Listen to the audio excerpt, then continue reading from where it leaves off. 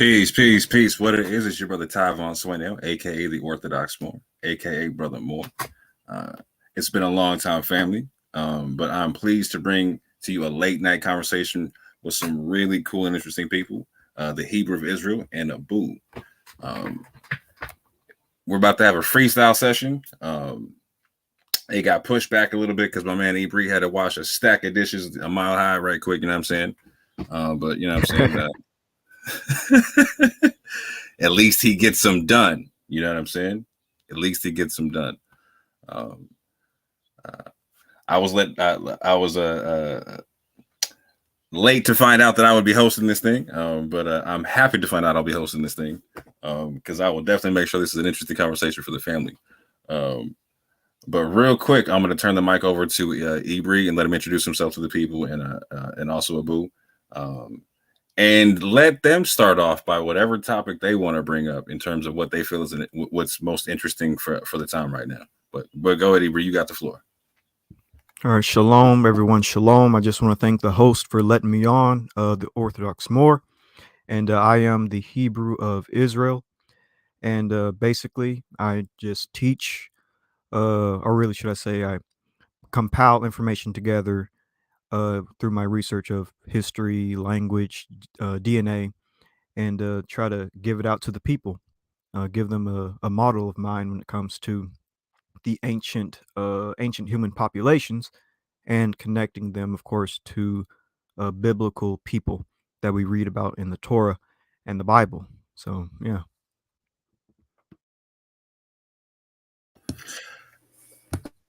Go ahead, you got the floor. All right. No, I don't have much to say. Just that I guess some people are familiar with me. I'm Abu Khamer, and I have I guess a mild amateur interest in in genetics and how it relates to various attempts to apply a patrilineal definition of Israelite to modern populations, and what the explorations of that intellectual puzzle can look like. And so and I've been fascinated since last August. So what are we now, closing in on, I don't know, forgive me, like 9 months that I've been familiar with the group that Ivry's associated with, the Yap Gang. And so it's good to finally have a discussion on YouTube. I think we've had some very brief exchanges on Clubhouse, and then of course I've corresponded with them on Facebook. So it's good to have a conversation on YouTube, and looking forward to anyone else who might join. And that's all. Yeah, they're both being far too kind, so I'm going to go in reverse order. So Abu, oh, that's what's up. We got Sean jumping on, right? Yeah, what's good, Sean? Go in reverse order. So Abu, oh, that's there you go. You got to turn this off in the back. Well, yeah. So Abu is the Hebrew Israelite historian of the game, right? He probably knows more than anybody about the history of like Hebrew Israelism in America. And when you hear a lot of people cite a lot of information, you're going to hear them using Abu as their phone more than anybody about the history of like. I'm gonna mute right quick, Sean, because you still got to get us correct in the background. But yeah, Abu is a wealth of knowledge when it comes to that, and we'll be diving into that in this conversation. And you've also seen him on this channel and on Debate Talk for You. Talking about historical stuff and genetic stuff with me. We were getting into Jed match stuff, etc. And we're probably going to jump into that one first. And Ibri is someone who's been working really hard and diligent on a scientific model that's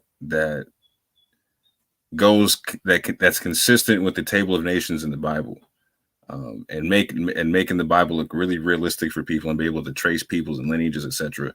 And is a debate you anytime, any place, anywhere kind of person when it comes to the information.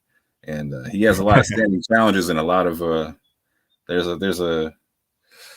lot of wolf chickens being sold. You know what I'm saying? A lot of people sound like they want to debate, but when Ibri steps up, they kind of run off. You know what I'm saying? So shout out and respect to the people who've actually debated him, whether respectfully or not respectfully, the people who've actually stepped in the ring with him.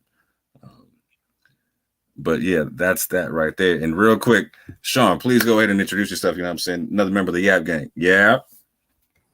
Shalom, fam. Yeah. What's going on, fam? Sean Harris. You know me on Facebook as Sire Harris. I'm a Israelite, Hebrew Israelite. A member of the Yap Gang. We came together to just basically elucidate information that, through data mining, to just give a stronger argument to our claims of being Israel. That's basically it for now. Sean Harris, aka the Scholastic Leather Slapper. You know what I'm saying? Yep.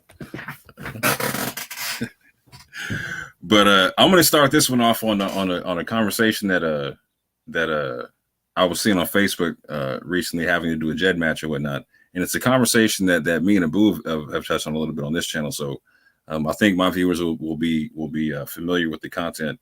And there was supposed to be a debate between Sister Salam and a Sister Shari Anaya. So real quick, Ibri and Sean, can y'all break down the background of that or no? That debate is actually, well, I shouldn't say debate now.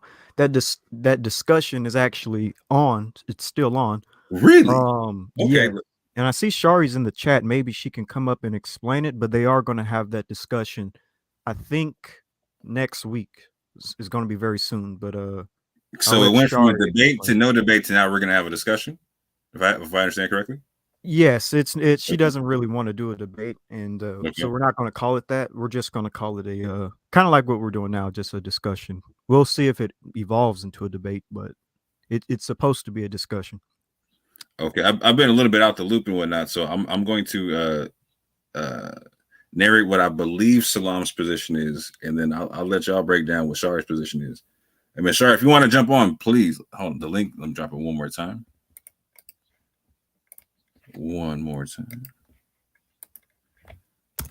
You can definitely come through and articulate your position, but from what I understand, because I've interacted with Sister Salam on a bunch of occasions prior to this, privately, publicly, etc. I mean, from what I understand, her position is that people of African American descent will not come up as Ethiopian Jewish in the Ethio Helix projects in Jed match, and that African Americans using Jed match through the MDLP projects are using it incorrectly in terms of trying to connect themselves to Jews. Is that your guys' understanding of her position or no? Yes, I believe that's it. That we use the wrong calculators when it comes to using Jed match, and there's particular calculators that African Americans are supposed to use based on their their mixed genetic ancestry that we typically have, and that, yeah, I think it does have to do with something like we wouldn't come up with Ethiopian Jewish, and with Ethiopian Jewish.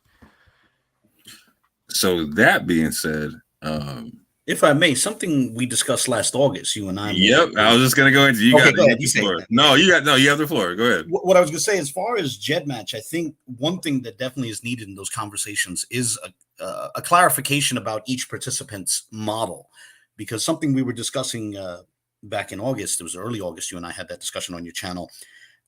Even I can land like an Ethiopian Jewish hit on some of the various calculators on Jed match, but let's say if we're running with a patrilineal definition of Israelite, then, I have an R haplogroup as my paternal haplogroup. So then if you're running with a patrilineal definition, I could be an example of how getting Ethiopian Jew in a Jed match result, specifically an oracle result, could be irrelevant depending on the model that you're running with, or the definition, excuse me.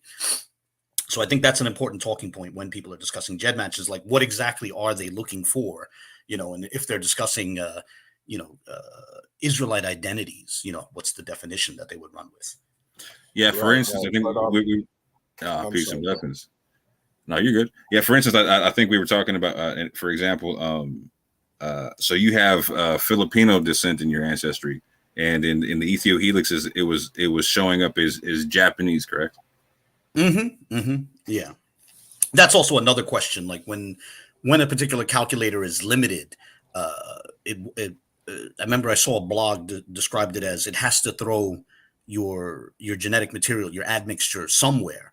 And so if it's limited, you get these sort of interesting designations. I suspect that's what's going on with that calculator that gives a Natufian hit, because, as you know, I got like 34% on that calculator that gives a Natufian reading, or whatever you want to call it. And of course, the idea of me being 34% Natufian is like preposterous, because it would imply that, like, one of my grandparents was like somehow this pure blood Natufian that made it all the way through history. So there is also, and the same thing with Filipino getting thrown into a Japanese calculator, and a Japanese hit, and elsewhere it's being designated Chinese, Vietnamese, and all this. I think, there are questions about the limitations of the specific calculators.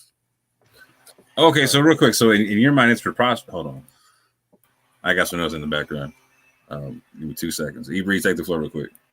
Yeah, but with the discussion between Shari and Salam, the discussion isn't supposed to be about Israelites, like trying to prove that you're an Israelite using JEDmatch, because really, what the real discussion is about is dealing with how to use the calculators, and which calculators to use, which ones not to use. So I just want to clarify that as well, because we're not talking about the Israelites as of yet. Understood. Okay. Yeah. And so hopefully during that discussion, that's what we stick on to the the topic, and not go into Israelites. Oh, but so where is the discussion supposed to take place? Clubhouse. We wanted to do it on Genesis 49ers so that we can show slides and show everybody's information, but she didn't want to do that, so we chose Clubhouse, and I'll be a mod during that discussion, and I think Sean would also be a mod during that discussion as well, and possibly James. Wow, that should be very interesting. So real quick, so Abu, you were talking about this concept of being 30+% Natufian, and so in your mind that's preposterous. Did I catch that right, or no? Well, I mean, I would say it can't be taken too literally. Like, so for example, like if it said I was, I don't know, 25% Filipino or something like that, right? You could understand that. You'd say, okay, he has a grandparent from the Philippines. But the thing is, when it says 34% Natufian, like if we take that too literally, right, it would imply, like, how would I get 34% of anything? Like, let's say I got 34% Moroccan or something, which I'm not. But, it would seem to imply that maybe one of my grandparents was a pure blood Natufian, and then like one of my other grandparents was, I don't know, like a quarter or something like that.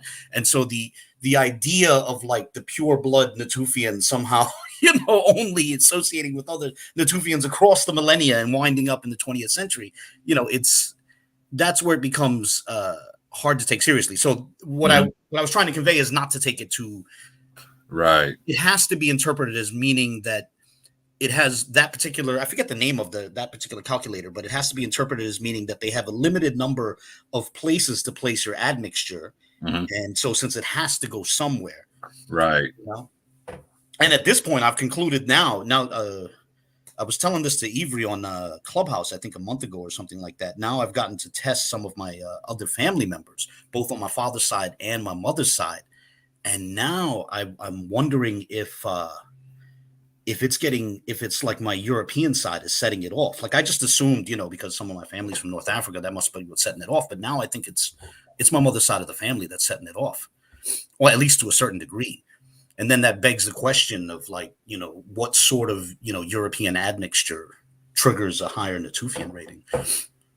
Yeah. So how does the Natufian percentage match up to how Moroccan you are, how North African you are? Like, what's the difference there? Well, keep in mind, my actual Moroccan ancestry is limited. So what happened is that my father was born here. His father was born in the Philippines. And then the family legend is that his father, so my great-grandfather, was from Morocco and then was Muslim, went to the Philippines. So, I mean, what would that be? That'd be like 15% Moroccan or something like that, right? So even if like the Moroccan could set it off entirely, it wouldn't be 34%, What happened recently is I've got to see some of the DNA of people on my mother's side of the family, right? So full disclosure, prior to this year, I've never met anyone from my mother's family. And she herself didn't know her parents. So now I'm in contact with like her uncle, her brother, my uncle, and so on. And the fascinating things, these people are gingers. You know, my mother's family came out of Europe. They're gingers. They have red hair and pale skin. But based on, you know, it seems, assuming, you know, her brother, it's funny, similar to your story, it seems that my mother's father was an E-carrier. Her brother has a EL29. Dante's haplogroup. But this guy, he's a ginger, though, you know? And so I wonder how cutting it off, you know? Hold on. Repeat that one for the people. That's similar to your story, you know, like you know, that you said you have it's your mother's side of the family. There's men on the mother's side of your family, like your uncle, who has a subclade of E1B1B. Yep. And it's there's men related to my mother, like her brother has EL29, which is Dante's haplogroup. But this guy is a ginger. Like, imagine something like like Ron Howard or something like that, you know? Yeah. Wow. So that would oh wow. So it shows how you can't. You know what's funny about it is that. Go ahead. I'm sorry. Go ahead. Well, for me, this is what's funny is that so you have this very like European side of my family, and then you have the other side of my family that comes out of North Africa, right? And if before we had tested everybody, if you told me one side is going to have not just an R clade, but a specifically like Northern European R clade, RP311, and then the other side is going to be E carriers, I would say, oh, well, obviously the North African side has to be where the E haplogroup is, and these gingers are going to be the ones carrying R, but it's reversed, you know? I don't know. To me, that's fascinating. Yeah, and it's a testament to how you can't determine these things not only by morphology, but also by geography. You can't figure that out, you know, in modern times, I mean. Oh, man. This is specifically the reason why we at Yap Gang, we don't phenotype, because you can't go off a phenotype. You can't. So for the people who are familiar with this channel and familiar with the conversations with Tell Ministries and also with the Boo on this concept, like this actually ties right into like one of the models they were using, or the question that Boo put out there in terms of like, well, when is somebody not a descendant of Abraham, etc., going down the patrilineal descent and whatnot based upon phenotype? And wow, you're saying the same haplogroup as Dante. Mm-hmm. And we're talking about someone who's very much a ginger, you know, like pale skin, orange hair, essentially red hair to the point of being orange. Yeah. But now that does make sense though, to where like if so on your mother's side and your father's side, like if like let's say 15% Moroccan and whatever percentage from your mother's side, like that could add up to the 34% Natufian. Right, but that's what would signify that that there is it's certain European markers are also setting off that Natufian thing.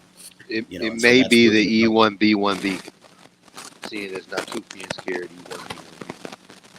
Indeed, but I think it's. I mean, I think the relevant calculator is doing sort of it's more within an autosomal spectrum, you know. So, but yeah, I don't know. It's interesting. You should take illustrative DNA. Sorry if it sounds like I can hear you fine. Yeah, okay. I wanted to ask you some of the tools you were using. I saw recently you had mentioned some interesting ones I had never heard of. You have to pay for that illustrative? Yes, and it's not expensive from what I remember. Okay. I think it's like $20, but you should get illustrative DNA because it can give you DNA coordinates, and also it has just a regular platform where it can show you your DNA breakdown. And with illustrative DNA, I found out that I had I'm just going to go ahead and say it, 13% Ibero-Mauritian DNA, 13.4%, I believe. And that Ibero-Mauritian DNA is also connected to it said in the chart, it's connected to also like Natufian like DNA as well. I might pull it up here in a minute. I'll see. But I would like for you to take that, Abu, to see how much Ibero-Mauritian, or they call it Neolithic North African DNA. That'll be interesting. I'll check that out. Because I see my GEDmatch Oracle results. Emphasis on Oracle. You know. This is yours right here. Yeah, those are different Oracle results using different calculators in Oracle. I had to bring this one up with Ibri here, so Ibri could see your 6th or your 17th placing on the middle. Hey, he's a brother. What do you see there? I don't know what you see. What's this? It says Fulani, a distance of 63.74. Ah, yeah.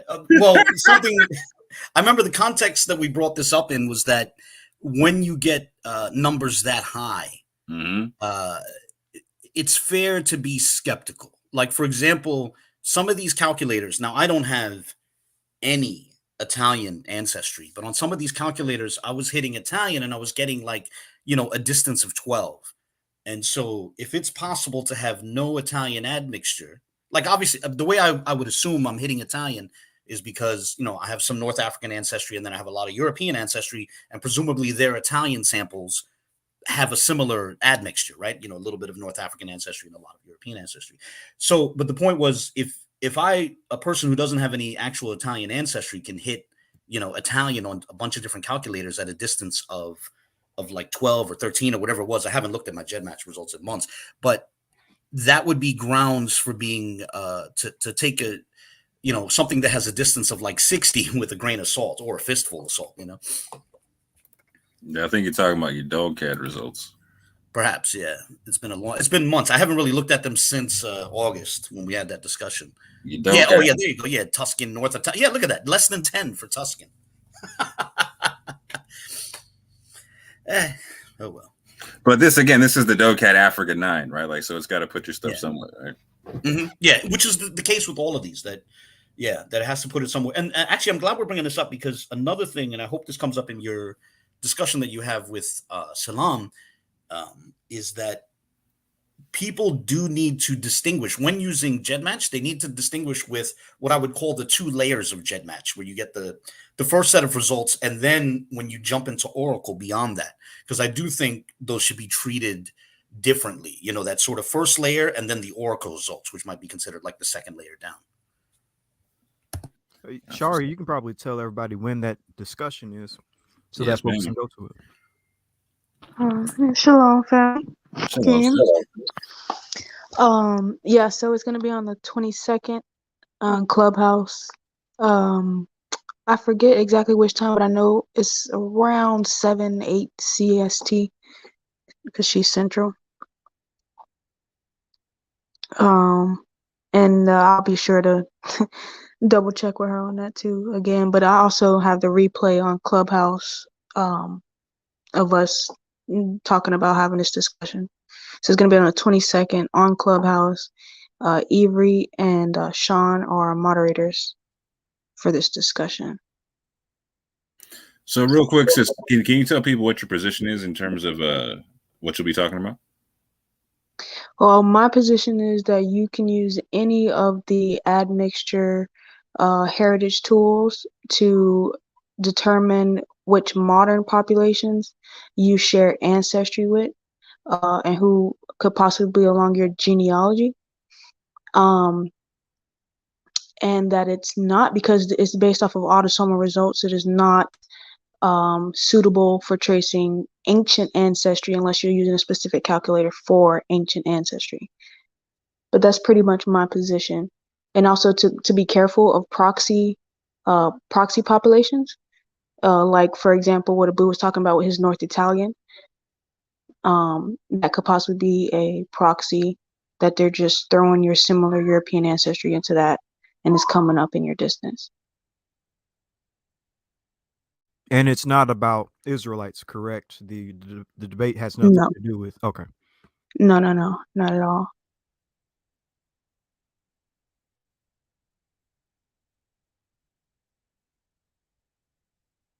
So that's whose DNA was that?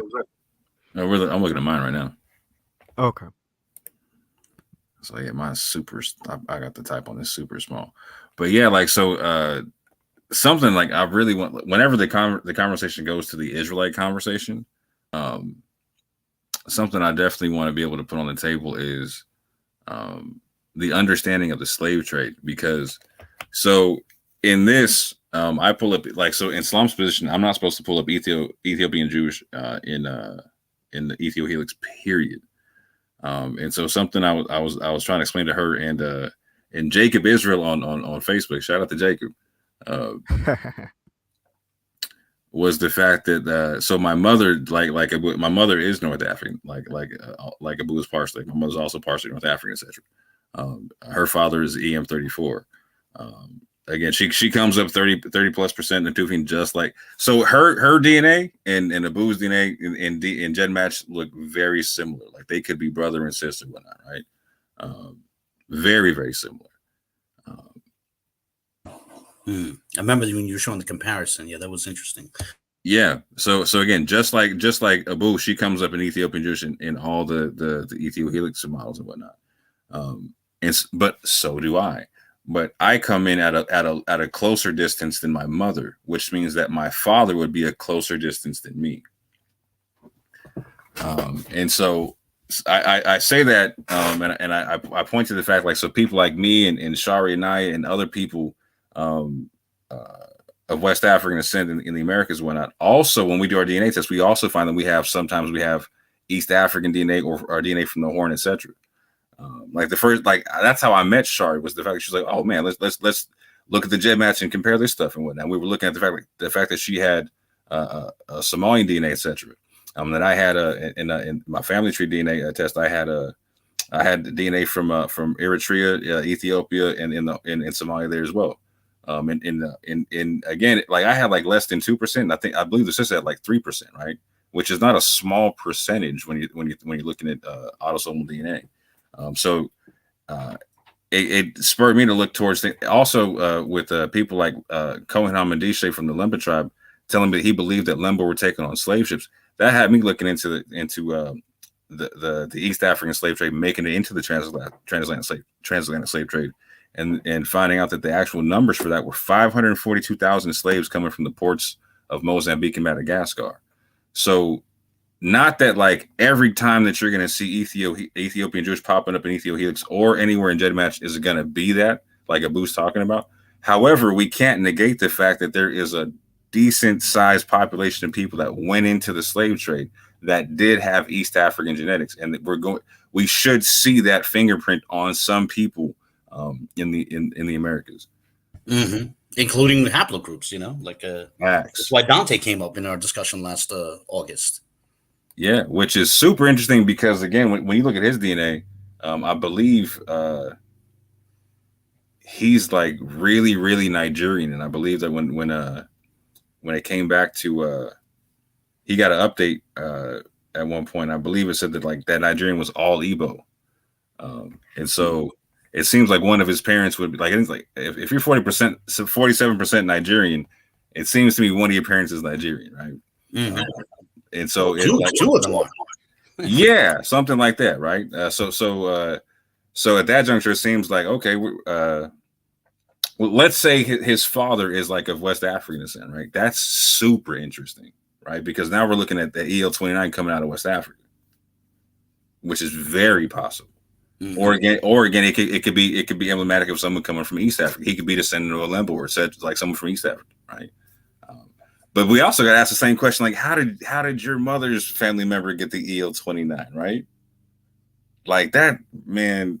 Yeah, that I was not expecting to hear that, Abu. You kind of got me. I wasn't expecting it either, so I was surprised. I thought of you because I remember you said the same thing. Yeah. No. I'm interrupting you. Go ahead. You got it.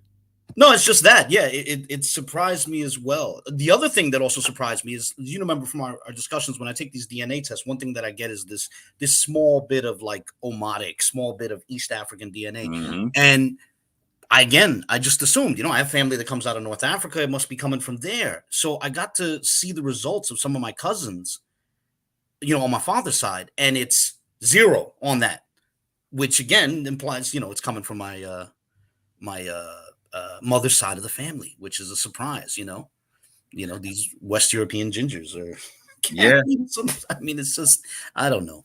That's very much like me too, because I can't rule out that on my family tree that the Ethiopian Jewish or the Ethiopian DNA and the horn DNA comes from my mom and whatnot, right? So it's very possible that. Wow. Okay. So we're getting put through the same genetic ringer. That's hilarious. Yeah. Exactly. Exactly. What's your MT, Abu? It's a U2B2, if I recall correctly, which is like some. When I looked it up I recall it being associated. It's some sort of subclade that's like associated with West India, And I mean, India, like Gujarat or something like that. I think that's what it was, U2B2, which we discussed that last August as well. You know, the speculation that surprised me as well. The speculation that I came up for that one was, you know, I tried to imagine a scenario where, like, let's say 500 years ago, you have some girl in India who marries a guy who takes her into what's now Afghanistan, and then, you know, she has a daughter, and, you know, some guy takes her into like what's now Tajikistan, and so over the generations they just keep moving west until they wind up somewhere in Western Europe as a gender, you know, with red hair.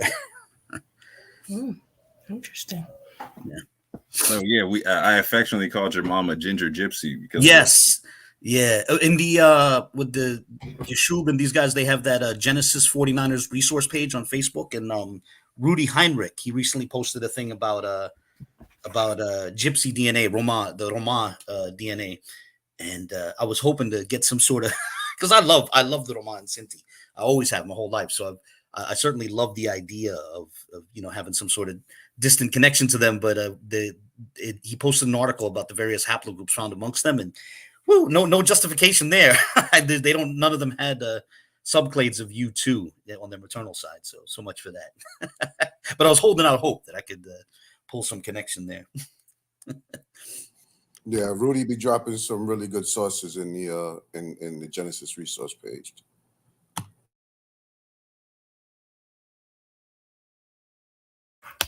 Sorry, family, I had to go run get my power cord. My joint's about to die. I see there's some. I'm looking in the live chat. I noticed there's some very interesting conversations. Some questions about the gentleman Malakban Apadium.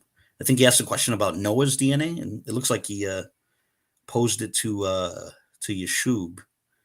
Hold on, let me find it right quick. Maybe. Well, I mean, to answer that quickly, you know, I mean, I'm not taking a position on this, but since he was asking Yashub, Yashub can correct me if I'm wrong, but it's my understanding that his position would be that Noah was essentially the Y chromosomal atom. So presumably Noah's paternal haplogroup would be something like A, or, you know, a precursor to A00, I think he called it, or something like that. But of course, you guys can correct me if I'm wrong on that.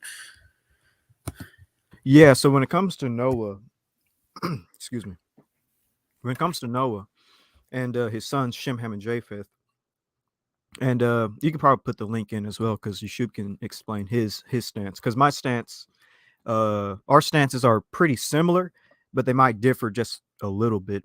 But like for me, for instance, I would say that pre-flood man probably didn't have mutations. I believe pre-flood man would have been pretty pure. And also, by the way, I believe in a global flood and everything. So when that old world was destroyed, new things began to appear with the humans after Shem, Ham, and Japheth, and that's when you begin to get genetic mutations. And I go with Dr. Nathaniel Jensen's model when it comes to the three ancestral nodes. When it comes to the three wives of Shem, Ham, and Japheth, I believe the same thing exists for the male side of things. So, of course, Ham would be haplogroup A and B, Shem, D, E, and Japheth, CF. And there's a couple of different, methods you can go with this. You can say that Shem, Ham, and Japheth had these mutations of haplogroup A, B, Shem, D, E, and Japheth, CF. Or you can say that these mutations appeared over time, especially if you go with an older Earth, that, this population of humans that would represent the ancestors of, or the descendants of Shem, this population of humans that would represent the descendants of Ham, or this population of descendants that represent the descendants of Japheth, would have these haplogroups. Like, there's a couple of different methods and ways you can kind of do this. But I can also let Yashub explain his stance. I have like two different models when it comes to that. And to correspond with that, with the descendants of Japheth, some of the studies point to maternal haplogroup M and N with the spread of Indo-European languages, and specifically haplogroup R, mtDNA haplogroup U descends from that population, within that population. So in my model, my maternal model, those would be maternal Japhites. That's interesting. Yeah, I'm glad to. I've been curious about the positions you guys take on maternal haplogroups. I know it ultimately doesn't have major relevance to a patrilineal definition, but of any particular line. But I was curious about that because I've noticed the Natufians had interesting maternal haplogroups. Like I think N comes up amongst them and so forth, the Natufian samples that they had. Correct. And I believe there's a M in there too. L3 is there, which is my haplogroup. Interesting. I didn't know that. I gotta. Yeah. So another question from Malak is, please tell me what's Abraham's DNA, etc. Y'all can read it from there because Ishmael's, Ishmaelites, and Edomites are his sons. Can you please give an answer? Yeah, so I believe that Abraham would have haplogroup E because, like I said in my model, I believe Shem is haplogroup DE, and I believe Abraham would come from the E strain. And there's a couple of different models you can go with Abraham. You can say Abraham was E-P2. You could say Abraham was E1B1B. You can say Abraham was E-M123, E-M35, E-M34, even EV12 or EV22. There's so many different models you can use for Abraham when it comes to which subclade of haplogroup E he could be, or if he could just be E1B itself, because we still have people to this day who end up having E1B. But there's quite a few different E clades that Abraham could have been. Not going to lie on that. It's definitely a lot. On that note, Sister Shari and I, do you have any models as of yet for what Sarah would have been? Yes, I would place Sarah under L3, considering in my model, well, either L2 or L3, because in my model, L2 and L3 are Afroasiatic. As of now, L2 still iffy on that, but for sure L3, because there are papers that specifically name L3 as the Afroasiatic super parahaplogroup. And then amongst, like, let's say a lot of Semitic speakers in East Africa, a lot of Yemen, Oman, Saudi Arabia, and small bits and pieces of Iraq and Iran, you find L3, you find L2, and then subclades of L3, L4, L5, etc. in these regions, which can corroborate with the spread and migration out of Africa through the southern tip of Arabian Peninsula and towards the Harappa civilization and culture. That's what's up. What's your position on M right now? On who? N? M as in mother. M is Japhet, maternal Japhet. Because you find lots of M and N in ancient areas where the supposed Proto-Indo-European speakers and cultures were, these ancient samples of their, like, for example, I have my map up here real quick. For example, M1. Oh, I'm being called. Dinner with the fam. Gotta hit a boo real quick. 1 second. No, that's right. I couldn't tell if he's really saying that like he's eating with his family or if that's just the joke on me like, from the past. But I really was eating with my family, you know. Right. Yeah, that's the ongoing joke. My bad. My Every time we have a steak conversation, you and your family always out eating. My steak is ready, so I do have to go. That's right. Grass-fed steak in the building. So moving forward, you know, looking into, because earlier we were talking about that East African gene flow that we see in some people like yourself, Orthodox Moor, and Shari, and even myself as well. But I think we should also start looking into North Africa, parts of North Africa, when it comes to the transatlantic slave trade, because y'all see, all of Yap Gang knows about my DNA when it comes to my very close North African connections. I'm not going to go too deep into it, but I think looking into slaves coming from parts of I don't know, maybe Morocco or Mauritania, places like that, Algeria, you know, looking into that would be pretty interesting. How you just gonna leave out Abu from East Africa and North Africa like that? You know? Oh, my bad. And also Abu. I forgot about that. Like EL25 or EL29 is found in my mother's side. That's my mother's side. My actual, my actual Moroccan family was apparently R carriers. So you know, autosomal, you know what I'm saying? Even though there's a lot of Israelites who are jealous about Abu's Ethio-Helix numbers, though, you know what I'm saying? Yeah, there's there was an interesting exchange that we had. I can't remember the month now, but when I was briefly on with the Teo twins on Berean, and then you had a discussion with him subsequently on Facebook. And I remember he had taken the position initially that, you know, if you get Ethiopian Jewish in your oracle results, then that demonstrates that you descend patrilineally from Jacob. And so when you finally pressed him on the fact that, you know, I was able to get those hits, you know, and yet here it is, I'm an R carrier. And he was like, oh, well, maybe he's an Edomite, you know? And I was like, well, that's interesting, you know, because you start talking about R carrying Edomites, you're opening the door to British Israelism or something like that, you know? You didn't just get the hits, though. You got the hits at a closer distance than they do. Right? Yeah. And that's the thing there, right? Like, so that's why you got to be an Edomite, because either you're an Edomite or you're a whole Ethiopian Jew. And oh, wow. If Abu's an Ethiopian Jew in this piece, jeez, game over. Yeah. Shout out to the Iceman Israelites. You know what I'm saying? But yeah, so real quick, what's your position on the East African gene flow in the transatlantic slave trade? Well, I mean, I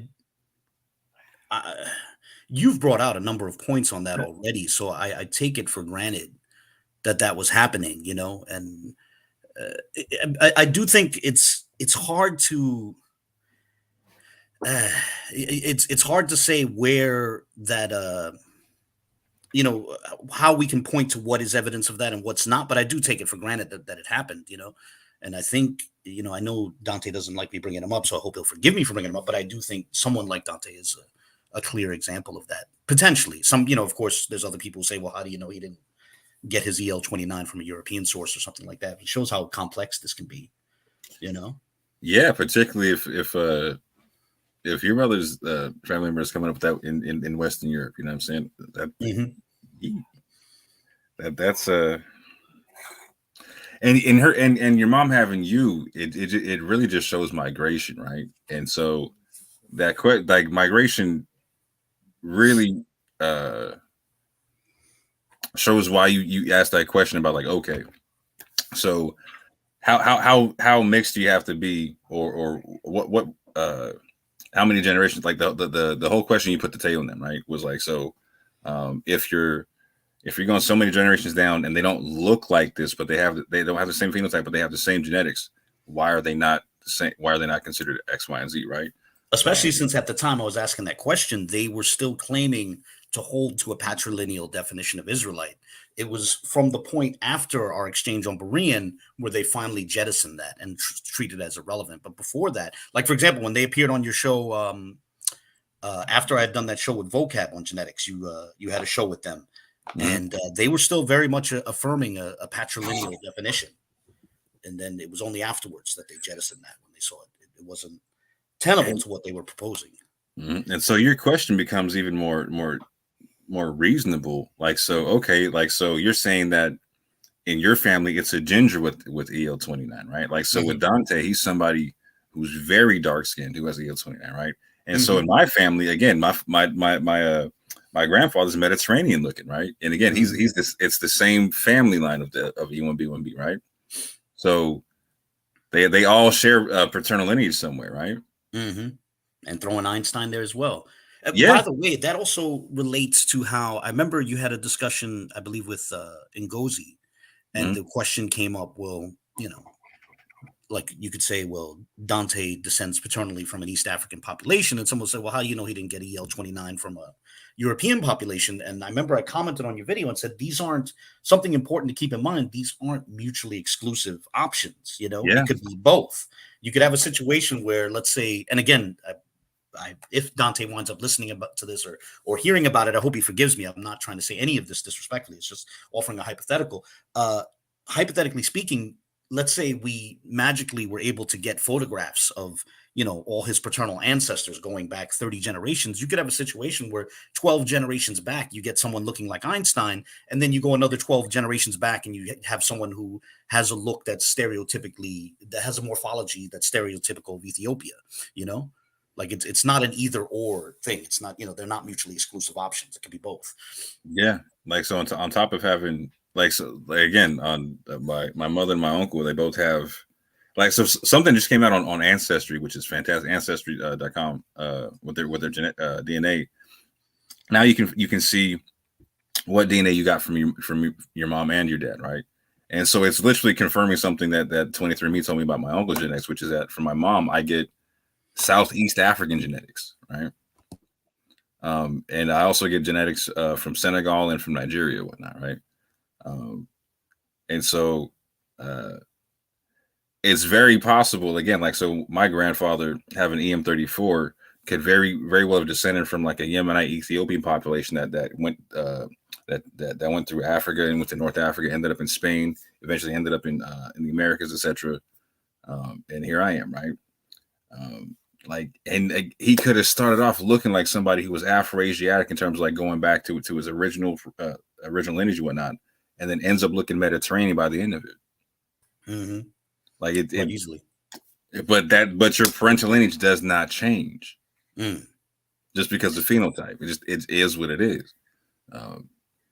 And so what I love about genetics is when you get into DNA and genetics, it erases racism right off rip. Like if you take it seriously, it just erases racism. Do y'all want to speak to that at all? Or yeah, like just going into phenotype and how haplogroups really show the truth when it comes to paternal ancestry. The limba as an example, and a lot of people like to use GEDmatch and stuff to connect themselves to the limba, but when it comes to the limba, the only reason they're considered to be descendants of Middle Eastern populations is because of the J marker. Yet the limba speak a Bantu language, and they phenotypically look Bantu, but they have haplogroup J. Now, of course, they have other haplogroups like T and E1B1A and E1B1B, but just focusing on J, they look no different than, let's say, a Zulu, but they got that J marker. Same thing with the Ethiopian Jews. I know a lot of us tend to use the Ethiopian Jews as a reference of connecting to Israelites, and I don't think that's wrong. If you have Ethiopian Jewish connections, then go ahead and use it. But I think what people also tend to forget is that Beta Israel has a lot of haplogroup A among them. I think they have like close to 40% haplogroup A, yet they look like other East African populations, whom most people assume are mixed. Beta Israel with that A marker, and A is connected to people like Nilots, like the darkest, tallest people on the planet, as well as people like Khoisanes who have Asiatic features. So yeah, haplogroups, they really do show very interesting things in terms of phenotype. Yes, sir. On that note, family. Well, real quick, I want to ask, go around the horn real quick. Is there any topic on genetics y'all want to touch on that we haven't touched on real quick? I don't know if there's. I'm sorry. Go ahead. No, I'm just saying I'm here for the ride. I don't have any questions, but I'll answer questions. No, that's right. Go ahead, Abu. I remember when we had the discussion back in August.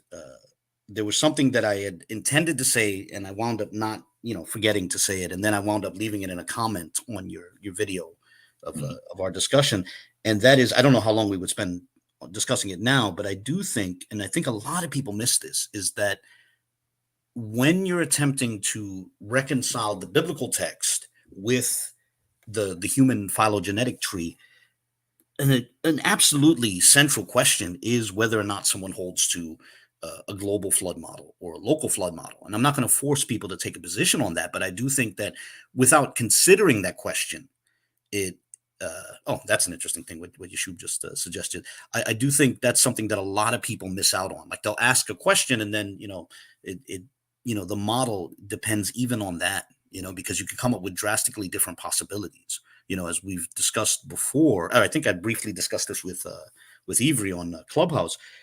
For people who want to make a case for J, it's at least possible on a local flood model, but it seems a lot less likely. It seems, it seems impossible almost. Who knows? Maybe I'm missing something, but it seems impossible on a global flood model.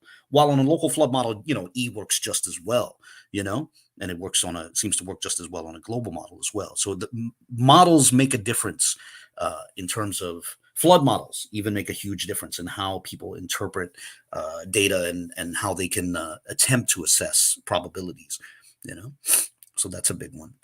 By the way, forgive me for segueing, but since Yeshua brought up that question that's on the screen now, something I've been thinking about just this week, I forget where it was. I was reading something about a guy in Morocco, right, relevant to Morocco, who came up with an I haplogroup, right? And if I'm not, there's one of the Christian apologists also has I, if I'm not mistaken, an African-American Christian apologist. And also, if I read somewhere online that Nas, the rapper Nas, has that as well.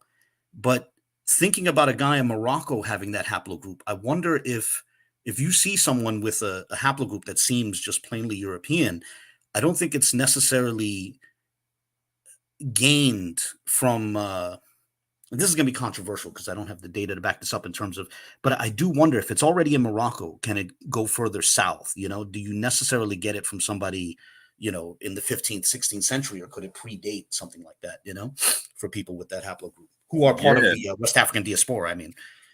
Yeah, because you find G in Morocco, you find a whole bunch of stuff in Morocco, right? Which makes a lot of sense because you have a lot of genetic infusion in Morocco from a lot of different areas. So, for instance, there's people in Morocco who legit do come up with Italian DNA sometimes, right? Yeah, that's a great question because, like, let's say you have one of the, and this is where like haplogroups are important because you can trace specifically what type of eye someone has, right? Like, so I would suspect like the eye came through with the Visigoths, right? That's exactly what I was thinking. That's how I even imagine my own haplogroup, because it's not just R, it's RP311, which is apparently associated with like Northwestern Europe, so something like England. So I imagine that something like that, like the Visigoths winding up in Spain, some of their descendants perhaps converting to Islam, and then with the with the Reconquista, some of them wind up and then in North Africa. Also, don't forget the Vikings as well, because they also made it to the Mediterranean, even into Persia. Which even touches on the Boo's point there, because I was going to touch on the trade routes. Like, so you have trade routes going from Morocco down south into Timbuktu and into parts of West Africa, etc., and also going over into like Egypt and other parts of North Africa that also touched all the way up to Baghdad, etc. Right? So yeah, like there could be genetic infusion of European DNA through those trade routes into West Africa, we already kind of see some kind of evidence with like the back migration of R, right? With the R1 V88, etc. So yeah, that's a very interesting thought to think about, right? And on top of that, like, so you have populations to where like you have for instance, you have the Sephardic Jews that are that go to West Africa, and in the genetic testing, you see R amongst them, right? You see E1B1B amongst them. You see other haplogroups amongst them that would be considered European and whatnot. And even amongst the Remba, the Zimbabwean Lemba, they have R, although apparently the South African Lemba don't. But the Remba have it, which is interesting. And in a significant degree, I don't remember the precise percentage, but it was to a significant degree. Like, I'm just throwing a number out there, like maybe 15%, 20%, something big, if I recall correctly. Yeah, some of me had like F. Like, I was like, yo, like there's like 14 different haplogroups amongst them. You know what I'm saying? Shout out to the mixed multitude, for real. But at the end of the day, that's what I like about this genetic thing is it really shows the concept of the mixed multitude, because that's what we are. Like as a human population, we're a mixed multitude of people. In a biblical sense, it's the same concept, and it's a really beautiful thing to look at. And that's why I'm saying it makes racism like disappear if you're an honest individual looking at the information. Not only that, I would say with Jewish populations, it also is a testament to the layers of conversions, the trickles and the mass conversions, and how they can pile up and make a population diverse. And how I was given this analogy on Facebook, like let's say with Ashkenazi Jews, you have, let's say we start with the Khazar conversion, right? Mm-hmm. Some of the Khazars convert, then you suddenly have an enclave, you have a place where it's safe for Jews. So Jews then who are not descendants of Khazars move to that Khazar territory because it's a Jewish friendly place. And those people who are moving there, some of them could be patrilineal descendants of Jacob, and some of them could be the descendants of people who converted long ago. And then so now you have this more mixed population, a mix of patrilineal descendants of Jacob, patrilineal descendants of pre-Khazar converts, and then patrilineal descendants of Khazar converts. And then they move, as the Khazar Empire collapses, they start moving west, and they pick up more converts along the way. And I was drawing a parallel with what I suspect might be a plausible model for the Lemba.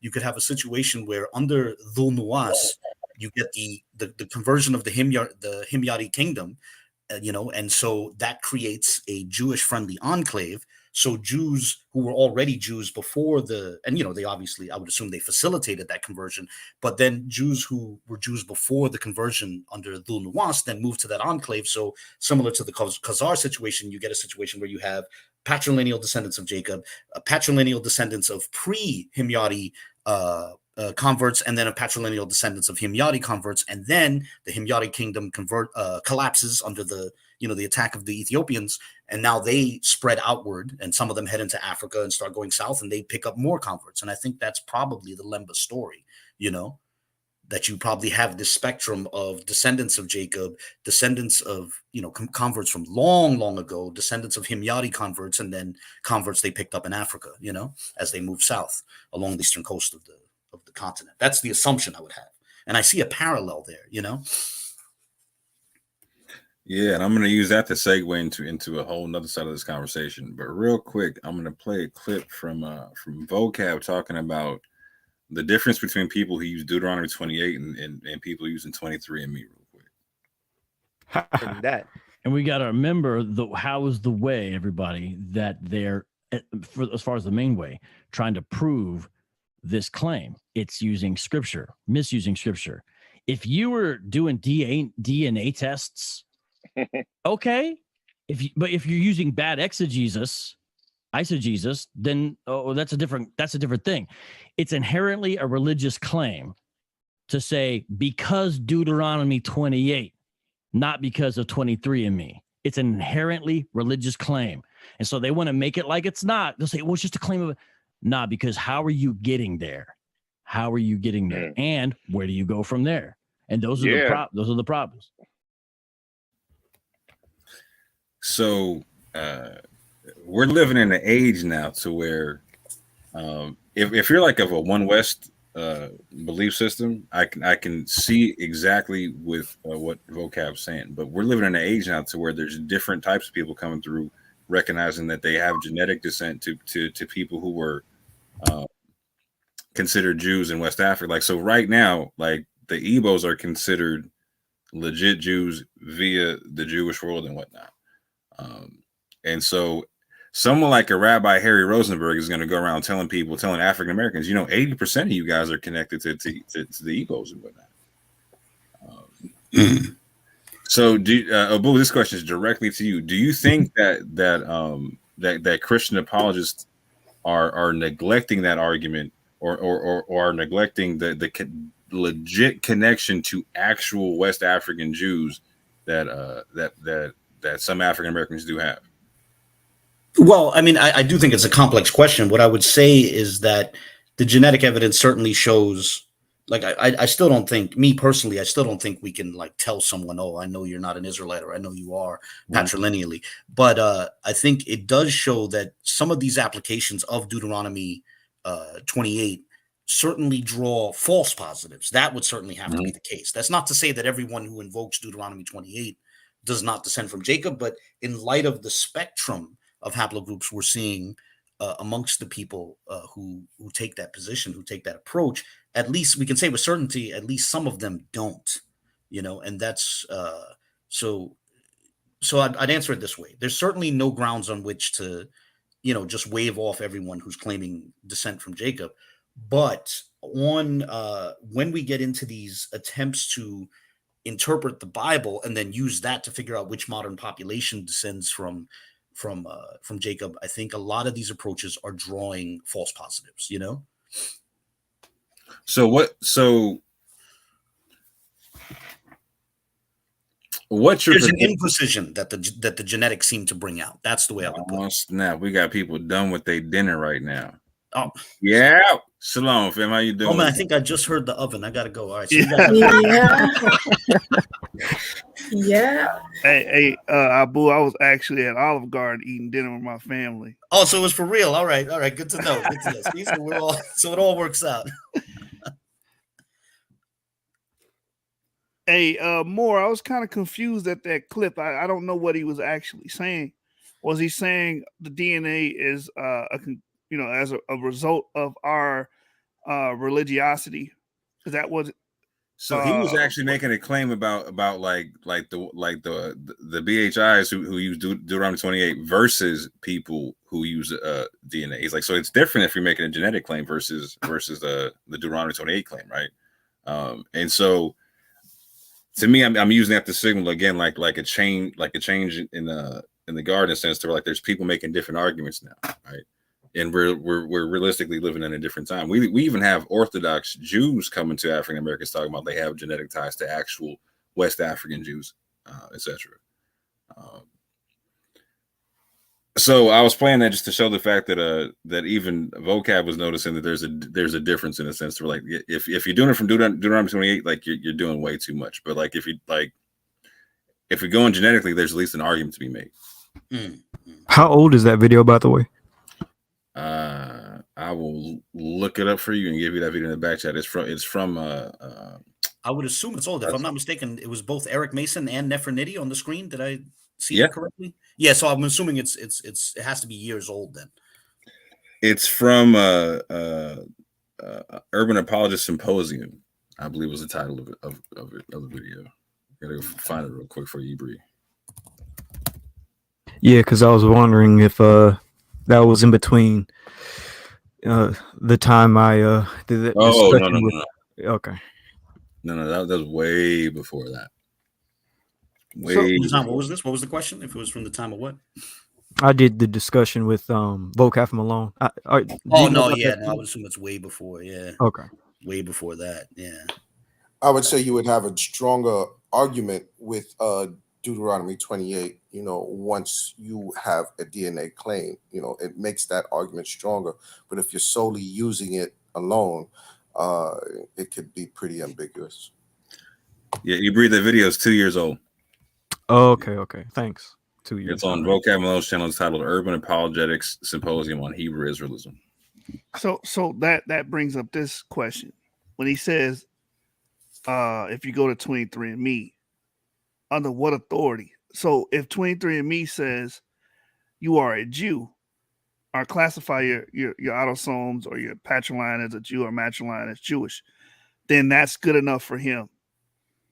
Right? That's good enough to, pretty much authenticate your Jewishness. But see, this is where go ahead.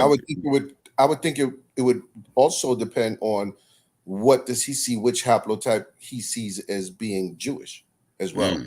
For him I don't think it's that deep, Sean. He said 23andMe. So if 23andMe says or deems a haplogroup is Jewish or a person is Jewish, then I guess that would be, that would be what he would use to authenticate someone as a Jew, or he would accept. That's how I'm looking at that clip more. How do you see it, Sean? The same way I said, but he's making a point now that I didn't really calculate. I didn't see. So yeah, again, but if 23andMe is saying, putting you as a Jew because you're haplogroup J, then again, if it depends on his bias. If he stands with J being a paternal descendant of Afro-Asiatics. I think he's making like the generic concept, like if any of these DNA places consider you Jewish, or like you could rock with that in a sense, right? However, this is where I think Sean's making an interesting point too. Like, so my 23andMe sent me an update. So I'm like, okay, you're Nigerian, like you're 28% Nigerian via our reading and whatnot. And we're saying that a good portion of that looks to be like, we're saying it's Igbo and Yoruba, right? So that literally came out like at the same time that the Igbos were getting recognized as Jews. I was like, wow, that's hilarious. So via 23andMe, I'm being connected to a group of people who are considered Jewish. It doesn't say. Go ahead. I was about to say that's funny because there are some people that are advocating that 23andMe, give the Igbo title Igbo Jewish, just like they give Ethiopian Jewish. Right. Ashkenazi Jewish on 23andMe. Who the biasness in 23andMe itself. That's an interesting point. Going with that line, if he's going with that line of thinking, he's not mentioning any haplogroups, but we know who 23andMe considers, Jewish. So, and if again, in his head, it may still be J Marcus. So, so I can come with the claim. You can still come with the claim and say you have, you have a Jewish claim because you're haplogroup E, and you using Deuteronomy 28, to land back. He can still turn around and say, well, 23andMe doesn't say that. They say that Ashkenazi, they say now the Igbo, and other populations, which are, J. So it would still be pushback on that side from him. That's how I see it. Well, so the Igbo are in J. That's what I'm saying. They're 9+% E1B1A, right? Well, this is true, but the majority prior to the Igbo being considered Jewish, 23andMe had it as Ashkenaz, mostly J haplotypes, paternal haplogroup. Well, I think also it should be noted that again, it takes us back to the question of what definitions we're using. So I'm just guessing here, but I'm guessing this confidently. I'm guessing that someone could get Ashkenazi Jewish irrespective of their haplogroup. So it's not an indication of your paternal lineage. And maybe that's a point that's worth noting as well, So right, he could be talking paternally. I mean, he could be talking autosomally as well, because I get some autosome of Ashkenazi, Ashkenazi Jewish. In my autosome. Yeah, and I can confirm that so people like Family Tree, for instance, right? Now they'll say something like you're a Kohen if you have like the J marker, right? But they'll still tell you that you're Jewish, like you're like, for instance, like my family got the Sephardic Maghrebi Jewish one, right? And they told my brother there he's EM35, right? I think that's just because we did like the low Y-DNA count. We didn't do like the super high Y-DNA count with them, you know what I'm saying? So like it didn't say EM34 with him, 23andMe did, but there it said EM35. Same, basically like it's the same lineage and whatnot. But they still told him he was Sephardic Maghrebi and whatnot, right? But they didn't give him the Kohen marker, right? That to me, that's a whole different concept. That's a long discussion in itself. But you were gonna say something? No, I was just saying my brother when you said Maghrebi Jew. You already know what it is, fam. You already know what it is. But yeah, so Abu, what do you think that the vocab was saying there? You want me to I was actually going to ask if you could play the clip again. The way I interpreted the first time, but maybe I need to hear it again, is just that he was just saying that these are two different approaches, and if you're just going with this like your interpretation of scripture, that doesn't necessarily tell us about your DNA. That's the way I was interpreting it, but I didn't. I think I need to see it again if you're willing. It's such a short clip. I imagine we could play it again. Replay. Learning that. And we got to remember how is the way, everybody, that they're, as far as the main way, trying to prove this claim. It's using scripture, misusing scripture. If you were doing DNA tests Okay, but if you're using bad eisegesis, then that's a different thing. It's inherently a religious claim to say because Deuteronomy 28, not because of 23andMe. It's an inherently religious claim. And so they want to make it like it's not. They'll say, well, it's just a claim of it. Nah, because how are you getting there? How are you getting there? And where do you go from there? And those are the problems.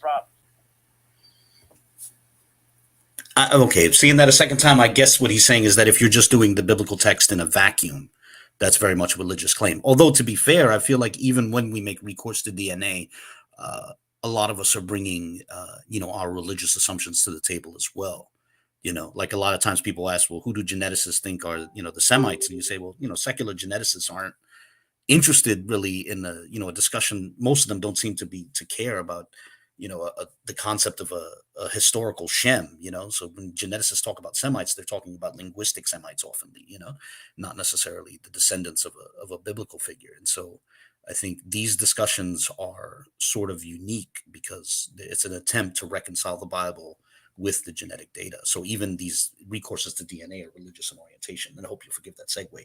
But yeah, no, I interpreted his statement as basically that it's a mere recourse to the Bible is different from, a DNA result. Where I could say the distinction is that while we use DNA and scriptures to prove all of humanity's origin via biblical, BHIs, WHIs, White Hebrew Israelites, and LHIs, Latin Hebrew Israelites, they use it to just prove themselves. It's a me factor and not an everybody factor. Fair enough. Facts. Yeah. So I gotta use this for the segue of touching on the fact, like, again, that Rabbi Harry Rosenberg will go around and say that 80% of people, of the African people in the Americas, descend from the Igbos, right? And 23andMe put out a really interesting study to where their sample size was about 29,000 people from West Africa and the Americas and whatnot.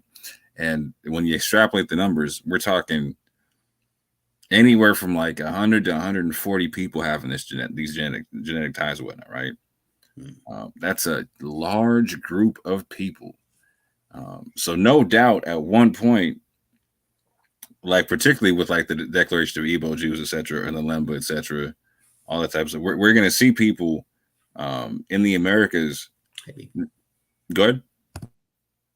Sorry about that. I was saying hi to a family member. I apologize. Go ahead. Oh, you're straight. No worries.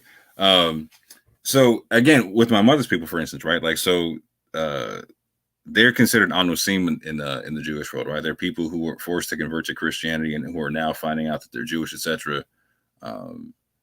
There's a pocket of people. She comes from in northern New Mexico, southern Colorado, who are well known to be coming into this understanding. So in that space, you have people who are leaving the Catholic Church, people who are starting Messianic congregations, people going to straight Orthodox congregations, people joining the Seventh-day Adventist Church because they feel like it's something they can connect to, and so in modern times, it's being said genetically that 25% of Latino people in America have Sephardic Maghrebi Jewish DNA, etc.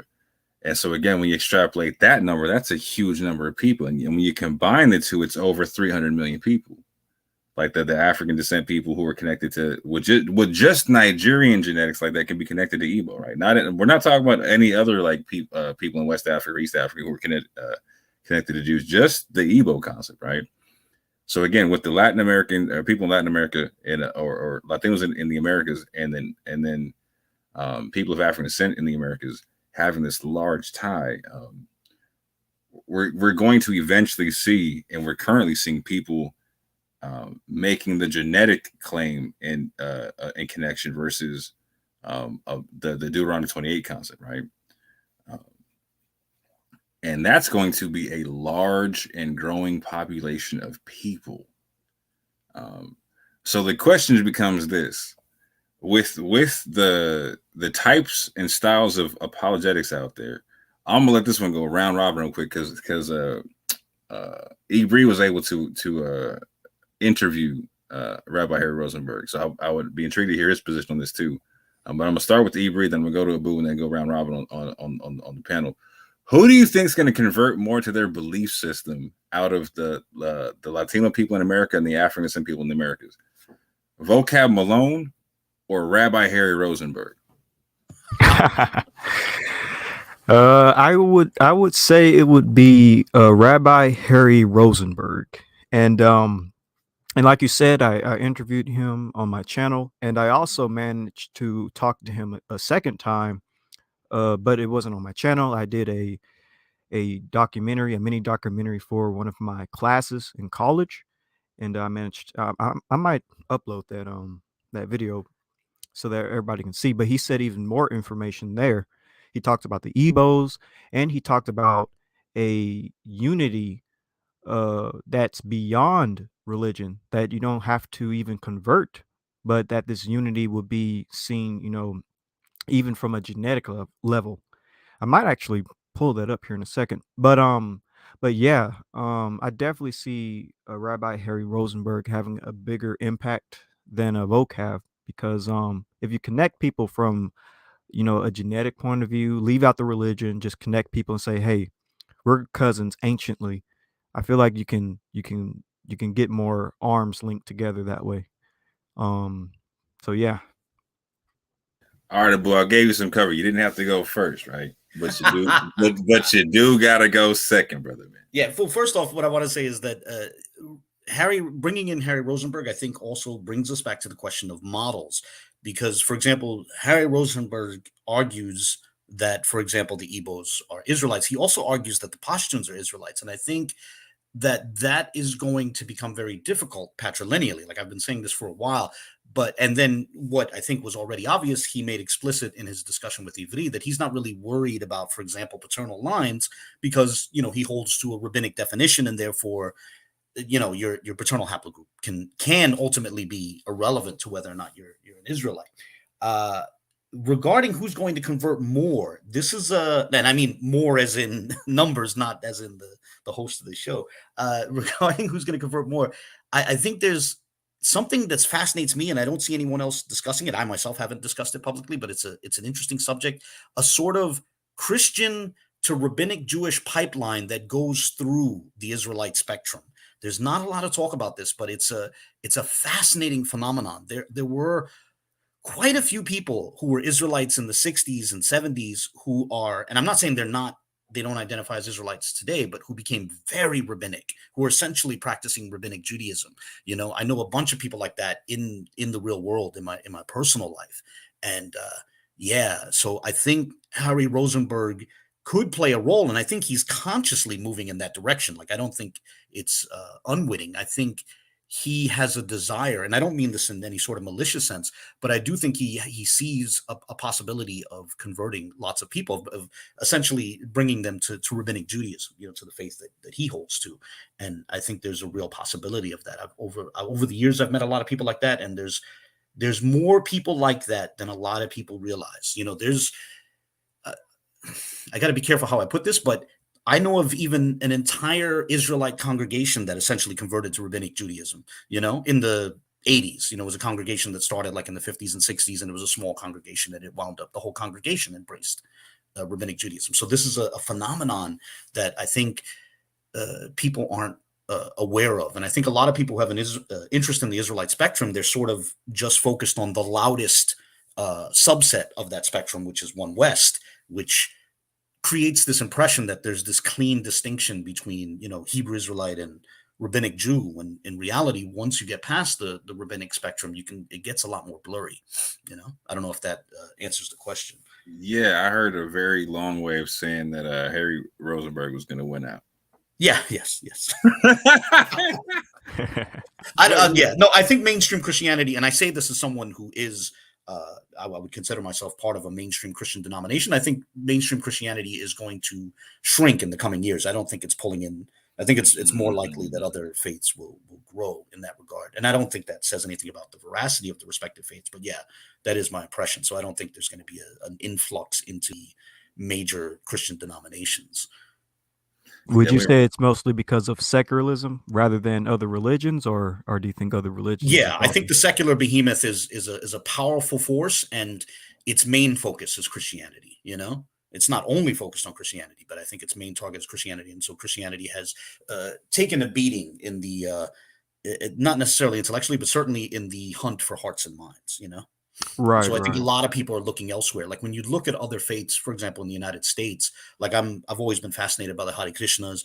I have an interest in Islam. When you see Western converts to the Hare Krishna faith, to Islam and many other faiths, Buddhism, they're almost all being drawn from Christianity. You know, that's sort of the pool that, you know, people leave that and then they search for something else. You know, it could be neo-paganism, etc. And so I think Rabbinic Judaism could, within the sort of among the disaffected of the, let's say, how could I put this? Within the, I guess more, your question wanted to focus specifically on like the West African diaspora.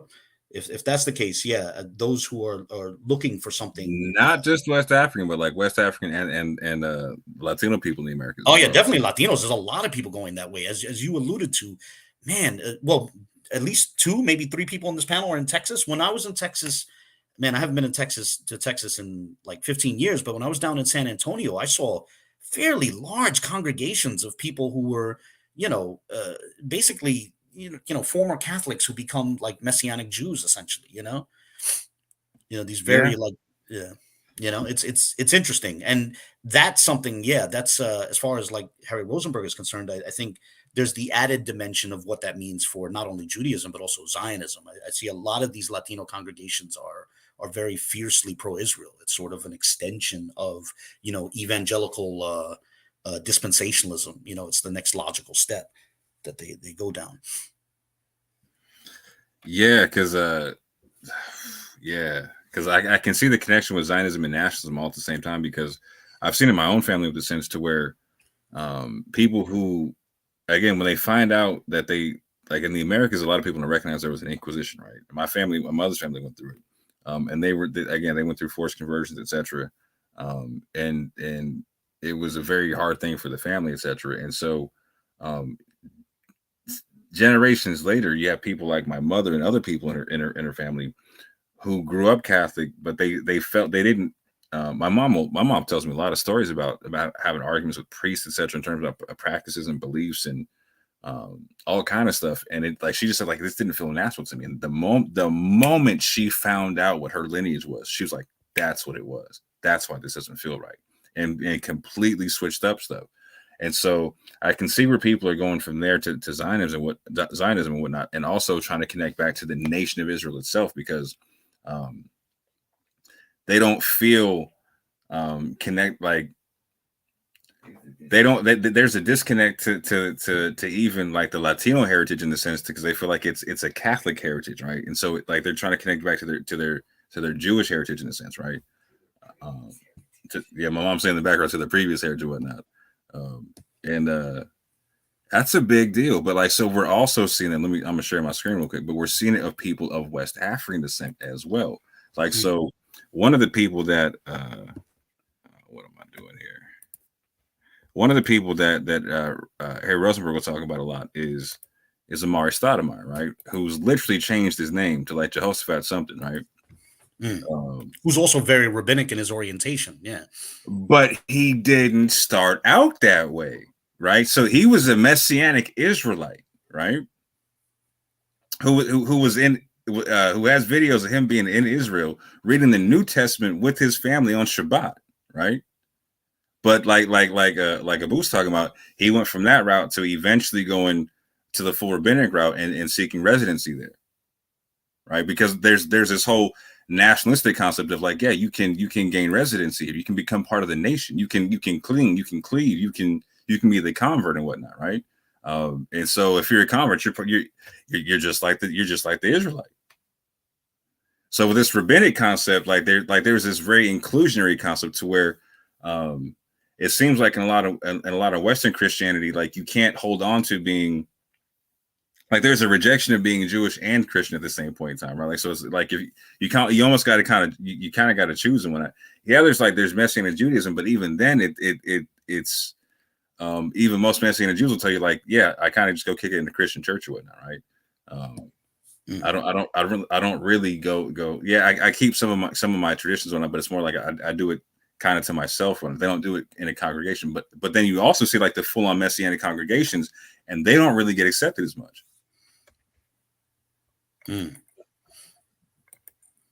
Yeah, and I think also when people are on this hunt for something more authentic, more ancient, and more Hebrew, a lot of times these Messianic Christian congregations, they're just sort of a stop along a longer road, because a lot of these Messianic Jewish congregations, not all of them obviously, but a lot of them are sort of just evangelical churches with yarmulkes and tzitzit and Israeli flags, but so, and then you get in, people start to gravitate to something that feels more Jewish, more ancient Jewish, and that's where you get into this whole debate over Judaizing and stuff like that, and people often they move further away from what would be considered a mainstream Christian position, and then it begs a question of what gets jettisoned along that road. So Ibra, I see you got a video that you want to share. Yeah, since we're talking about Rabbi Harry Rosenberg, like I said, for one of my classes, I interviewed him. and a few other people like Yashub and Rue, but I only want to play the piece that I did with Rabbi Harry Rosenberg, because he said some more interesting things in that discussion as well. If you don't mind, I can play it now, or I can play it later. You have the floor. All right, so let me see.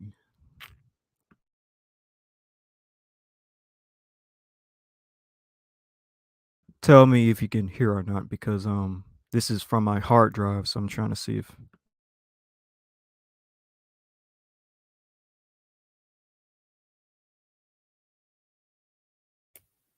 No sound.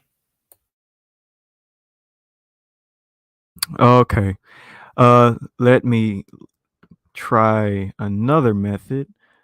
I'm gonna actually send you this on YouTube. Actually, let me do it that way. Let me just send it to you on YouTube, because it's on my private school YouTube channel. Okay. How long is the video? It's 17 minutes, but I only want to play the first beginning part with Rabbi Harry Rosenberg only, because I interviewed also Yashub and Rue, but that part I don't want to play because it gets a little too deep into my methodology of Israel. So, as a matter of fact, let me see this. Even if you don't want to share it with everybody in YouTube chat, as this is something you did for class, maybe you could send it to Moore on Facebook via the Yap Messenger. Oh yeah, I was probably going to put it in the private chat, but I could. There's a second way I could do this, but yeah. Let me try it this way real quick. But I don't mean to stop the conversation. Y'all keep going, and then I'll send you this clip. Yeah, we got Rue in the back too, and my apologies, Rue. I got the basic joint right now. I can only have 6 people on at the moment, so we'll have to rotate in a second. But you can definitely jump on when there's space for it. I drop out and let the brother come in. Hey, are you still having issues, Avery, or what's going on? I'm pulling it up right now on. I have to download this clip, or not download it, but I have to copy and paste the link. I wanted to speak towards before I leave what Moore was talking about, who will get the more converts. I think Rabbi Rosenberg will have the advantage only because of this element here, utilitarianism. So will his approach be more utilitarian than what the Christian community has offered Black Americans and Latino Americans thus far? I think it has the potential to actually benefit the community more than what the Christian church and let's say Oak Cliff, Dallas has done for the better part of the last century. So that's my angle on it. It's not even about Judaism or what have you. I think it's because there are certain individuals that are under the impression that they don't benefit from being a Christian. They don't benefit from having 3,000 churches, you know, in Dallas, Texas, or San Antonio, Austin, or Houston. So if he comes in and he's able to sway the people based off of benefits and utilitarianism and, you know, community building, I think he'll be able to win the community a lot faster than, you know, vocab would. I think it's a powerful point, because when you go back to Ebree's interview with Rabbi Harry Rosenberg, he's talking a lot about this concept of being able to connect with people based upon common culture. Like, he can go anywhere and find a group of Jews and whatnot, and find a place to go pray, find a place to go eat, find people, like they said, they'll put money in his pocket, keep him up somewhere, etc. They don't even have to know him and whatnot. It's just based upon the fact, like, they'll call his rabbi, see who he's connected to, etc. And based upon common culture, they'll take care of him and whatnot. And he was bringing that to us, like, yes, like, African Americans should be able to use that and try to use that to establish kind of the culture and whatnot. That's powerful. Because right now, what a lot of people are getting told is, well, you should have your identity in Christ, and that's it, right? With no culture attached to it. And that's a hell of a thing to tell people who were trying to connect to some semblance of identity, being that a lot of that identity got erased through a slave trade. And I think that really needs to get looked at with the more respectful lens. I'll say it like that. Yeah. So, like, what is vocab offering? Conversion to Christianity. Okay, what does that do? Oh, like, not just conversion to Christianity, conversion to Reformed Christianity, right? Yeah. What does that do? Like, if I'm the Black American community, like, what does that do for me? I can go to church. I sit down and, you know, on Sundays, I may go to choir rehearsal on Saturdays, go to Wednesday Bible study. That's it. Meanwhile, you have certain Jewish communities that will help you buy a house. I think that's going to be the difference, in my opinion. That's just me. That's how I'm looking at it from a utilitarian perspective. You know. Yeah. So I don't see you in the back anymore, so you don't got to jump off. Oh, Rue left? Yep. All right, I put the link in the private chat, and you can just play the first few minutes that only has Rabbi Harry Rosenberg. Yeah, my position, I would say Harry Rosenberg, and the reason I say that is because he has the advantage because he has a head start. He's been reaching out to the African American community, those who and you know, Caribbean, Afro Caribbean diaspora. He's had a head start, and he's been reaching out, and you know, he's been doing this for a while. And you have people who have just heard him say that through the slave trade, that, you know, you may be connected, like you said. He says 80% of African Americans, you know, have a connection to the Igbo. And I know personally of a few people who heard that were Christians and not necessarily decided to be self-identified as Israelites, but started searching more, started really paying more attention. So I give Harry Rosenberg the edge because, like I said, he's been already at it, reaching out to the diaspora, you know, from the slave trade thus far. So I that's my personal feeling on that. That's what's up. Sister Shari, what do you think? Between who was the first option? Vocab Malone and Rabbi Harry Rosenberg. Oh. Who's going to win the most converts? Amongst the people of African descent in the Americas and the Latino people in Americas who are finding out that they have genetic ties to historical Jews. Rabbi Harry Rosenberg. And the reason is because African Americans who identify as Israelites don't like vocab Malone, period. And unfortunately, and I guess it is what it is. Number two, because Rabbi Harry Rosenberg is more approachable to both communities. You know, you feel like you can actually talk to him and do all these other things. And also what Brother Shaw said, he's been out there longer. So I'm gonna say this, right? I'm definitely gonna round out the panel and say 100% Rabbi Harry Rosenberg, and here's why. He gave his reason for motivation, or a reason for motivation in his talk with Ibri and on many other channels. And I've heard other Jews say the same thing, in the sense to where they recognize for a fact that there is a large population of African Jewry, of Latino Jewry, etc. And they know that the vast majority of these populations are connected to like Christianity, Catholicism, Islam, etc., and have like a messianic concept of the Bible. And that they know that, like, okay, there's 14 million Jews in the world, right? That, again, I'm talking about like a population in the Americas that's 300 million deep, that you can pull from. That in one generation, that drowns out the modern Jewish population. And so, just for keeping cultural consistency, they have an interest in being at the forefront of proselytizing people to their belief system, in the sense of keeping their tradition from vanishing overnight.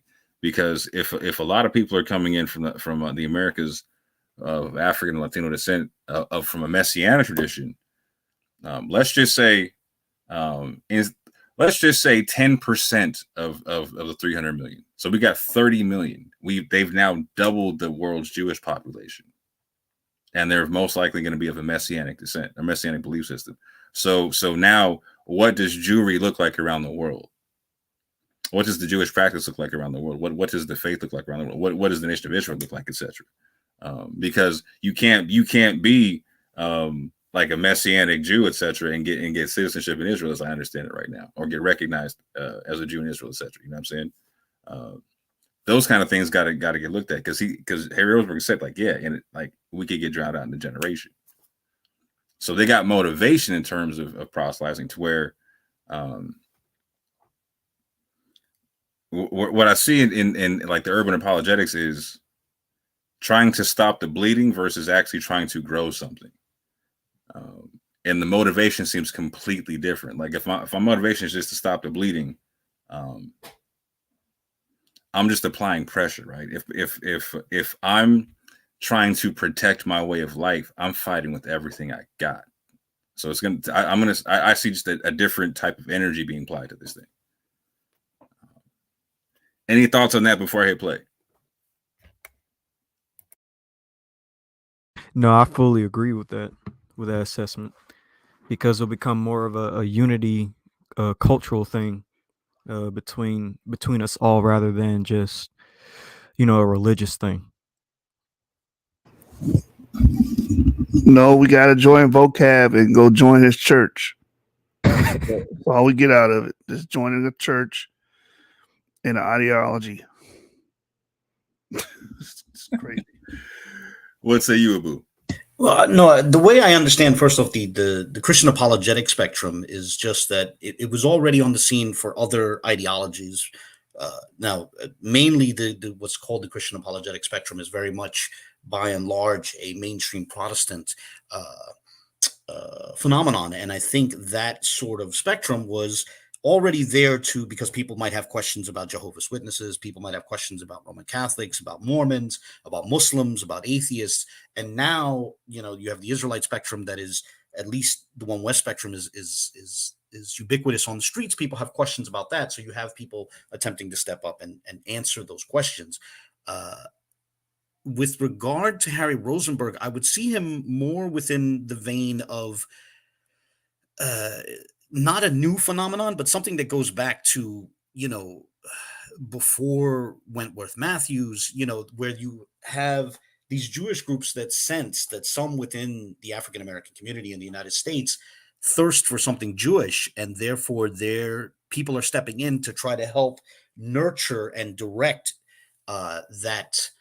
that sense, that longing into, what they would consider the most authentic expression of something Jewish. I don't think it's necessary. That's the way I would interpret that, and that's something that's been around for a while and has had more success than people realize.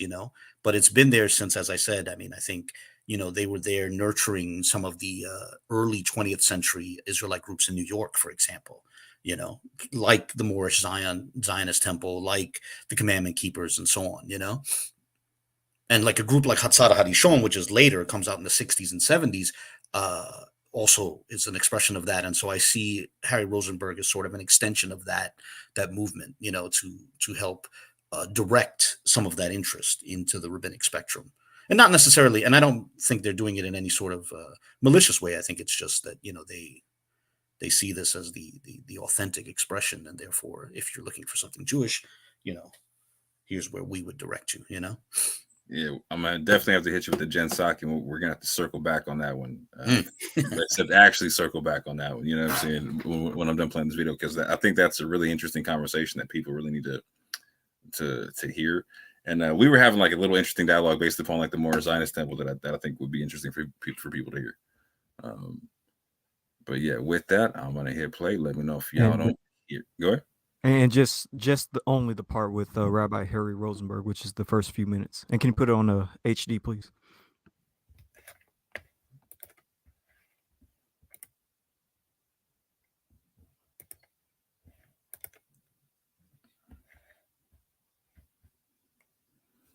So Bree, do me the favor and let me know if it's gone past the point where you want me to play it.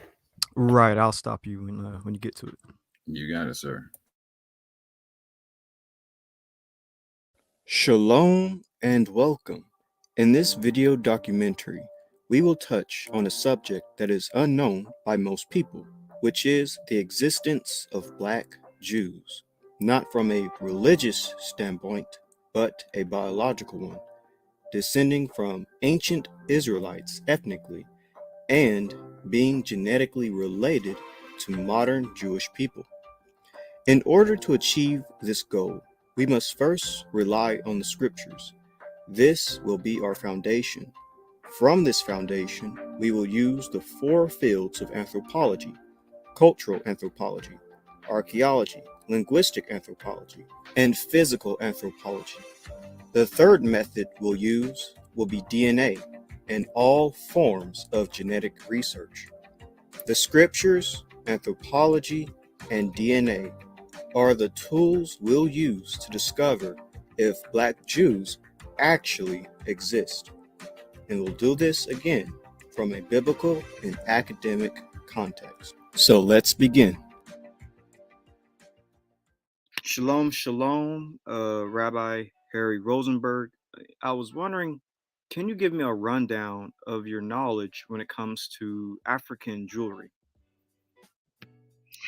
Sure, I'd be happy to. First, it starts with a different history of exiles and communities from Israel, starting around the First Temple period, around 2,800 years ago. And as far as teachings go, that there was a community in Ethiopia of Israelites at the time of the First Temple, that traditions of the Ethiopian Israelites go back to that period. During that period, the Judeans were still in the land of Israel for another 700 or so years before, actually another 400 or so years before the Babylonian exile, where the Judeans were spread from Africa to India, as it says in the book of Esther. Over 127 provinces had tribes of Israel scattered throughout that region from Africa to India. So you already see 2,400 years ago, and then you see again 2,000 years ago another exile by the Romans, where, as Josephus says and his history says, that Judeans fled into Africa again. So you see already over 800 or 900 year period, there was different waves of Israelites going in towards Africa. So now that we know that, we can reverse engineer it and look into Africa today and see who's saying what and what's going on the ground. and you see that there are Ethiopians who still have traditions from 2,700 years ago. Many of them are currently living in Israel, were brought back under the law of return for the people of Israel that have the right to return to the land of Israel. You also have communities in southern Africa, in the Lemba tribe, that have customs and traditions dating back to the Yemenite Jewry, which is also a 2,500 or 600-year-old Judean exile in Yemen, that they made it to that part of Africa. And there's even Y chromosomes to be priests that exist amongst all different Israelite communities throughout Europe and the Middle East and the Far East. And then if you look, you start to see the largest tribe in Africa that says they're from the people of Israel is the Igbo tribe. There's no historical record, much of them in writings of the Jews or the Judeans the last 2,000 years, which were kept very well in order. That doesn't mean that they don't have a trail that goes back to the tribes of Israel, because they do practice customs and traditions like 8 days of circumcisions, not eating pig, certain wedding ceremonies only found in the law of Moses. So once you see that, it's very interesting. But even gets more interesting is the Igbo tribe got recognized by the Government of Israel, Ministry of Diaspora, on their most recent publication listed on the Government of Israel's website that mentions the Igbo tribe numerous times. And then you start to see that this Igbo tribe made up 25% or plus conservatively of the transatlantic slave trade. And so then you start to realize that there were Igbo tribesmen who were brought to America on the ships. And then you start to see certain influential African Americans today, and non-influential ones the same, saying it from the children of Israel, like Kendrick Lamar, Kanye West, Mari Stoudemire. So, you know, the way that the Jewish people view the return of the people of Israel is if you feel it and you rejoin. You weren't a convert that just came out of nowhere. You were from the ancient house of Israel. You got lost, and you're simply just rejoining it. So the Jewish people retained for 2,000 plus years the law of Moses and the process of returning. And there's currently an ingathering, people from all these different tribes coming back to Torah and the wisdom of their ancestors.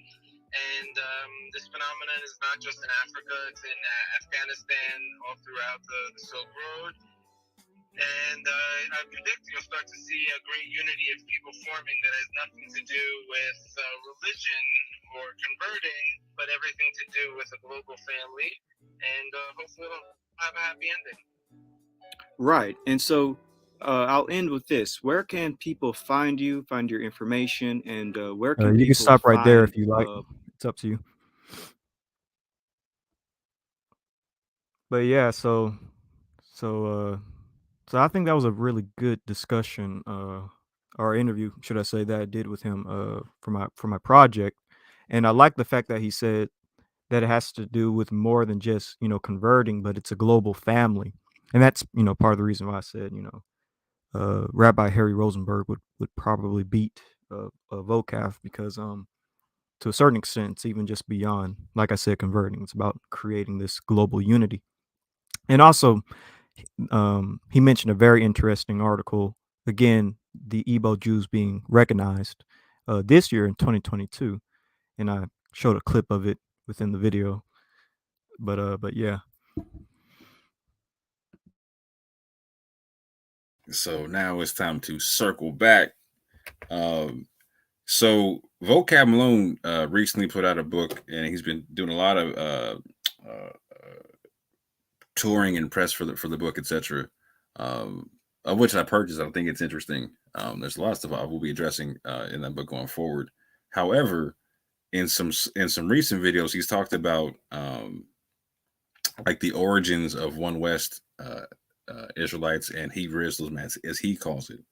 And I'm saying that with big air quotes. And talking about the rabbinic origins that a lot of modern One West Israelites would deny. Now, Boo, I know you just touched on it. You want to touch on it again? Yeah. Well, one thing, certainly there is this sort of, now obviously the Israelite spectrum is very diverse, but when you think back to someone like Abba Bibbins, he comes out of the Commandment Keepers, which was very rabbinic in its leanings. It wasn't fully rabbinic, but obviously it was much more rabbinic than it was resembling a present day One West group. And pretty much, I would say, there were a number of Israelite groups in New York at that time. And I think they all sort of had that rabbinic feel to it, or most of them would. And, you've mentioned the Moor Zionist temple. I think they had a very rabbinic feel to it as well. And someone like Abba Bivens, the line between, let's say, Israelite and mainstream Jew was more blurry in his time. There's Uziel Lewy has done some just amazing interviews with people who knew him, and they'll talk about things like Nasi Barak talks about how Bivens attending a mainstream Jewish wedding, or Yemeni Jews coming and worshiping at his school, at the Israeli school, Tanakh school, and stuff like that. And all that's fascinating, and it hints at how the line was not. It wasn't this sort of clean break that people take for granted now, when under the influence of the present day One West spectrum, where you think of Israelites and Jews as just completely mainstream Jews as two completely different things. But also something that a lot of people don't know is that this group Hatzad Harishon, which was part of this movement to help facilitate Israelites moving more into a Jewish spectrum, included Bibin's one of his sons and his daughter-in-law.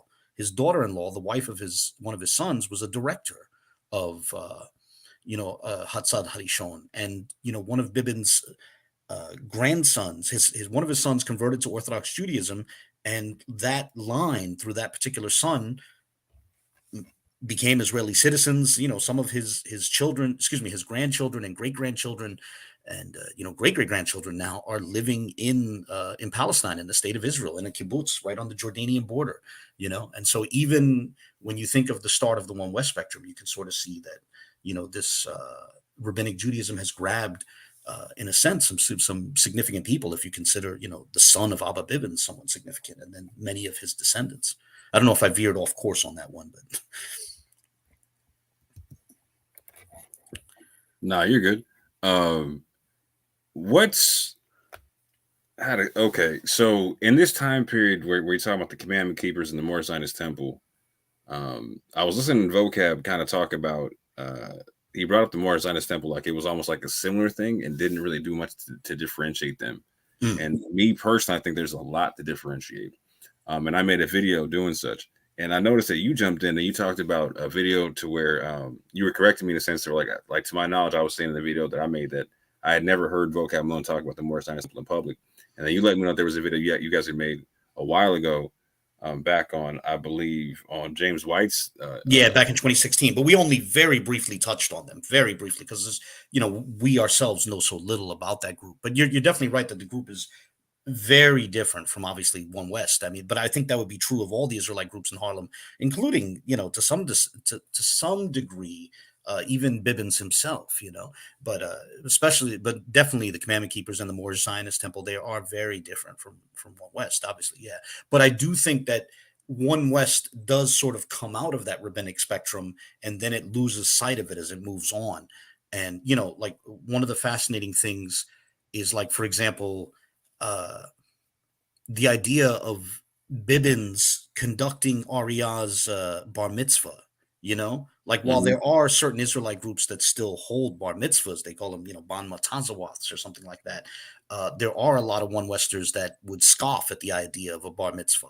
And so, it's interesting to think of like Ariah receiving a bar mitzvah, because that sort of hints rather loudly at how different how much more rabbinic that time was. And I think that's where the Moor Zionist temple comes into at least the discussion, because it's a testament to how the Israelite spectrum in Harlem looked very different. Yeah. It's at least relevant in that sense. And as you've pointed out, they even have the Yiddish on their sign there when they write Moorish Zion Temple. Temple and Moorish are basically using a Yiddish approach to the Hebrew text, and then on the window it says Talmud Torah on the bottom. And they have, and this picture was taken before the creation of the state of Israel, yet they have the flag of the Zionist movement there on the right. You'll notice. Yeah, they're pre-state Zionists, and again, they're a mixed congregation of people. So they have Moroccan Jews, they have Egyptian Jews, they have Ethiopian Jews, they have Yemenite Jews, and they have African American Jews. Most of which are of like a Caribbean descent. And you can see when you look into the picture. Well, let me see if I can blow us up just a little bit. But you can see in the back to where. Hold on. Turn this one on.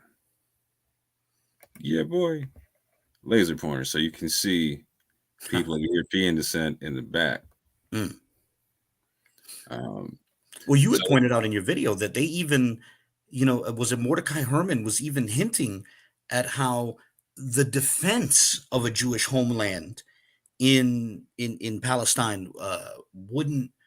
How could I put this? But he sort of alluded to how, as he put it, Black Jews could play a major role in that defense. Like it shouldn't. It may not be as successful if it's left only to European Jews. That was interesting that he alluded to that. Yeah, I think this is from Sam Kestenbaum's article. And if I'm not mistaken, Landing's book, Black Judaism, also mentions the relevant flyer. But go ahead. I'm sorry. You want to talk about the mural? No, I thought it was hilarious that we both ended up citing Sam Kestenbaum, by the way. And Sam Kestenbaum is amazing, by the way. He's a very interesting researcher. He finds a lot of great stuff. His contribution to that book on Kendrick Lamar that came out from Routledge, published by Routledge. His chapter in there, I think it's the 16th chapter, was instrumental in shaping my my understanding of the history of Abba Bibbins. So yeah, in an article that he has about Rabbi Mordecai Herman, to where again Mordecai Herman is actually on a mural in Jerusalem, which I think is just a fascinating thing to understand. But he says in this article, he urged his Black congregants to stand in solidarity with pre-state Zionists, going on to say, "Listen, this is Mordecai Herman. Listen, brother, it is my present belief that Palestine will be free." He wrote at the time in a Hebrew language flyer, Hebrew, not Lashon Kadash. I want that to be clear. In a Hebrew language flyer, it is a fact that our Jewish brothers in Europe, America cannot hold and defend Palestine, but our Black Jewish brothers in now, yeah, I definitely put a caveat, like when I made the video like that, you and Faith were probably gonna have an interesting time with this part here, which is, but our Black Jewish brothers in India, China, and Abyssinia have a little more skill in warcraft than the normal and heroic Jew. It's interesting that the Zionist state has come to embrace that idea. Clearly the Ethiopian Jews have buttressed their population and their military to some degree. And then if you want to talk about the West African diaspora, now Ben-Ami Carter's people, some of them serve in the Israeli military, and some of these other Israelite congregations that, embraced the rabbinic worldview and became citizens. I literally know people, and I mean multiple people who, and I'm talking about in my personal life, not people I met online, who their like grandfather was part of what would be called the Hebrew Israelite congregation, and yet this person is, has served in the Israeli military, So that's a real phenomenon. It's in a sort of nascent stage, but it's interesting that Mordecai Herman saw that even before the state came into existence. Yeah, and real quick, in the comment section of the video, you were mentioning something about how he was talking about the Ethiopian aspect of it, to where other people weren't talking about it before. Like you were wondering if like he had did he pioneer that concept, or was it I don't know the answer to this. I was just wondering aloud. Yeah, just musing, yeah. Did he pioneer it, or was it something? Was he repeating a talking point that existed already within Zionist circles, within the circles of the Zionist movement? It's an interesting question. If he pioneered it, then that's then he'd certainly, for people who are interested in the subject of the defense of the Zionist state, of the mainstream Israeli state, the state of Israel, he would deserve some credit for that if he's the first to come up with that thought. But clearly, the state has adopted that idea. That, like, for example, Ethiopian Jews have something to say about defending the state, and they clearly do. I mean, it's when you see a lot of these upticks in violence, in Palestine, you'll notice a lot of times it's Ethiopians right on the front lines there, dealing with crowd control, dealing with military endeavors and stuff like that. Yeah. Very much so. Very much so.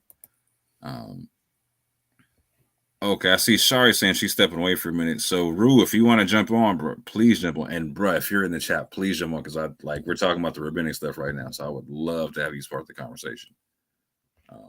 So, if I see you in the back, I will take down the sister because she said she's stepping away for a second, and I will definitely bring you on. But real quick, I wanted to touch on the difference in A, not just rabbinic Judaism, but B, the belief systems of the Moor Zionist temple versus like the commandment keepers, etc. Because I want to keep this clear for people in the sense to where there's a lot of different groups existing at the same time that have different beliefs, very different beliefs. So there's a lot of people who, like, you can trace like the white man is the devil, or like the white man is like inherently evil concept back to earlier generations, etc. prior to One West and whatnot. But in that same time period, you can find other groups of people who are practicing something completely different. Like, so you don't see the Moor Zionist temple say that there's anything inherently evil about European people. And as a matter of fact, you just saw Mordecai Herman say that European Jews were their brothers. Again, European Jews were their brothers. And something that's also interesting about the Moor Zionist temple is something I found out from Rob Bourne, somebody who's not a fan of Hebrew Israelites or people claiming to be Israelites in any way, shape, or form. He brought out some information from the Schomburg collection and whatnot that I thought was interesting. Real quick, Abu, have you ever been there? Yeah, I was there when Vocab went there, and so it's an amazing place, and I think anyone who wants to study like at least the role that New York played in, the early Israelite groups in New York, the Schomburg is an amazing place. They have incredible things there that as far as I know aren't in many other libraries, certainly not any other libraries in the Northeast, like Jacob Dorman's PhD thesis. They have the the attendance logs of the commandment keepers. They have all kinds of stuff. They have fascinating stuff, letters, correspondences between what's his name, Josiah Ford, is that his name, or Josiah Arnold Ford? Like the letters he was writing to Wentworth Matthews when he was in Ethiopia and stuff like that. Just incredible collections. It's the Schomburg is a very small library, but it has amazing collections if you're interested in the subject, and also if you're interested in other subjects related to the New York scene. Like, for example, something that's at Schomburg, I haven't seen it yet, but this is all, forgive me for going off topic for 30 seconds. They have the journals of and I mean like the diaries of Malcolm X. Wow. The last biographer of Malcolm X, I forget his name, but it's the book that came out, I don't know, like 5 years ago. When you look into his bibliography, he talks about like a diary that's at the Schomburg, Wow. And so, the Schomburg's an amazing place. And I went there. I was there when Vocab went there. It's an incredible place. And I definitely recommend people go there. That's what's up. Shalom, Rue. Welcome to the panel. Is there anything you'd like to touch on so far, Brother Man, that you've heard before we go further? Rue, you on mute. Can you hear me?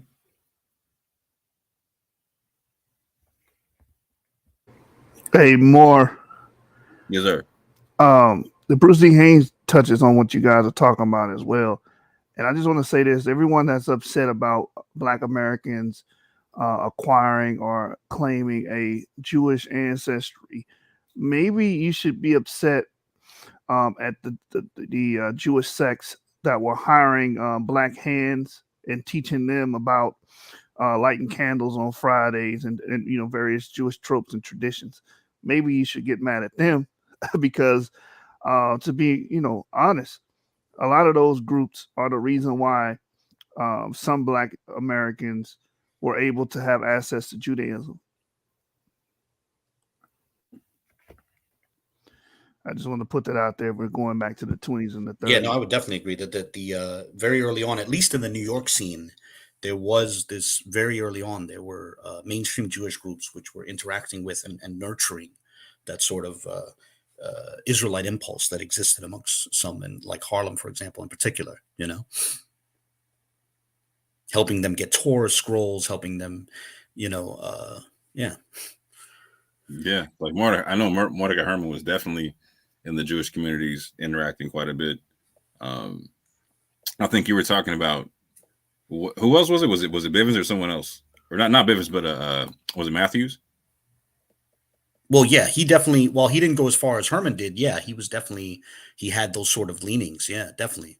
Mm-hmm. You could see that how, and even the way they dress, like they wear like a Sephardic misnefet and all this kind of stuff. It's all very, very rabbinic. And I mean, for Mordecai Herman, I think the most glaring example is the Yiddish use of the Yiddish approach to Hebrew that exists, on his sign, and you sort of see that elsewhere. Like, I think you can even see that in these newspaper articles from the late 1800s, where they talk about like a guy who's in New York and then he's in Connecticut and then he's somewhere else in the country. You sort of who could read and write in Hebrew. You even see like a rabbinic influence there, because like the guy's giving his name and he's giving like a very like sort of Yiddish name. He's like Samuel. I forget what it is, but it's like Vishnivsky or something like that. So yeah, there's definitely an interaction there and a nurturing there, Mm-hmm. So Rue, are you there or no? Because I ain't heard you come off mute yet. Yeah, I'm here. There you go. Yeah, I can hear you now.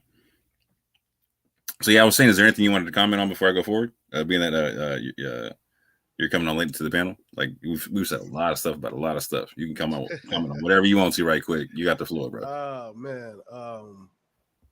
So yeah, first off, definitely going with Harry Rosenberg, just from a cultural aspect. Like you said, there's a lot of different ways that African Americans and Jewish people interact over time and have coexisted. So there's definitely going to be more of a draw towards Judaism than towards somebody like Vocat Malone that goes around insulting anybody with a Israelite claim based off of their doctrine. But yeah, like as far as like my personal interest in rabbinics and the connection between people going towards rabbinism and then going towards Zionism is an interesting context I would like to explore more. And the stuff that Abu was talking about with Rabbi Mordecai, I would like if he could send that to me. I'd like to look that up.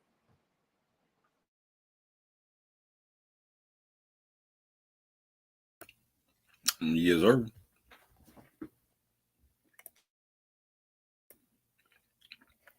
So real quick, Rue, I think you'll be intrigued by this little presentation here. Like, I don't know if you've watched my video on this before, but I'm gonna give a quick run through of what I've done before. Not the whole thing, but just a small snippet. So with the Moor Zionist Temple, and this is how Rob Bourne put it, they were the first Negro Jewish congregation in the United States and was founded in 1899 by Rabbi Leon Richelieu.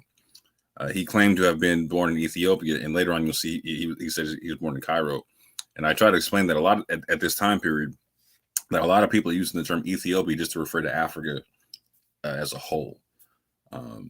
Because technically at the time, when you go on maps, it's being called Abyssinia, as like how we see Ethiopia. And so a lot of people are using Ethiopia to refer to all of Africa. But some people use it to refer to Ethiopia as well. But we'll see later on that he claims to be born in Cairo, Egypt, etc. But the members of his congregation were both Negro and white. Richelieu received his ordination from 3 recognized rabbis in the United States. Although he never applied for membership in the New York Board of Rabbis, the most interesting part of Richelieu's story, both Arnold Ford and Wentworth Matthews were members of his congregation. When they approached him and asked to become rabbis, he turned them down. He said that neither was fit to be a rabbi. So we see a deviation with the Moor Zionist Temple in the sense to where, again, they don't have like the white man is the devil kind of a concept or anything racist like that. They have a mixed congregation. They're started by somebody who was a recognized Jew by 3 other rabbis, which is and really, if you can probably speak to this more than me, like he got hit up by a proper Beit Din, you know what I'm saying? Like he got recognized, you know what I'm saying? Do you want to explain it to what a Beit Din is to the people? Yeah, so what he did here is he went before a Bayat Din, which is like it's usually at least 3 recognized or scholarly Jews that recognize you as being approved of as a Jewish scholar. You really don't have to even go through that unless you want to be a teacher. But he went through that, and he opened up the Moor Zionist temple, and then we'll find out later. Oh, let me go through this right quick. In the Black Jews of Harlem: Representation, Identity, and Race. This is a fantastic read. And if you have not read this, I suggest you read this, because what's interesting about this is I was able to find out that the members of the Moor Zionist temple were giving a lot of interviews to Jewish newspapers in Harlem at the time. And they were you get a lot of interesting information from these interviews. So we see that for instance, let's see here.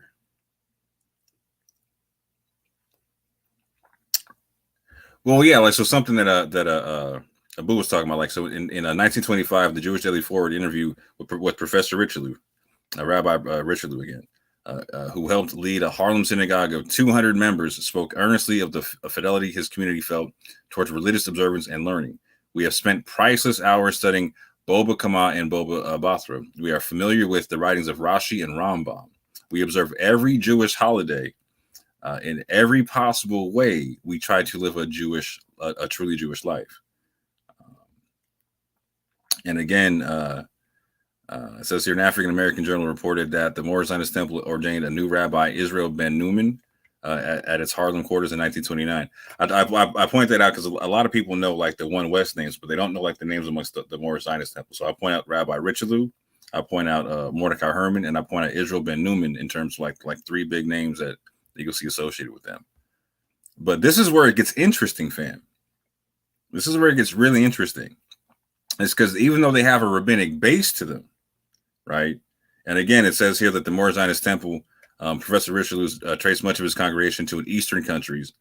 There are a number of Yemen Jews, Moroccan Jews, Egyptian Jews, Abyssinian Jews, etc. Again, being born in Cairo, etc. This is where it gets interesting, because even having the rabbinic base to them, look at what it says here.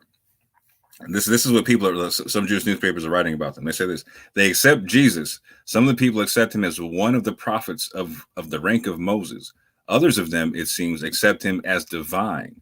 More Zionist Rabbi Herman was forthright about this wide embrace. He described the movement as non-denominational and not conform to the elaborate rituals and observances of Orthodox Jewry.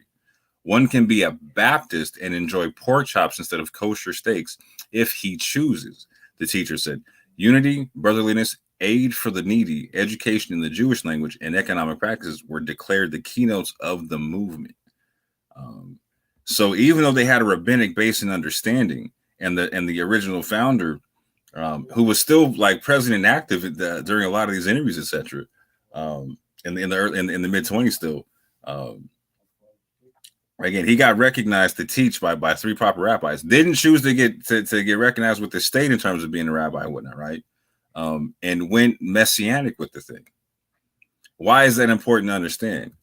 Because the moment you go messianic, like, you're not going to be considered Jewish anymore like that. On top of that, Abu, correct me if I'm wrong on this, right? But the commandment keepers, etc., they weren't messianic in their practice, were they? Sorry about that. No, as my understanding, they started out quasi-messianic. The commandment keepers, when they first started, they had the name of Jesus in the name of their church, and Matthews was going by the title of bishop. But yeah, no, they jettisoned that. And then they reached this point where the only time they would use the New Testament was sort of just to direct people into, something more Jewish. Although, parallel to the commandment keepers, Matthews, and I want to be careful to say I'm not sharing this as in sort of any sort of conspiratorial way, Matthews also ran a Masonic lodge. And I imagine that, as Masonic lodges tend to be, they're much more ecumenical. Like a Masonic lodge would be a place where you don't have to, deny your Christian faith. You can have a Jew next to a Baptist, and so I imagine Matthews was adopting a very similar approach in his lodge. Yeah, so real quick, Root, you want to touch on all that? Root might be busy at the moment. So something I find of interesting note to all of that is, so you have people who have like Rashi and Maimonides on the shelf, right? But they're also, and they're talking about like for them it's important to live a very Jewish life, celebrate the holidays, etc. But at the same point in time, we're saying it's a non-denominational movement, and you can be a Baptist basically in your theology, eating pork chops instead of kosher steaks and whatnot. Now, to me, this looks very much so like the Jerusalem Council of Acts 15. Does anyone else see that similar to you? No. Yeah, I had to step away for a second, but this reminds me of my personal project with Red Judaism of Torah Tidon, where you're coming from an Orthodox Jewish perspective, and you're able to reach out to Hebrews who have assimilated into different cultures without forcing them to compromise the faith that they're coming in with. So it's like teaching them Judaism as they're willing to come along. Now, what's interesting about this group is again, like, so they're pre-state Zionists. Oh, okay, Ru, did you catch that part that we were talking about in terms of the pre-state Zionism with them? Yes, I did. Did you want to touch on that at all? No. I haven't researched enough to touch on that part. That was interesting to hear, though. Yeah, what I dig most about them is like, so they have a different kind of Zionism, right? Like than what I've heard, right? Like, so they talked about having a shared land in Palestine, right? Which I thought was extremely interesting in concept. But at the same point in time, again, they're pre-state Zionists in the late 20s and early 30s. This is before the establishment of the state of Israel. And what's interesting again is they're the first so-called air quotes Negro Jewish congregation in the Americas, and then air quotes Negro. I'm going to say Negro Messianic Jewish in the sense because first Negro Messianic Jewish in the sense that they were started by a proper actual rabbi, and then we see the congregation go to a messianic concept, right? But what I find extremely interesting is even though they're pre-state Zionists, I have yet to find any evidence of any member of the Moor Zionist Temple being a member of, like, for instance, like the World Zionist Congress or of any or anything of that nature, right? And so they seem to have like their own niche in the world, and they were very unique in what they were doing. And on one hand, they did get support by certain Jewish factions, but on the other hand, they weren't catching support because they were of a messianic concept, right? Much in the same to like in modern times, to where like if we were going to try to get citizenship in Israel, claiming to have a Jewish descent, like with saying that we're messianic, we're going to be called Christians by then, right? So I find this to be extremely interesting. Because you have people like Rabbi Richelieu who are writing in these interviews or speaking in these interviews saying that, you know what, he has a double sadness because he says my white Jewish brothers don't know about my existence. They don't know about our existence coming as African Jewry. But at the same point in time, we're catching hell for being black in America as well. So we have a double sadness in this whole thing. It's very, yeah, like. When I'm reading this like in the 1920s, I'm like, whoa, I'm hearing the same arguments like I'm hearing people make right now. You know what I'm saying? And so, very, very interesting stuff. And ironically, you see them linking up with the UNIA, etc. Because of this concept, right? Like they don't get a whole bunch of connection to other groups, but they also have this emphasis in terms of wanting to reach out to African Jewry. They even tell like the Jewish newspapers that they want to go convert all of Africa, right? But again, they're not on some the white man is the devil, etc. Like no, they're saying that the Americans, the Europeans, the Ethiopian Jews, the Indian Jews, all their brothers. The Jews in China, they're saying all their brothers. So, question to the floor. Do you think that modern urban apologists arguments would be effective against the Moorish Zionist temple? And this one, I'm going to start with Rue, and then I got to give it to Abu on the second one. Boo. Nah, they would be trash up against somebody that's actually intellectually and spiritually engaged with Jewish customs and Jewish thought. It's another level of life and dignity and self-awareness when you actually take back on your culture. So they would stand no chance trying to, convert these people or, argue them into Protestantism. Or what is it? Reformism? I don't know. I'm not. Yeah, the Reformed Christianity, exactly, 100%. So with that, Abu, I got to add the caveat again with the previous question. Like, so do you see any similarity with the Moorish Zionist temple and like the Acts 15 concept, and also, the last question I just asked. Well, I mean, obviously, what would apply back then applies today, where the Israelite spectrum is so diverse that a set of arguments that have been created for one subset doesn't apply to another subset, right? Like, obviously, arguing with one Westers, present day one Westers, doesn't prepare you for arguing with someone of a much more rabbinic bent. But I imagine that if there were Christian apologists if they wanted to argue with someone of a more rabbinic bent, they might just lean on the tools that already exist for that. Like, I don't know, maybe within the Protestant spectrum, probably his name escapes me now, Michael Brown, who's sort of has a focus on the rabbinic spectrum. So I don't know. It's obviously, but yeah, you would have to use different arguments for what's used for, another subset like One West, obviously. Regarding Acts 15, I'm not sure. Yeah, I don't know. Like, were the Moorish Zionist temple, like, I was reading that as meaning that they allowed Christians to be within their thing, but not so much that the leadership was Christian or messianic in that regard. No, man, that's what I mean by the Acts 15 concept. Is like, so like you whereas you might not have found like James and Peter eating the pork chop, right? Like they might have been in the kosher states, but they're not going to reject a Gentile who's eating the pork chop, etc. Yeah, although I imagine the analogy I might reach for instead, it is similar to that. I think the analogy I might reach for is rabbinic Judaism's approach to the Noahide laws. While if someone wants to embrace Judaism, they're happy to help facilitate that. But at the same time, if someone's not there, they might encourage them into something that's more like Chabad has really popularized this, but it existed before Chabad. This idea of a Noahide concept, a very scaled back list of commandments for people who aren't fully within the Jewish spectrum. That's where my mind goes on that. Now, of course, it looks the same, but it looks similar, not the same. But yeah, that's where my mind would go with that. Well, yeah. So as the people writing are talking about, they're quoting the fact that some of the people hold Jesus to be a prophet equal to Moses, and also some of them consider him to be divine.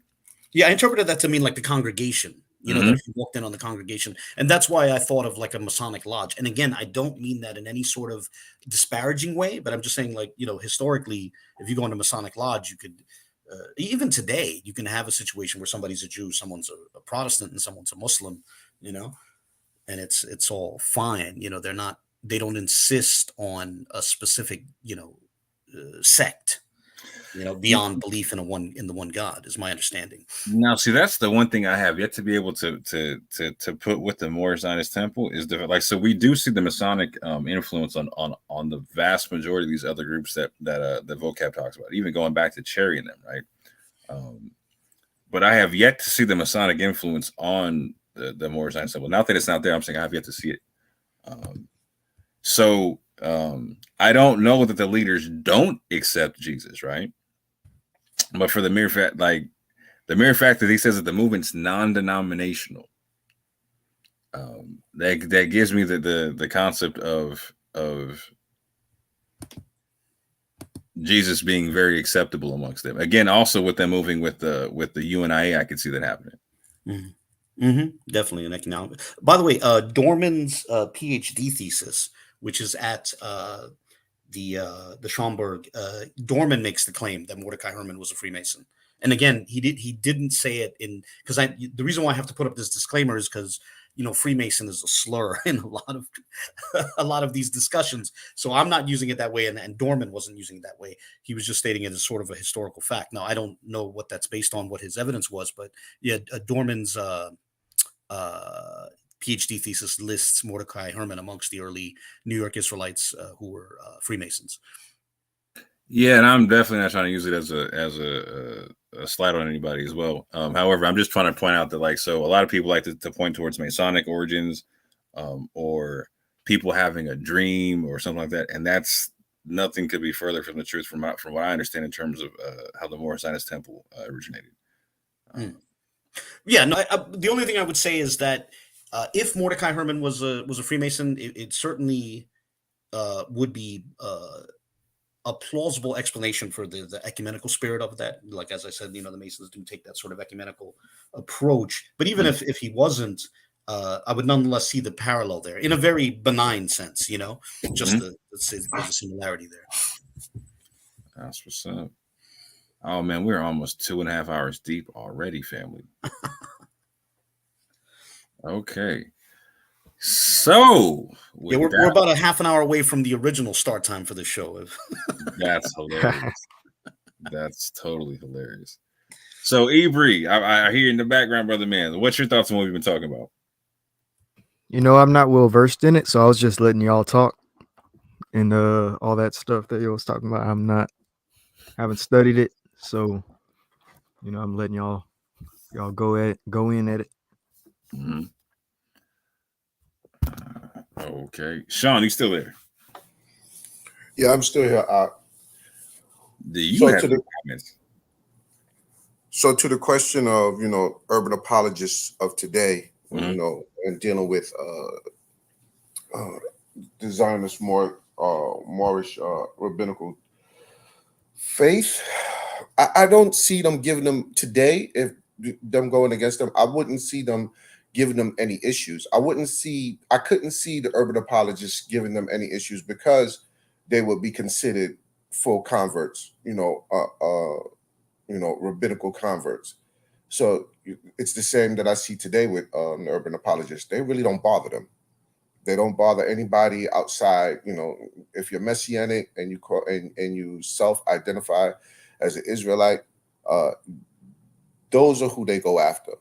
You know, One Westers, moderates. They don't go after, you know, like Messianic Israelites from let's say the WHIs, or, you know, somebody like Amari Stoudemire. They wouldn't go after them because they're full converts. So that's my particular, that's how I feel about that.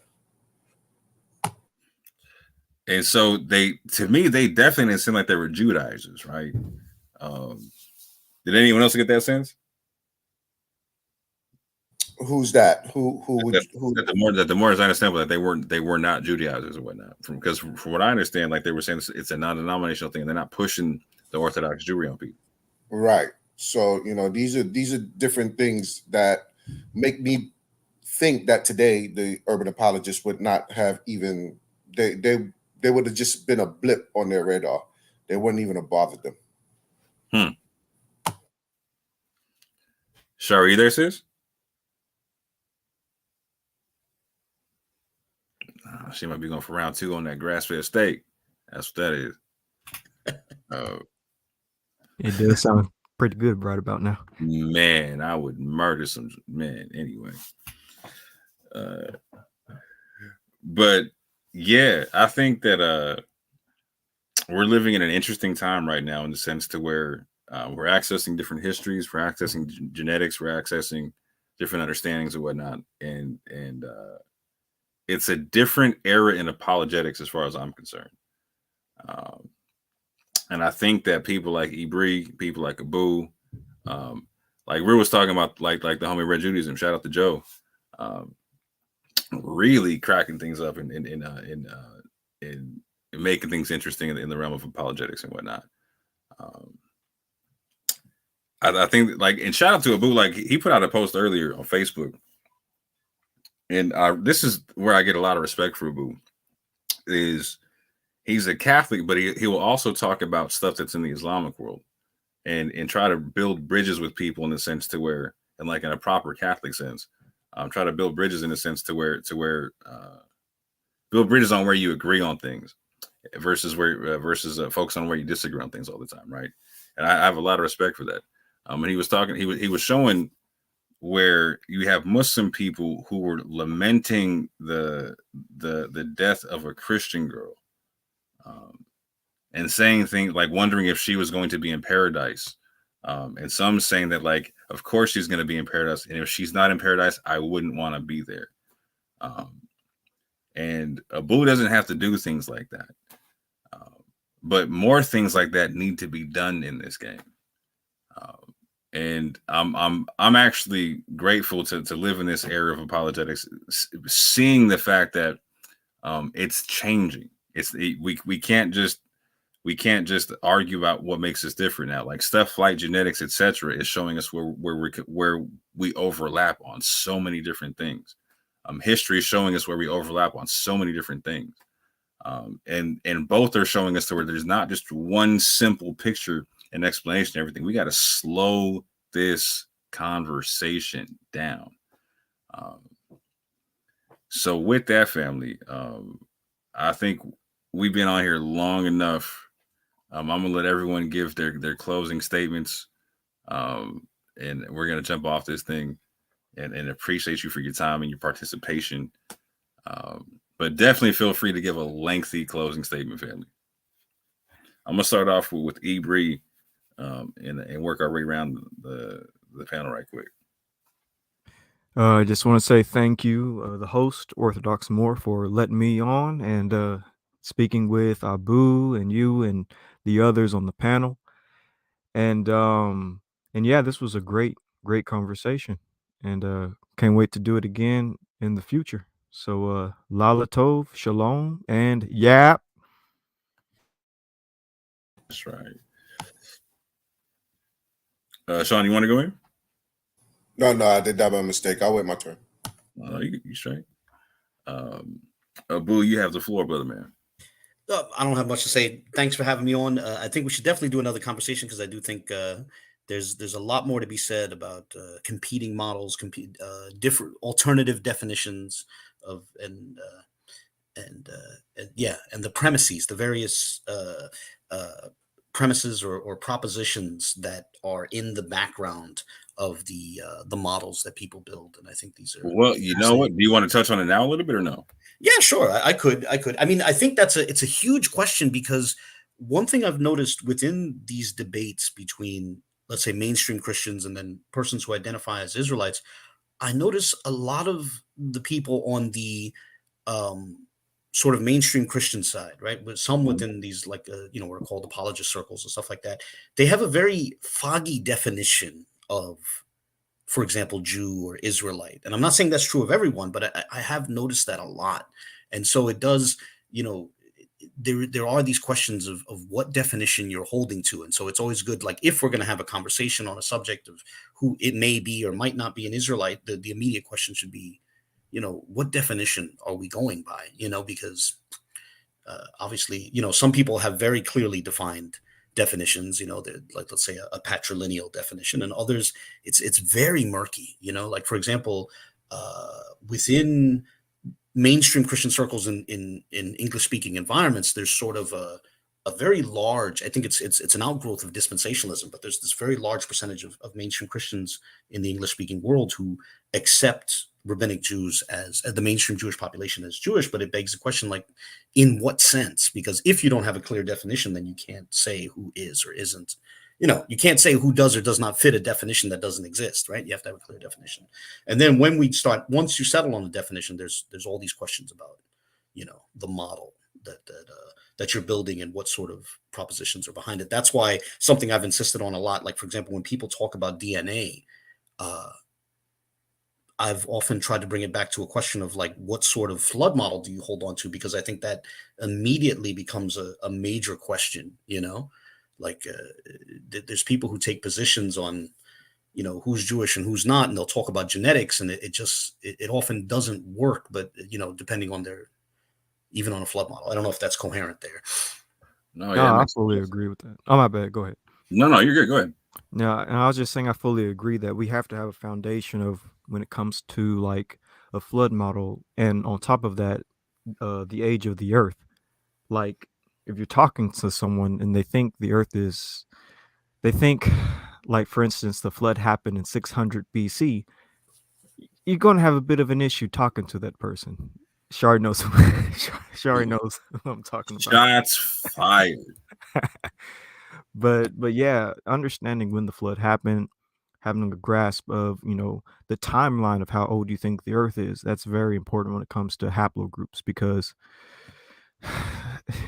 if you have a 6,000 year Earth, it's kind of difficult to fit haplogroups into that. I had to find that out the hard way. That's why I bumped back my time when it comes to a young Earth.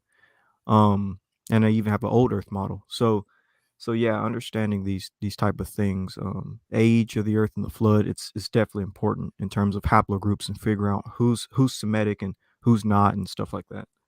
And what these terms even mean, because one thing I've noticed, a lot of people will throw around some of these articles, you know, including articles made for popular consumption, and they'll say something like, "Oh, you know, geneticists have discovered that the Canaanites had haplogroup J," and you have to say, well, like, how are we defining Canaanite there? Like, I don't think these secular geneticists are making a claim about the descendants of the biblical Canaan. They're making a claim about people who resided in the land of Canaan. Agreed. Or, you know, same thing when people say, oh, well, you know, look at this. There's an article here that talks about, you know, J being one of the founding haplogroups of the Semites. And you say, but what they mean there is linguistic Semites. They're not taking a position on the existence of a historical Shem and who his patrilineal descendants would be, you know? And so a lot of people I notice who get into these arguments, they're real fuzzy on the definitions. And so things get conflated, you know? And it causes a lot of confusion. So even the model is important, even when interpreting, you know, like articles written by geneticists, whether they're academic papers or like popular articles, you know, and people lose sight of that. I've noticed that come up again and again and again, you know. Yeah, I fully agree. Like when it comes to, like when you said about the Canaanites and finding out that, you know, there was J markers among those populations.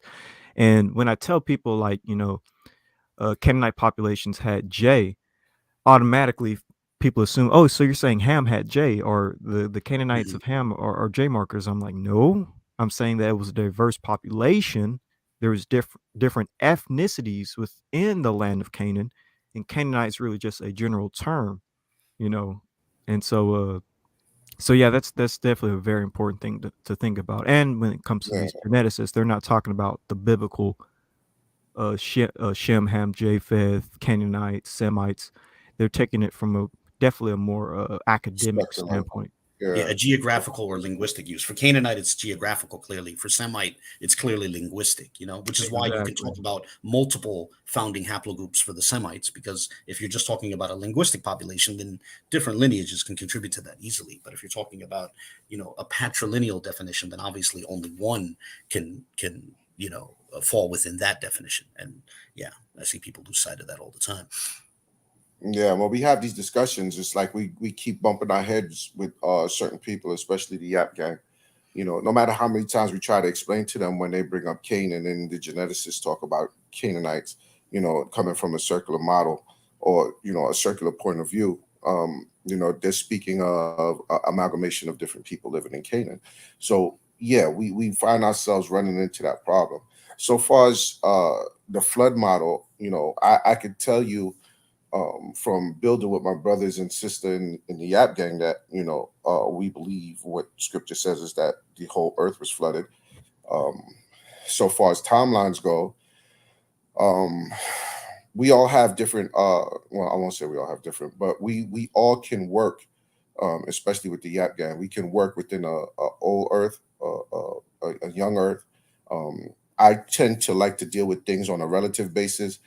I know James sees it the same way too, meaning relative to the events that happen. You know, if you can try to exclude timeline in the sense of how people see it, whether they're on, you know, so I guess what I'm trying to say is, if I have a conversation with an old earther or a new earther or a young earther, that to me, it's not an issue. as long as we're dealing with relevant topics or events that happen. So once we can slow things down and deal with it from that level, for me, it becomes easier to deal with anybody. So I try not to get into arguments with people about young earth and old earth. So yeah, that's my perspective on it. Yeah, that's often the question I have, is how plausible is an argument within the paradigm of the starting premises that a particular person might have. That's often the way I look at it. So like, yeah, and that has a lot to do with how plausible is this, and that's something, it makes the conversations easier.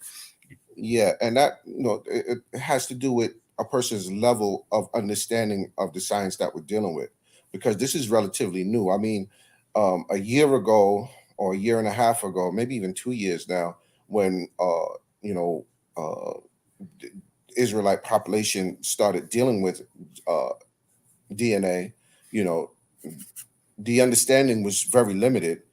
So we at Yap Gang decided to take it even further and dive even deeper, and really even spending money on articles, and buying the books, because we felt that there was credence to this, and that Israel as a whole, even Christians, and as a whole, could very well use this science to further the discussion and even strengthen the arguments. So this is why we took it upon ourselves to do this. But we've been getting pushback. We get it from the LHIs, the BHIs, and the WHIs. We get it from everywhere. It's like we're like we circle the wagons, and we got ops coming at us from all different directions. But then we have people who follow us and listen, and not just listen, but they actually pick up the studies and read. They actually put some some effort into trying to understand the science, and then they get it. All of a sudden it clicks. So we're going to keep this going forward. We're going to keep data mining, bringing new information out as it comes out. We're not making any claims on our own. We're going by what the geneticists say. And we're going to keep this thing moving forward. We're going to slow it down. Hopefully people will slow down with us.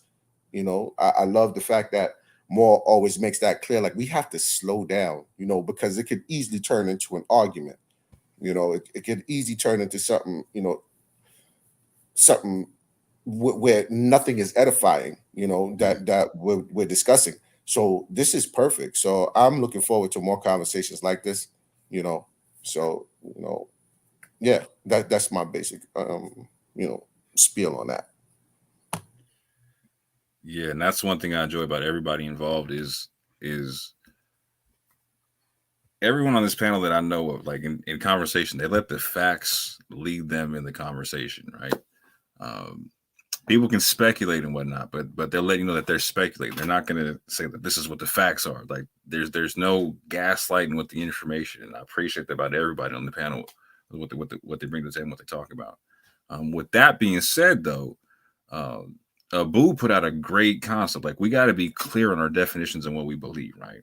So I'm going to start off with a few questions right quick and just get people's definitions and understandings, so people can start getting the idea in their head and seeing the visual. Like, it's okay to say what you believe, right?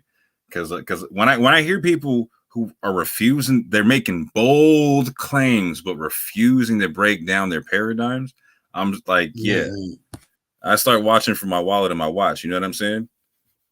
Agreed. Straight up and down, you know what I'm saying? I hear my father all day talking about don't take the wooden nickel, you know what I'm saying?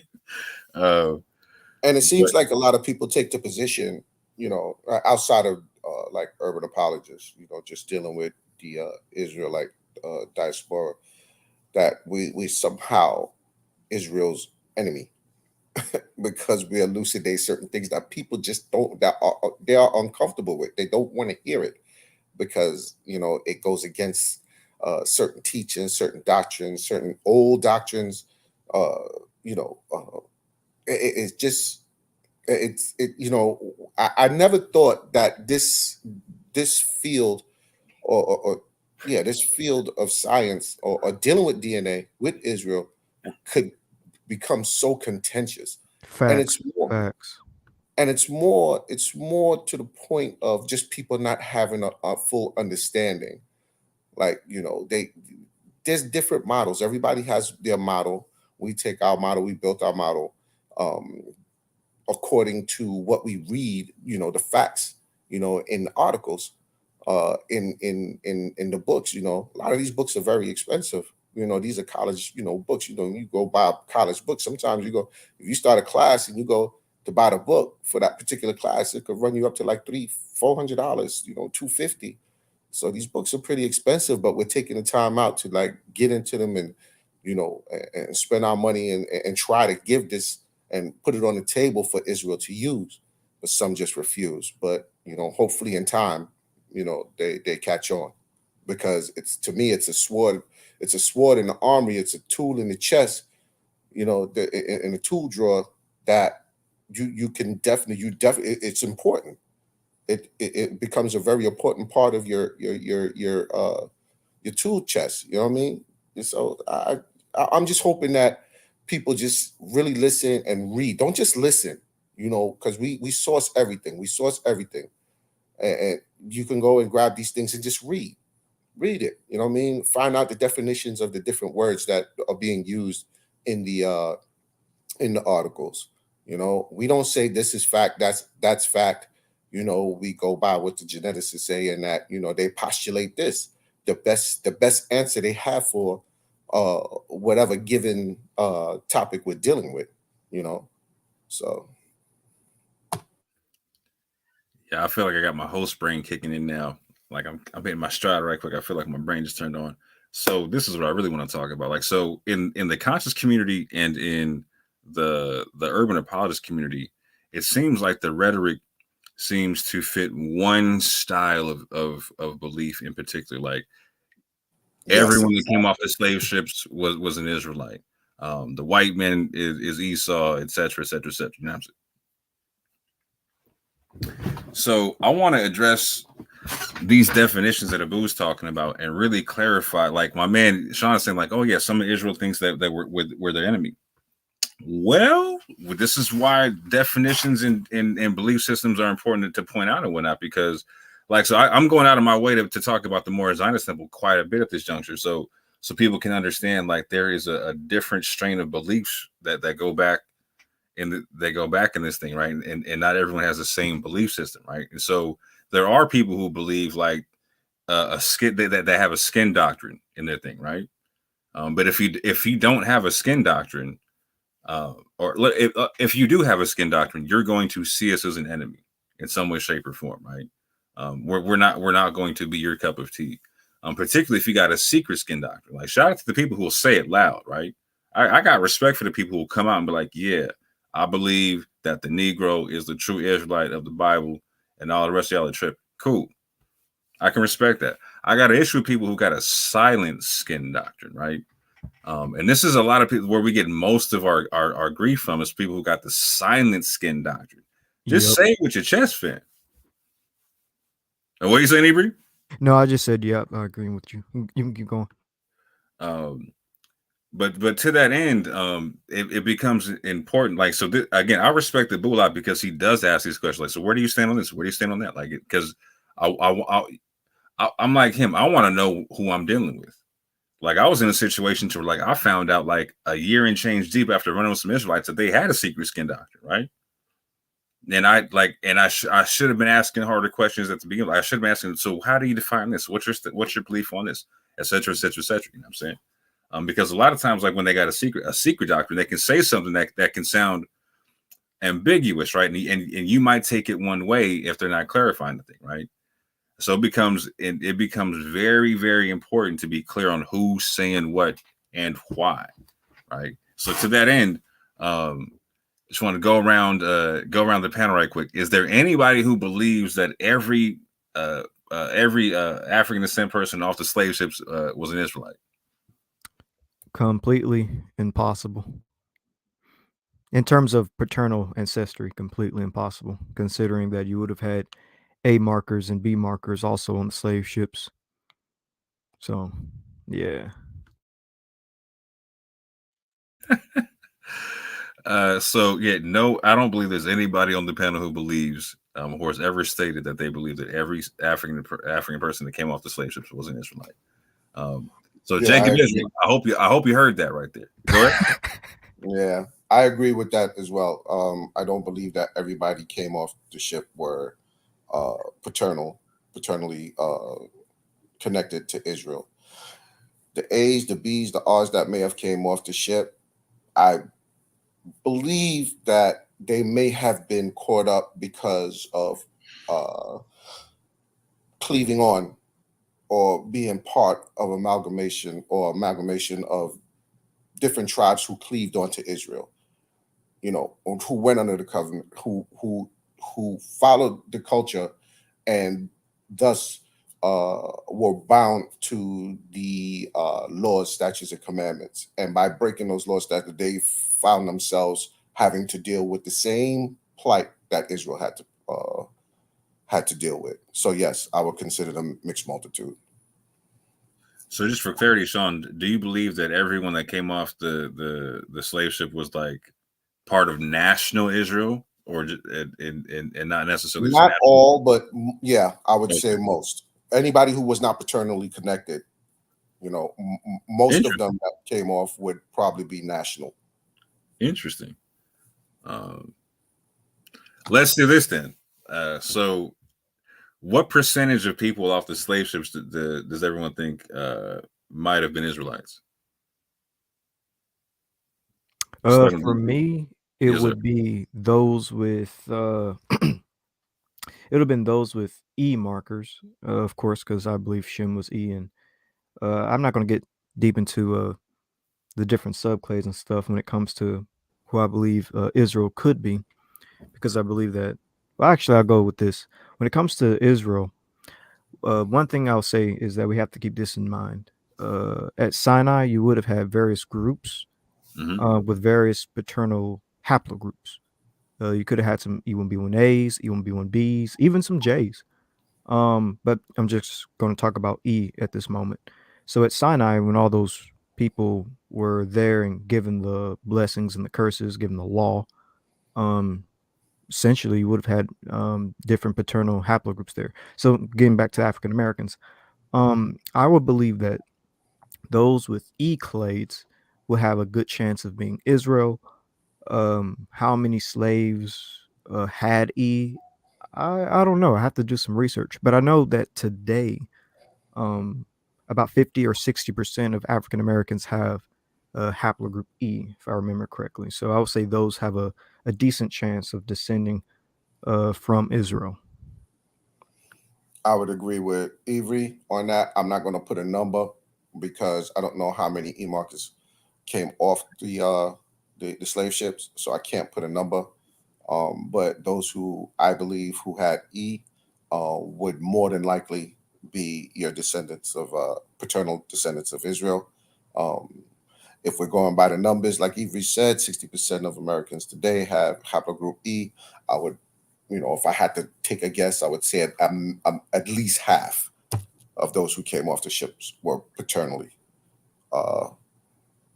connected to Israel. But to put a whole number on it, I'm not gonna try to postulate on that. So Rue and Shari, would you agree with that or no?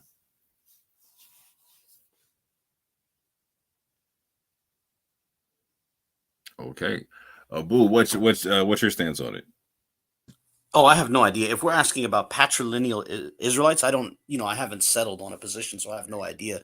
But I would have to assume some. I mean, I've sort of been the odd man out amongst the different apologists, but I've long been saying that just Deuteronomy 28:64, which talks about Israel being spread into every nation. I've long said that, I would take it for granted that includes the West African diaspora. So some, how many, what percentage? No idea. No idea. Okay, so we can hear you now.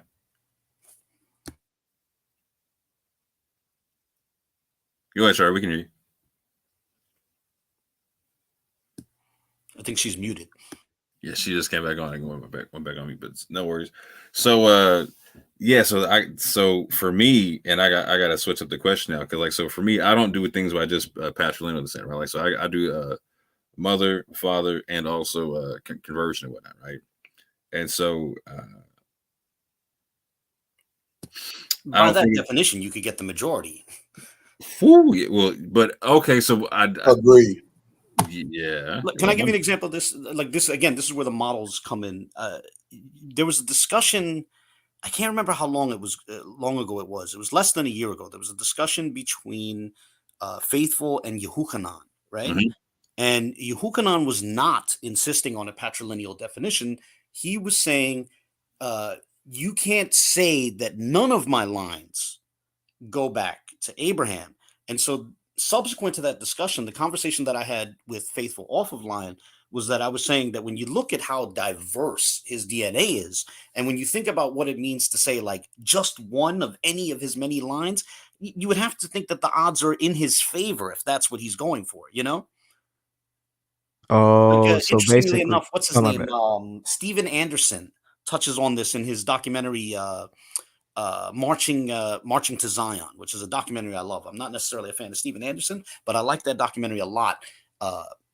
And he touches on this idea of if it's just any one of your ancestors, if that's the question we're asking, not just strictly your paternal line, man, there's a lot of people that would fit that definition, you know? And that was something I was saying after Faithful's discussion with Yehukanan. Like if I was going to bet on that, and let's say God gives an angel an envelope and now he can reveal whether or not one of Yehukanan's ancestors goes back to an Israelite, man, I'm going to bet in favor of yes, you know, if we're talking about all his lines of descent, you know, because we're talking about thousands of lines ultimately, you know? Facts. Understood. Yeah, that makes a lot of sense actually, because you go back with your grandparents, you have four grandparents, then you have 16 great grandparents, and then you just keep going back further and further and further. You know, you're bound to have some Jewish person within your ancestry. Yeah, that makes sense. Yeah, and so for me, I try to slow things down to get to the concept of like, so biblically speaking, like there's paternal descent. Biblically speaking, there is and like it came out in that conversation with Hukanon and Faithful, like because I jumped on towards the tail end of that we're, like there is the exception clauses for maternal descent, and obviously there's conversion, right? And conversion it specifies that like you're gonna like there is one law, right? Like you're gonna get the national concept. Like so there's national Israel and then there's natural Israel, and I think that's that really has to get understood and whatnot. Is that there's people who have like a bloodline descent, but there's a national descent, kind of like what the mixed multitude looks like, right? 100%. And so yeah, agreed. You're gonna have people that descend from the mixed multitude who are who descend nationally from Israel. And you can look at it like any kind of empire, like the Roman Empire, the Moorish Empire, like any empire you want to look at, right? Like it's made up of multiple nations in the same empire, right? But the moment you see mixed multitude, it's a mixed multitude, fam. I like to liken it. I'm sorry, bro. No, go ahead. You got it. I like to try to use this analogy. So say you have, any given projects in anywhere in the country. I'm talking about projects, in the hood. Projects, drugs, whatever, guns, and they decide to do a raid. Police decide to do a raid, and take captive these individuals who are running amok in the projects. You're gonna have those who are fully part of the gang, and then you're gonna have your affiliates. Your name is gonna go down on the indictment, regardless to if you're active in the gang activities in those projects, and you're not necessarily a gang member, but you're affiliated. When they come and do the sweep, they taking all of y'all. And then when it comes on the news, they're not going to say, well, these guys are affiliated and these guys aren't. When they come on the news, they're going to say, we just took down all of the Bloods in such and such projects. So this is how I look at it when we get, with the captives. Just the best analogy I could give when we talk about the captives on the slave ship. If you were rolling with Israel, you were getting caught up in the mess. Like you.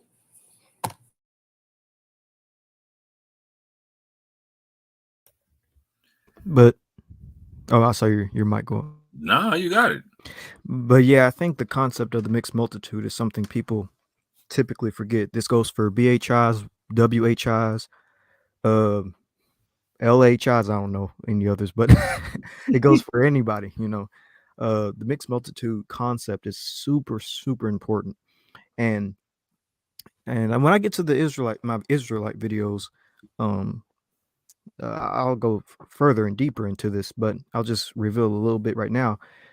Like I said earlier, you could have had multiple genomes within at Mount Sinai at that point of what I believe when the Exodus was around the 15th century, or should I say 15th, 14th century of BCE, because we see a lot of haplogroups around that time period.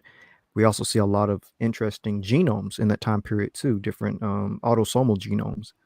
And so you could like folks when they look for Jewish or Israelite genomes, they typically think that there's only one type of genome that's part of that. And I kind of can see evidence that what if you had populations of people that just stuck together and didn't go throughout a bunch of mixing, they stayed as one, and then when they got dispersed, they still are the same type of people that they were around the time when their ancestors first joined.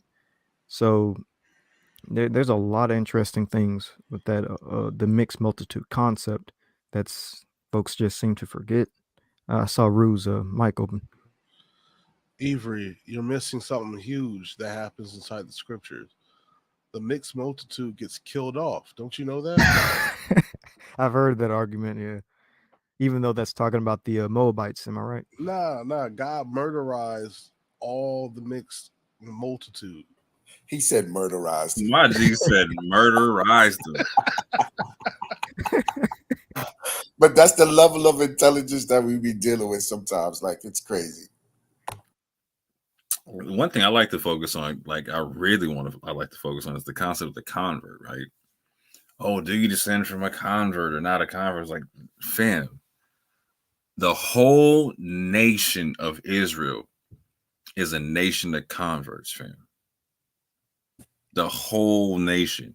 Even going back to Abraham, right? Your man was a convert. Yeah. Go ahead. That's what Rabbinic Judaism says, that the first Jew was Abraham and the first Jew was a convert. That it's That's well, I'm not saying that concept also exists within Islam, the concept of the ummah, but the ummah is, the nation is based on your deen and your taqwa, your testimony and your piety and the faith you hold to. And that's where you start to get into an ecclesiastical definition of Israelite. I think people get scandalized by that when they think of it within a Christian context. You say ecclesiastical definition, people think, oh, replacement theology. But a point that was raised by N.T. Wright, and I was thinking of showing this clip on my channel, was that Rabbinic Judaism also essentially holds to an ecclesiastical definition, and it's interesting. It's funny enough, Jacob Israel got mentioned a couple of times. I had an interesting discussion with him about this. In the Talmud, there's the Talmud talks about how all Israel will have a share in the world to come, but those who deny the existence of God, those who engage in idolatry, those who, stuff like that, those who deny the resurrection of the dead, the Talmud says this, Sanhedrin says this, I think it's in the Mishnah, and it says that, those who do all of that won't have a share in the world to come. And so it begs the question, how can all Israel have a share in the world to come if a bunch of people who engage in these things are going to be, are not going to have a share in the world to come? And even Jacob said, well, I guess they're not part of the true Israel, those people. And, N.T. Wright has pointed that out, that's sort of something that exists, within Pharisaical circles. There were arguments where, like, for example, the what we say in English, the Sadducees may be excluded, and that seems to be what the Talmud is doing. It's excluding them, irrespective of their lineage. Yeah, like so. This is where you would touch on the like. I hear you talk about the concept of the Israel of God quite a bit. Mm-hmm. Do you want to go talk about that? Yeah, you know what's funny? Vocab's forum. If anyone ever looks at Vocab, the URL of Vocab's forum, you know how each forum has like it'll have a name and its URL. The name of his forum in the URL is GAL616, i.e. Galatians 6:16, which is the text that refers to the Israel of God, and Vocab holds to some extent an ecclesiastical definition of Israel. You know, which is. Yeah, it's so I do think, you know, when you get into the New Testament, there are these allusions to that. I think the strongest text in that regard is Romans 9:6, where, you know, Paul just prior to that is alluding to how their promises are made to Israelites, but yet some may not receive the benefits of those promises. That's sort of the implication. And then, so the question becomes, how is that possible? And that's when he introduces this comment that not all Israel is of Israel, which I take to mean, you know, it's an allusion to there being two Israels. You have a biological Israel, but then you have the true Israel, which is made up of the believers. That's the way I would interpret Romans 9:6. And then when you get into, like, for example, it's a much more like, some people don't catch this question or find it weird, but like, I often ask this question: if people are going to discuss an ecclesiastical definition of Israel from the perspective of the New Testament, the questions that I ask right away are, is the tree in Romans 11, is that Israel? And is the woman in Revelation 12, is that Israel? Because if you say yes, then it's very easy to interpret those texts as meaning that it's possible for a biological descendant of, you know, of Jacob, who, you know, rejects whatever you think the true faith is being cut off from the true Israel, from the Israel of God. But again, that's a concept that I think exists even within the rabbinic spectrum. You know, people are scandalized by it within Christianity, but it does exist in the Israelite spectrum. I mean, you know, for those who are in New York, in Crown Heights, and Williamsburg, in Brooklyn, you can see the Hasidic communities will literally put up posters about someone who's been excommunicated. You know, and it'll literally say things like, I have a picture somewhere. I'll try and post it on Facebook if I can find it. Things like, you're to treat him, you know, as a Gentile. You're to treat his, like, I've literally seen this on a poster in Crown Heights. You're to treat his bread as the bread of a Samaritan, meaning like you can't even eat his food or anything like that, you know? So, you know, this concept, even they have this concept of like cutting people off, you know, and putting them outside of the national definition. Not sure how people feel about that. No, that's very interesting. That's my first time hearing about that. This is actually a really important concept for people to get. A lot of people, when they read scriptures, they skip over the fact that scripture has 1,000 ways to kick you out of the tribe. There's very few ways to get back in. So there clearly could be a historical amount of, when you look back at history, there's a lot of Jews or Israelites who were most likely excommunicated from their tribal relations, and their descendants live on today. This is the way. It kind of reminds me of that Mandalorian episode. My bad, I just had to throw that in. Yeah, Mandalorian always reminds me of like Hebrew Bedouin culture. Thank you. You're so right. I agree. They're scattered people after all. They got, you know, their land destroyed by the Empire, and of course George Lucas based the Empire in Star Wars on Rome and also on the Nazis. My bad, I'm getting to my nerd mode, but go ahead and nerd out, fam. Be good. But yeah, I definitely agree. The Mandalorian is. I see a lot of Hebrew stuff and the Jedi as well. But you know, I better stop right there. I mean, the Jedi thing is interesting because I believe it was in medieval Spain that some Jews were called Jedi or Jedi. So there's some relation there. You know what I'm gonna need y'all to do? I'm gonna need y'all to burn all that Ron Dalton stuff y'all been reading and watching. Just burn it. Yeah, I'm gonna go dig up the Sphinx, and then I'm gonna fly to Sirius B on a pyramid. And while Don't you forget the green take a boo emblem. with you so he can get our agent money. Take a boo with you. Shout out to the ancient alien Israelites. You know what I'm saying? But yeah, so again, this concept of what is an Israelite or what is Israel, I think is going to be a fundamental question that people need to like. It's an entry level question, right? It should be like your ticket in the door, right? To have the conversation, yeah, and it Yeah. goes both ways. Not only for people who claim to be Israelites, but also for their critics. That's what I've noticed, you know, and that's something that really gets left out. Facts. And that's kind of why I like Rabbi Harry Rosenberg's idea of, you know, of it not just being religious, but it being just more like you said, a global family. I know I'm repeating this, but going the genetic route and going more with the human route, I feel like is a lot better in my opinion. And then you can offer the people, you know, the option of if they want to convert or not. You know, it's up to them. That actually that comes up in discussions between, how can I put this, Christian Zionists and, you know, those, you know, those of us who are a bit more skeptical of the state of Israel or attempts to, you know, treat it as a fulfillment of something biblical. And one thing that comes up, I've noticed with Christian Zionists, you know, some of them have caught on to the fact that you can't treat the mainstream Jewish population as just like one paternal line going back to Abraham.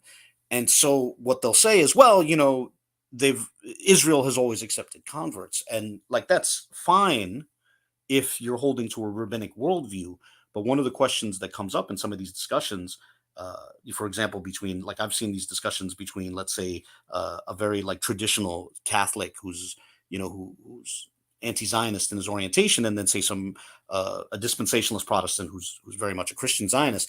The question then becomes, well, are you saying that, like, for example, this idea like of the natural branches? I've seen Christian Zionist evangelicals adopt the position, not willingly. They sort of get, you know, pushed into this corner of saying that even a person who doesn't descend from Jacob, if they convert to Christ denying, now forgive me, I'm not trying to be pejorative, but I'm saying from a Christian perspective, a form of Judaism that explicitly denies Christ, that they can become essentially a natural branch, you know, which is just, it's astonishing. And, you know, it begs the question of like, what is it that people should be converting to in order to become part of that nation, you know, and then that takes us back to the assumptions that people bring to the table. You know, it is interesting that, you know, people who are evangelicals who are quite hostile to almost everyone outside of their spectrum will accept this idea of you can become part of a chosen people by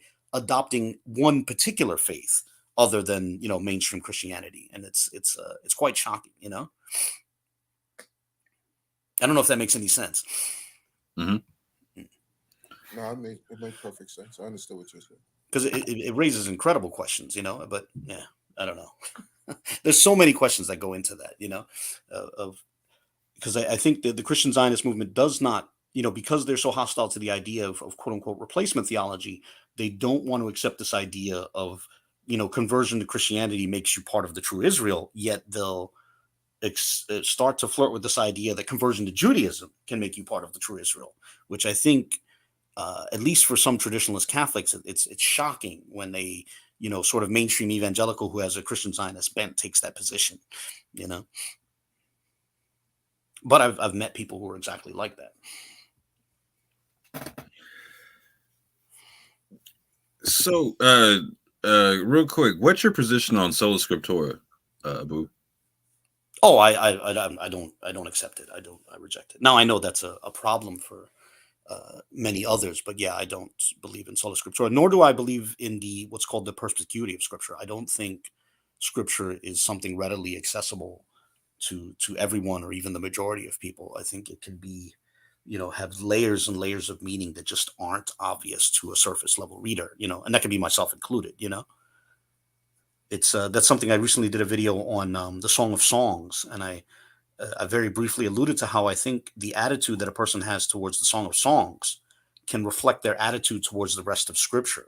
Like, if you think that the Song of Songs is just Solomon and one of his women trading quasi-erotic compliments, that likely tells us something about how you interpret the rest of the Bible. But if you think that the Song of Songs is actually, let's say, for example, the traditional rabbinic position is that the Song of Songs is actually a dialogue between God as the male speaker and the nation of Israel as the female speaker, or the traditional Catholic position is that it's Christ as the male speaker and the church as the female speaker. If you take either of those positions, then the Song of Songs becomes highly metaphorical. And then it starts to raise questions about, whether or not the rest of Scripture can have layers of meaning, But no, I don't take a sola scriptura position, and I don't, not at all. So, being that you don't have a dog in the sola scriptura fight, right?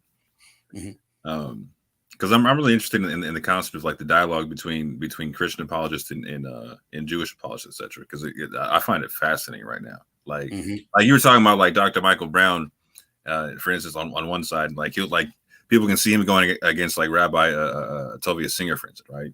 And so, like, those are like interesting dialogues, like to the umpteenth degree, right? That I don't think a lot of Christians really dive into, or Israelites for that matter, right? Because most Israelites aren't on a Torah only concept, right? But to that end, I keep thinking about like a lot of arguments to where I see Christian apologists talking to for instance, like Torah only Jews. And when I hear them giving their apologetics and whatnot, it seems like they're preaching to Christians versus actually trying to convert the Jew, etc., right? And vice versa in a lot of ways, right? And so, and this is why I bring up the sola scriptura concept, right? Because most Christian apologists that you're going to run into, and most urban apologists are going to say that they're sola scriptura because they adhere to like some form of a Reformed tradition, right? And I always try to ask people, like, so what at the same point in time they'll tell you that they're sola scriptura, but they'll lean on the ecumenical councils of the church, right? And it in some ways it makes sense, in some way it doesn't make sense. But like, so you don't have a dog in the sola scriptura fight, but you also have a dog in the ecumenical council fight. So I want to ask you this question: like, if on a sola scriptura basis, which does not apply to you, like the only council I see in the scripture of that sense would be like the Council of Jerusalem, right?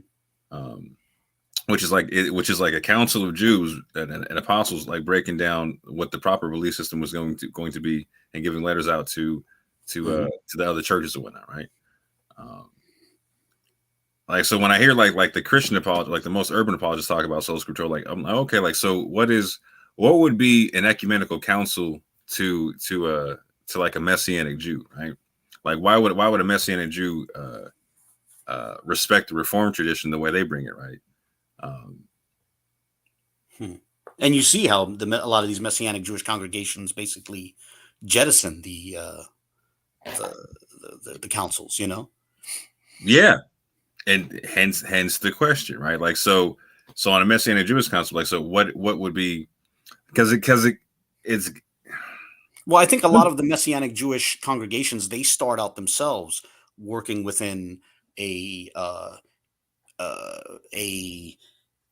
assumption of sola scriptura as well, even if they're not explicit about that. Like, I think that's sort of the common, it really is the common assumption in all these debates. Even with Muslims, there's this assumption of, well, what does the Bible say?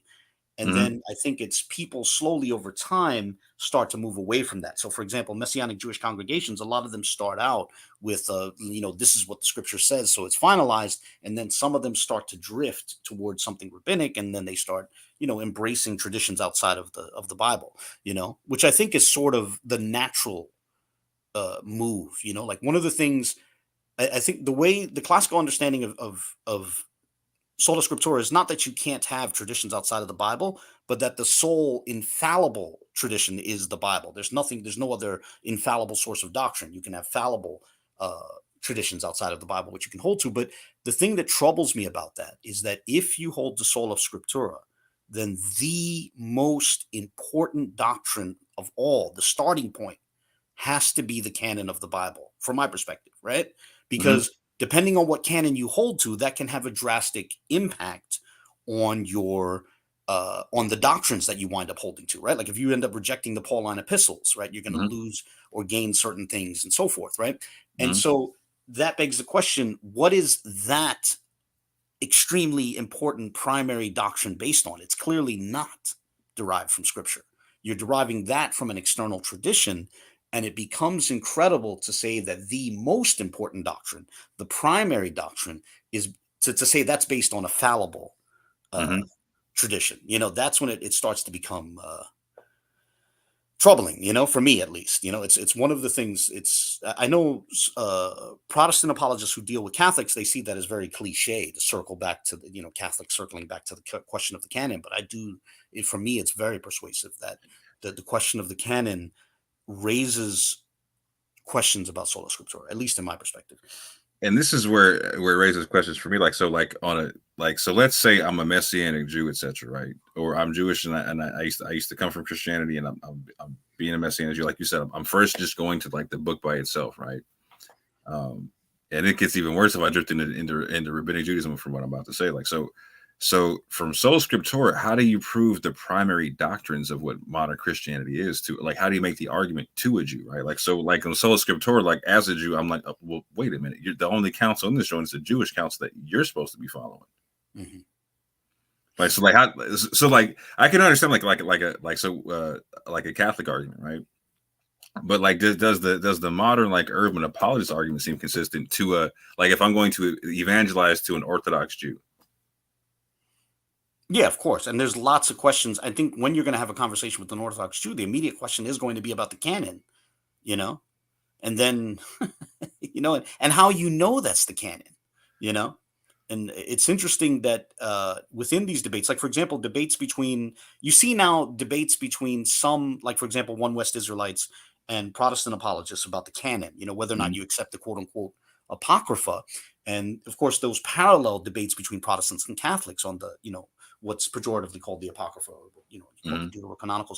And it's interesting that in an attempt to define the Old Testament, the side that rejects the Deuterocanonicals, the so-called Apocrypha, they reach for rabbinic definitions often, you know, and then that sort of raises all kinds of questions, and it you know, it can create an uncomfortable situation. And I imagine that at least some who traveled the road from like sort of Bible only, you know, 66 canon only Messianic Judaism to something more rabbinic, I imagine that was a step along that way. That once you start accepting one rabbinic tradition, it begs the question of what other rabbinic traditions you're willing to accept, you know. And then they slowly gain authority within a person's worldview, you know. So for people who aren't familiar with the Catholic tradition, because I don't really talk about it much on this channel, what would be your argument to someone who was like an Orthodox Jew in terms of accepting the New Testament, B, like the ecumenical councils? It's tough. It's honestly tough. I don't know. I think I would have to take it on a person by person basis and try to slowly go through it with them and figure out where we can find common points of agreement. One thing I might do, but again, this is a very murky area, you know, and the rules break down, but it is interesting to work within the rabbinic spectrum to see what is, you know, because sometimes, you know, Christian doctrine seems difficult to demonstrate from the Tanakh alone. But how much of the rabbinic corpora you accept beyond the Tanakh sort of creates all kinds of questions about the plausibility of a Christian doctrine, you know, certain Christian doctrines, you know. Yeah, like, like, you know, so, go, you got it.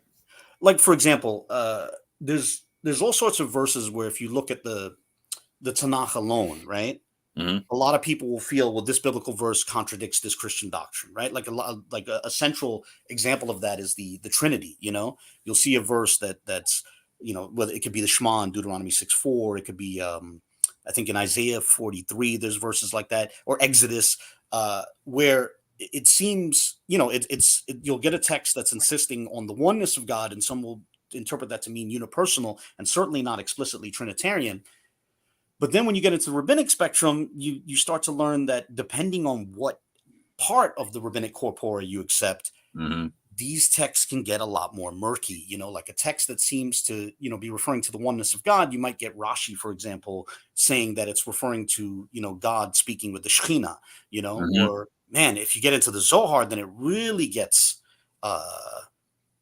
interesting. Like, for example, I have a text on, I have a video on the Sulam, which is the Hebrew interpretation of and commentary on the Zohar, which, like, in Hasidic circles, the Sulam is revered.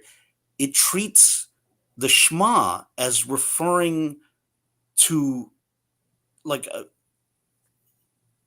literally the Father, the Mother, and the Son. That the reason why there's three terms there is because there's three, at least, aspects, if not persons, personifications. And that becomes interesting. That's not necessarily, I acknowledge that's not an endorsement of the Trinity, but it shows the debate is a lot more murky when you go beyond the Tanakh, the rabbinic Tanakh. And there's people like Anthony Rogers who make arguments from, like, the Targums, etc. But yeah, and this leads me into my next question. Like, so if I don't accept any of that stuff, like I'm like you're saying, like, so let's say again, I'm like my mother's family, right? Like, so I hear a lot of people like, so what does being an Israelite do for you? What does being a Jewish do for you? Like, my mom will tell you right off the rip. She's like, nah, it put me right in line with proper history of who I am, right? In the sense where, like, this didn't feel right to me. This other stuff felt right to me. And now I know why it felt right. And when she picks up the Bible, she didn't put the Bible down for nothing. She kept the Bible, right? But she's reading, she's like, well, yeah, now it looks different to me, right? Like, so her concept of Jesus is more in line to, like, the Islamic version of Jesus, right? And that's just from her, like, the way she sees the text without the Catholic priest in her head, right? And so the question becomes this, like, so in you were talking about Romans 9 and whatnot, right? And so if we stay in Romans, and we see what Paul's talking about in terms of, like, the mystery of, like, the blind Israelites and the elect Israelites and the people in like the Israelites coming back in, and him talking about, like, the beautiful line of, like, so if by their fall you got salvation, how much more are you going to get by them coming back in, kind of a concept, right? If people like my mom and other people are accepting their heritage, and they're going back to the scrolls, and they're saying, like, look, okay, I'm going to go check out what the Messianic Jews were doing in the New Testament, right? And I'm gonna let that be the basis for what I consider to be Orthodox, right? And it's particularly when I see, like, there's a council in Jerusalem, like, this is legit. This makes sense to me, right? But I don't see them talking about the Trinity. I don't see them talking about a whole bunch of stuff that modern Christians will tell me are foundational doctrinal stuff that if I don't accept, I'm outside of the fold. But yet and still, I'm supposed to be this Israelite coming back into the thing. Like, I'm the Israelite who accepts Jesus as the Messiah, etc., etc., etc. But I don't accept what these councils say way after this Council of Jerusalem. That I don't see any. This Council of Jerusalem is not talking about a Trinity, etc. You know what I'm saying? So, at what point does it become legit to say people are out of the scope of what the proper belief system is? Well, of course, it's going to depend on all sorts of what assumptions they bring to the table. Like, for example, with the Council of Jerusalem, does the episcopacy, does its ability to define doctrine, does it stop with the apostles, as many Protestants would assume, or does the episcopacy continue on to have this ability to define doctrine, and to hold councils? Like, do the councils stop with the Council of Jerusalem? Like, different people have different assumptions about that. So that would be a question. And of course, which starting premise one begins with can have a drastic effect on the conclusion they reach, Mm-hmm. And of course, no one's going to be able to convince everyone of, like, changing their starting assumption for another starting assumption. It's always going to be difficult. So I noticed that in like the Christian apologist circle that it's and this doesn't really like I don't have a dog in this fight because I don't consider myself a Christian. But in the traditional sense, I'm definitely a believer in Christ and I believe in the Messiah, etc. However, I personally don't adhere to the Trinity. I have my own concepts that are like more of like a different concept of what triune actually is. However, like long story short, how am I saying this? What I want to say. I can talk to a lot of high level people, and if we have discussions behind the scenes or debates on the clock, they can't prove to me they're like. So, for instance, I asked Elder Mike one time, is there any prophet in the Bible, prophet, apostle, or anybody who teaches your doctrine of the Trinity? He said, "Oh, flat out, no hesitation, no. There's no prophet or apostle who teaches the doctrine that I understand to be the Trinity." And so on that basis, this is why I asked the question, like where do we draw the line? Because so what I understand is so you being a Catholic and him being a Protestant and whatnot, they all consider you to be the same, right? They don't like, they're like, yeah, we might believe a little bit different, or people can be Armenian, people can be all kind of stuff, but to be careful. I think a lot of Protestants would say the Catholics aren't Christians. No, I'm talking about in like the apologists. Yeah, I think even there's an open question, the same way that, for example, some Christian apologists expressed major doubts about Seventh-day Adventists. I think some of the same people would have serious doubts about a Catholic, for one of the primary reasons is, the question of sola fide. There are Protestants who take the idea of sola fide as a defining doctrine very seriously, and they would see Catholics as outside of that. Like, for example, James White is adamant about that. I was about to say that sola fide is essential to the definition of Christian, and therefore, the vast majority of Roman Catholics are not Christians. Okay, so I'll say it like this. Let me narrow it down to focus to what most of my viewers are going to be used to. The urban apologist community. In the urban apologist community, they definitely is like, oh, if you're of any kind of Christian, you're a Christian. Minus like again, if you have like another prophet, like if like you can't be Seventh-day Adventist, Mormon, etc. But like anything from Protestant to Catholic to anything in between, they're like, okay, that works. However, even if like you're of like a oneness perspective, right? It really depends. I think it really depends on who you're talking to. No, I was gonna say like no, I was like that. That's where I see the line drawn. It's like once you go oneness, like it seems to be like most like okay, you got to be Trinitarian, right? And this I don't know where this question goes, but it's really on this concept like so.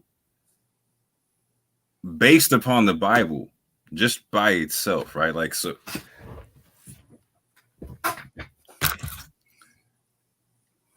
Well, I mean, based on the Bible alone, I think history has shown us you're going to get a lot of different opinions.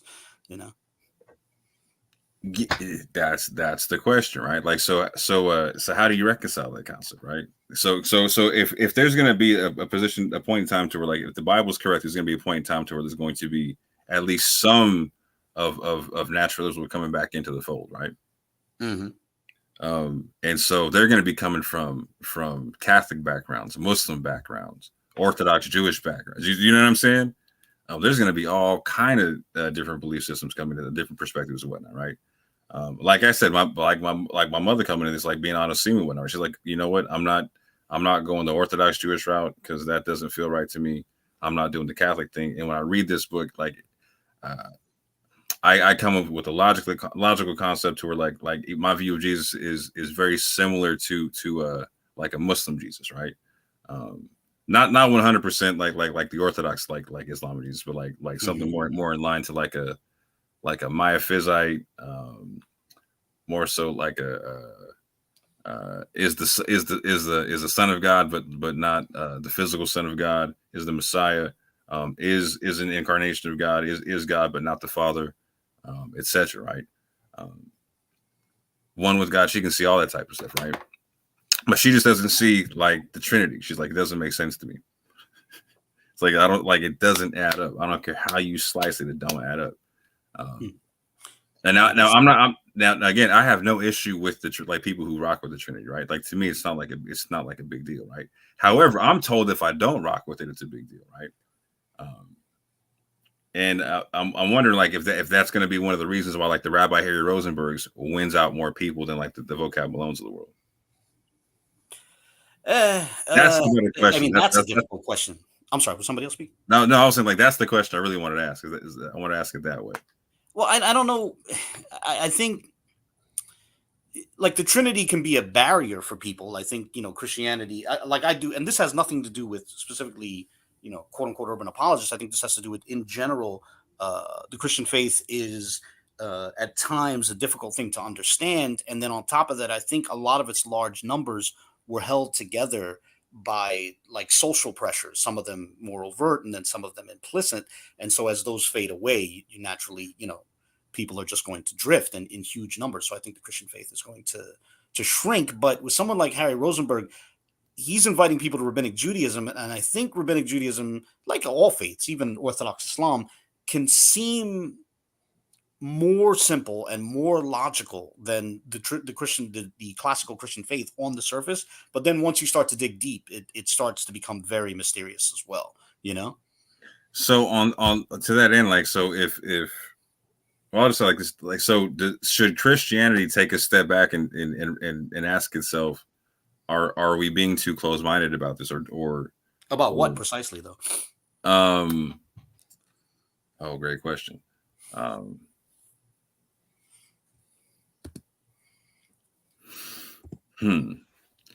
About the coherency of their position in a sense, right? Like like you're talking about, Harry Rosenberg is probably going to win out more people because he's going to make more sense to them, right?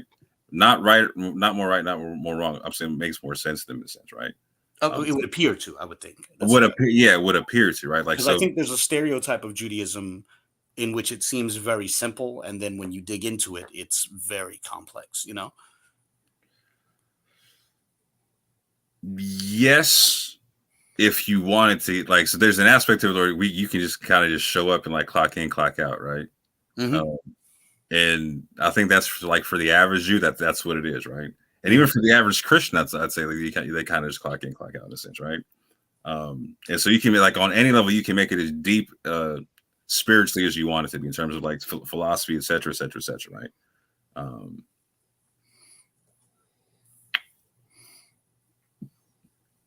But what am I trying to get at?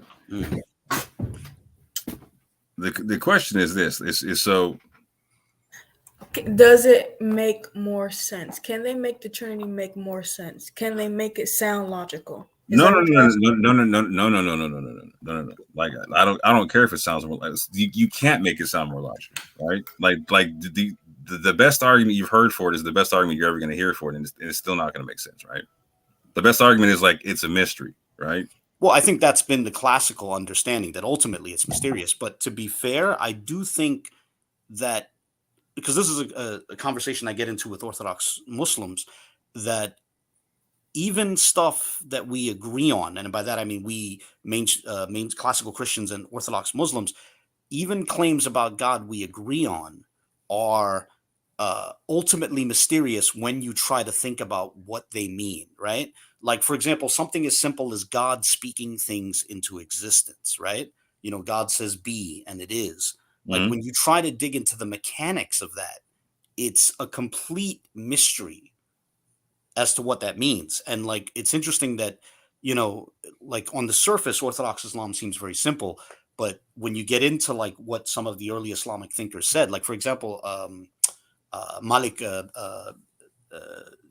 Anas, was it? He said, he was one of the people one of the Sahaba who pioneered this idea of, it's wajib to believe a Quranic statement about God, but the kayf, the mode in which that proposition is meant is unknown, Mm-hmm. So, for example, like the Quran will talk about God. It appears that when it talks about like istawa, like God mounting the throne, Mm-hmm. Like what that means. The early Islamic thinkers would literally say you're not even allowed to ask. Like Malik would say that. You're Mm-hmm. not. It's bid'ah even to ask Mm-hmm. what that means. It's wajib. It's obligatory that you believe it's true, but what it means, anybody's guess. And the same thing with like the hand of God and so on. And I like the example of God speaking things into existence. To say that God said something and the thing came into existence. Like what that means when you try to think about the mechanics of it, it's completely mysterious. And the reason why I cite that is to say that just about every claim we make about God is ultimately very mysterious. To try to imagine this dimensionless infinite, shaping creation and the ways in which it does so is just beyond human comprehension. And so I'd see the Trinity, while of course, more overt in its difficulties, falling within the reality that because God is, as the Bible says, is unlike anything in creation, there's nothing we can reach for to fully describe God, Okay. Right. So put the Trinity aside right quick, right? Like you can leave on the table, but like there's other things like, so for instance, the concept of like human sacrifice or vicarious atonement or things of this nature, or like the divinity of Christ, etc. To where like a lot of so for instance, it would be easier for me on average to convert like an Orthodox Jew to Islam than it would be an Orthodox Jew to Christianity. Agreed. Yeah. Oh, definitely. Like, it's way easier, right? It's a whole lot less of a fight and whatnot. And so when I talk to a lot of Christian apologists, like behind the scenes and whatnot, I get this concept like I'm like, okay, if I'm just picking up, if all I've known is a Tanakh, right, and you're coming to me with this New Testament, right, like, and out of nowhere you're telling me, okay, there is this human being who died on the cross, whose blood paid for my sins. I'm gonna say like, okay, that doesn't sound quite right with the book I'm holding, right? So walk me through that. And the more I get walked through it, the more it doesn't make sense to me, right? But then I hear like the Islamic version of Jesus, I'm like, okay, like, that sounds a bit different. Like I can understand that one a little bit more, right? Like, okay, you're telling me that I got cast into this captivity because I didn't accept this person as the Messiah, and not because I didn't accept like his blood or him being part of the Trinity or him being God, but like because I rejected the problem. Okay, this makes sense. This is stuff that happens in the Old Testament. Okay. And that's very much going to be a starting premise kind of question also, though.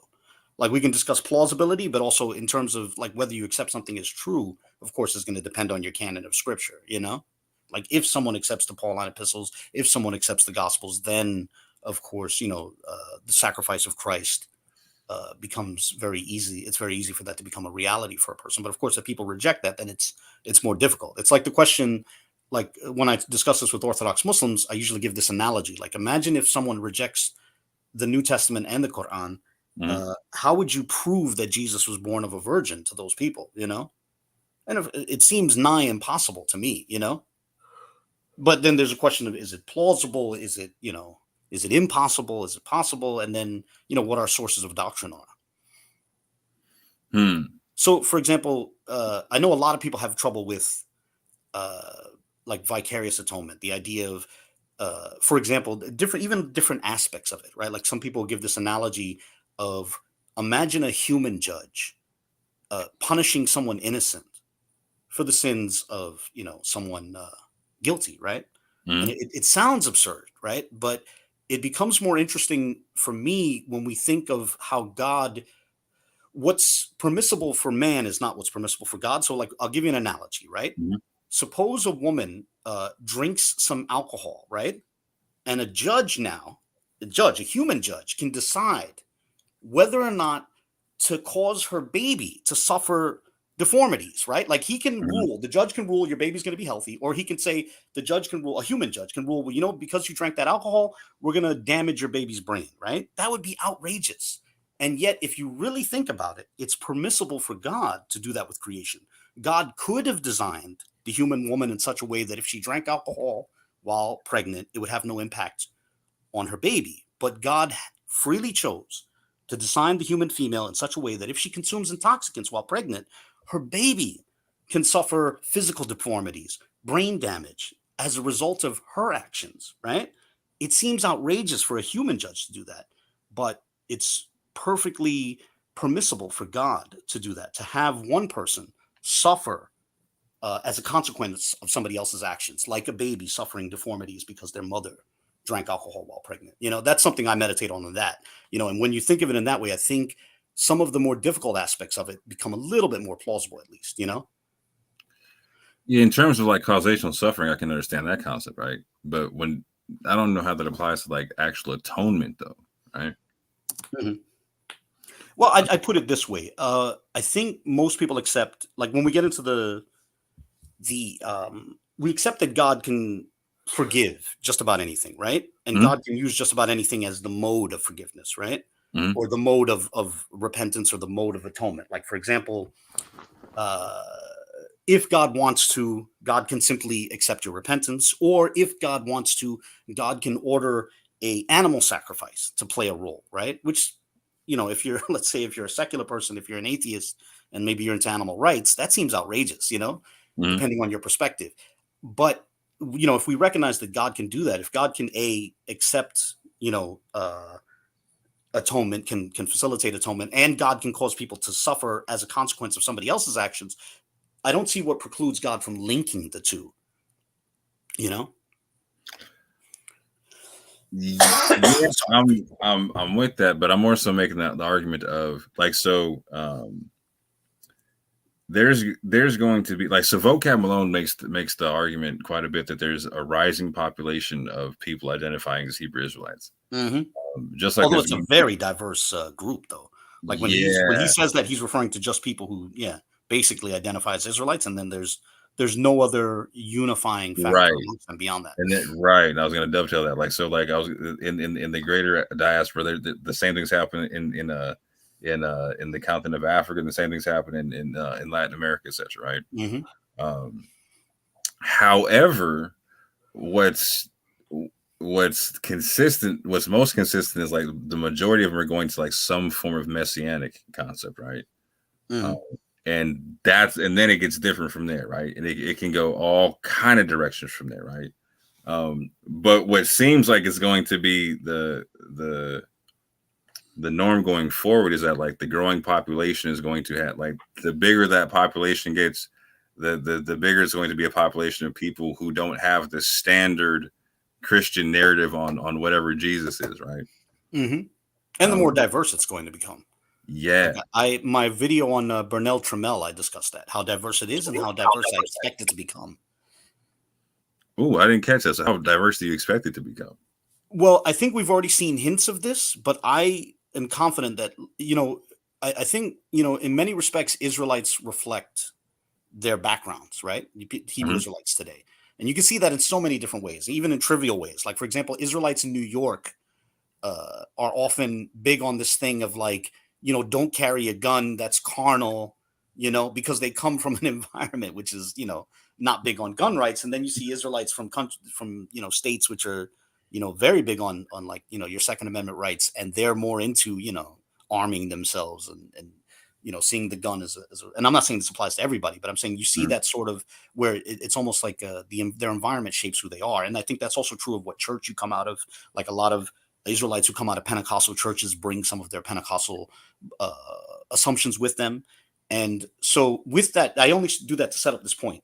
If we accept that a lot of Israelites reflect their environments, we're going to see more and more Israelites who reflect the secular world. So here's a prediction I've made. We've already seen hints of this, but I think we're going to see it on a larger scale in the next 20, 30, 40, 50 years. Israelites arguing in favor of the permissibility of some homosexual acts, or openly arguing in favor of full-on gay rights. Wow. Yeah. And I think we've already seen hints of that. We've seen people lean in those directions, Really? And what people are going to do is, because those sort of arguments, now I'm not endorsing them, but there are arguments that attempt to like reinterpret the traditional verses against homosexuality, right, in the Bible. There's already a secular like world out there that's attempted to give alternative interpretations to do away with that. And I think we're going to see that's just one example.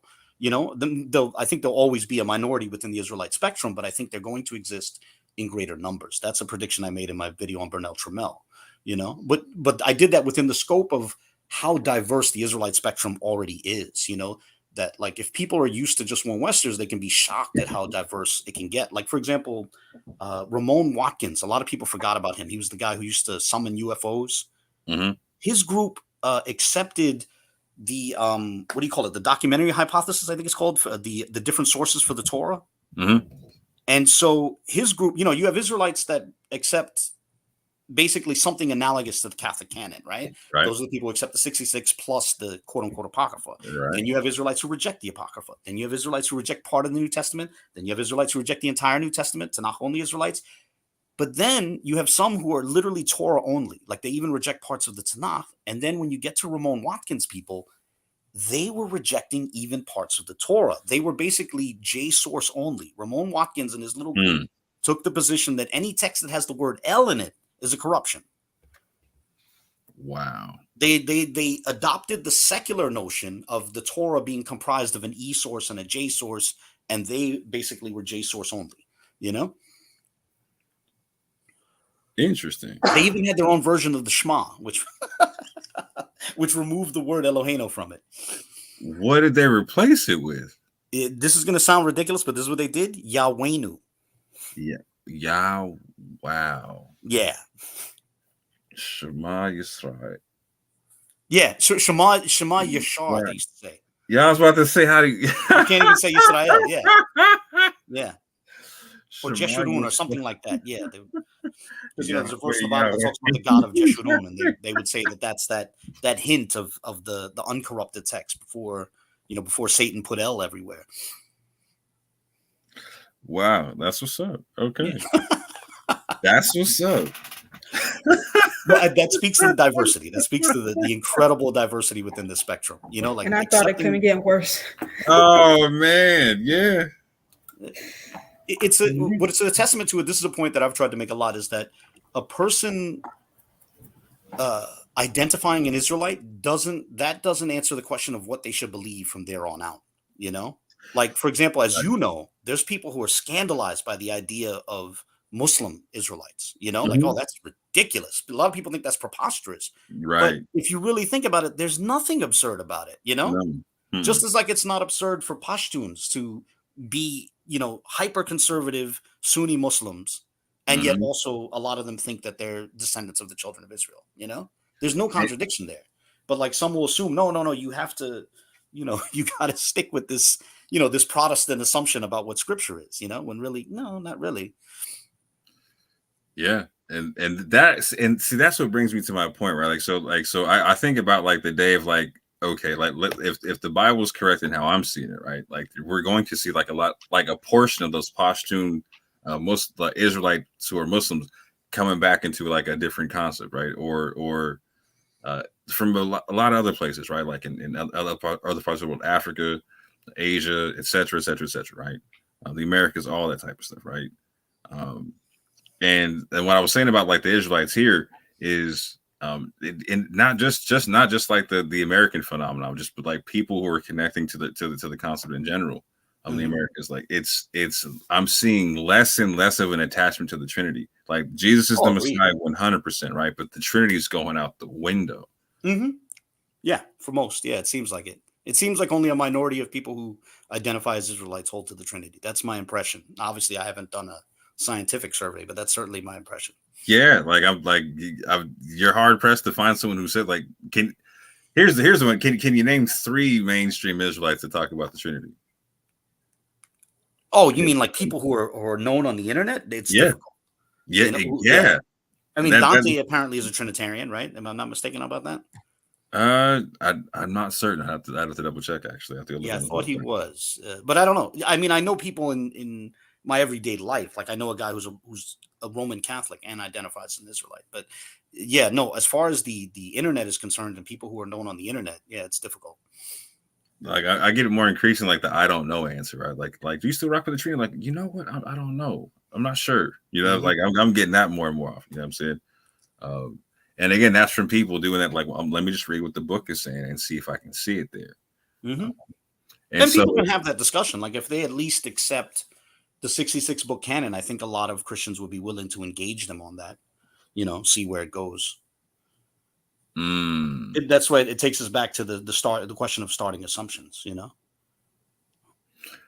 So, like, for example, I bet someone like Sam Shamoon or James White would feel comfortable debating the Trinity with an Israelite who's willing to accept a position in which at least the 66 book canon is fully inspired.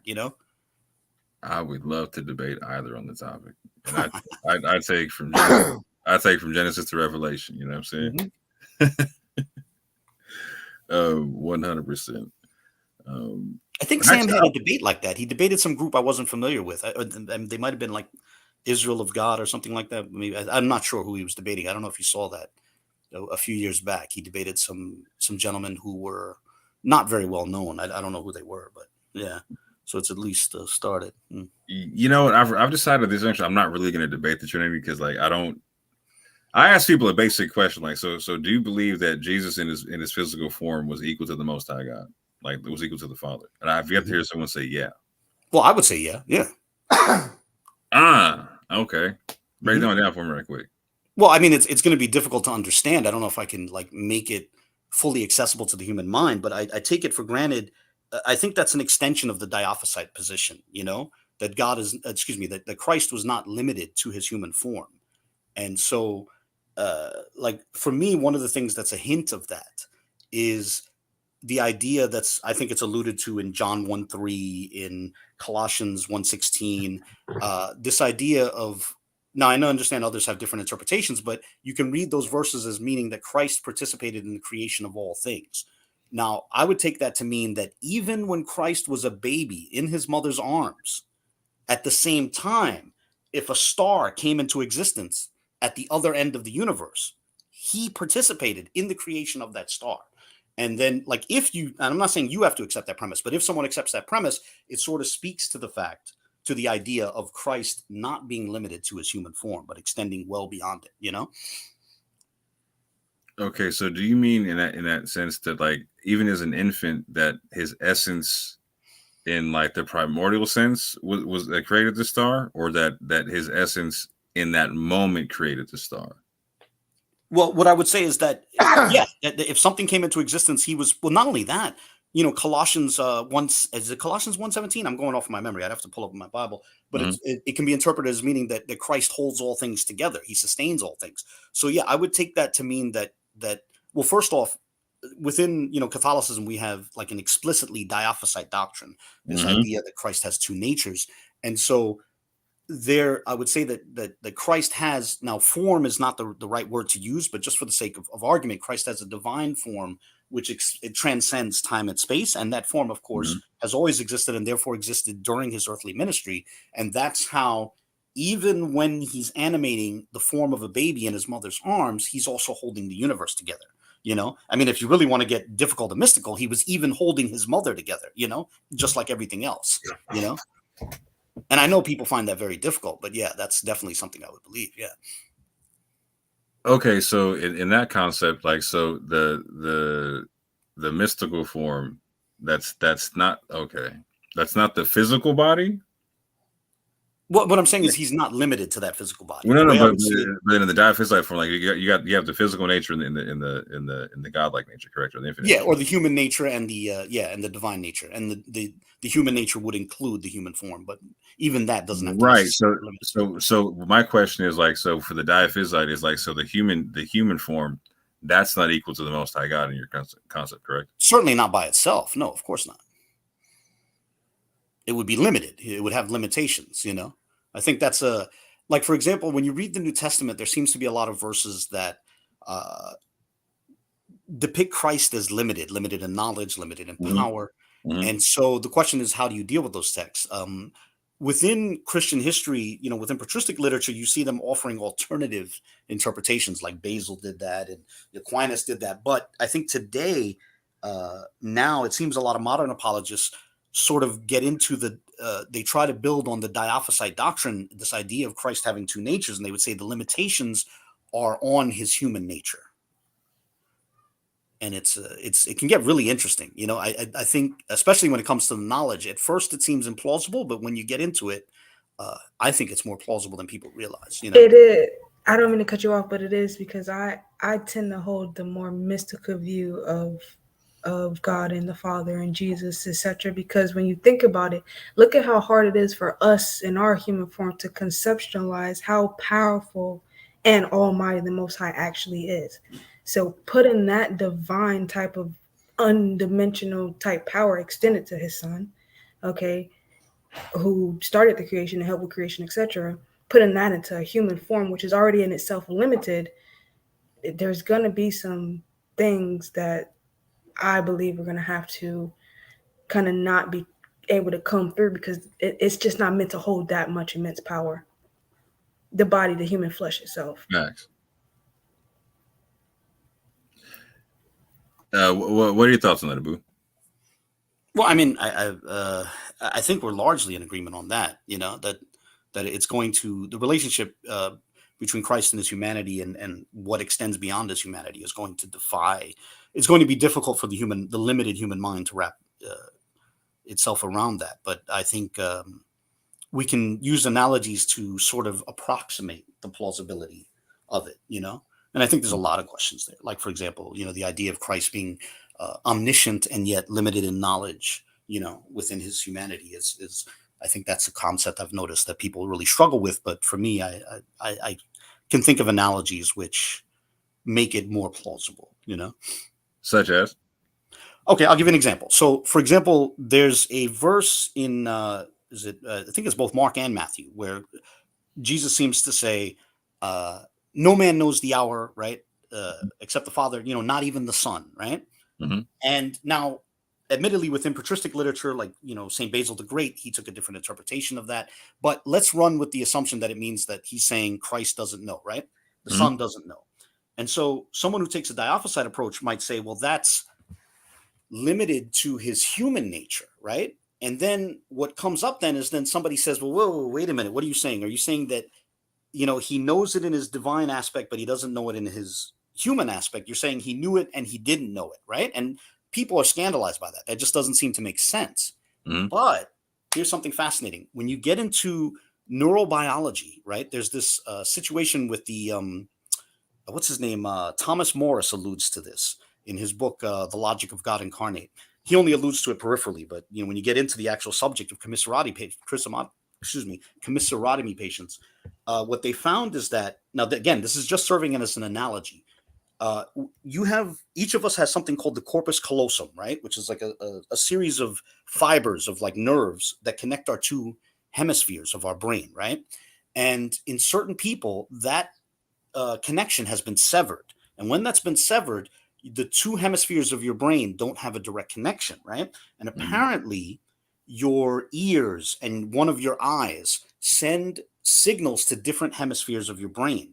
And one of the fascinating things that they did in these studies with commissurotomy patients is they were able to send information to one hemisphere of their brain while, you know, asking the other hemisphere of their brain a question. So, for example, let's say one of your eyes, and this has been demonstrated in studies, in neurobiological studies, one of your eyes is connected to one of your hemispheres, right? And that hemisphere might also control your arm. And so what they'll do is they would put some objects in front of a person, right? Like let's say a hammer and, you know, something else like a banana or something like that, right? And they would show the word hammer to the eye that goes to the hemisphere that controls your arm, right? And they would ask you, pick up the object that we just showed you, right? And the person would say with their mouth, what do you mean? I didn't see anything. You didn't show me anything. And while they're saying that, their arm reaches out and picks up the hammer. So now I know that's confusing, but what that experiment shows is that they would have information in one hemisphere of their brain that the other hemisphere of their brain lacked. And they would sincerely express ignorance from the perspective of the hemisphere that lacked that knowledge while possessing that knowledge in the other hemisphere of their brain, right? And so the reason why that's an analogy is because if the divine takes on a human nature, with the human nature can come can come a secondary mind, a secondary range of knowledge in the form of their physical brain. And their physical brain, the secondary range, can lack information which the divine mind contains. And therefore, just as with a commissurotomy patient, the human mind can express ignorance on a subject when it's speaking from the perspective of its own limitations, but those limitations don't necessarily have to be reflected on the divine mind. I know I went through that really fast. I can slow it down if you want, and forgive me if it's confusing, but that's interesting. But maybe I'll do a video on that subject. I've been thinking about it. I'm with that. Yeah, please do. I'm hooked. Yeah, for real.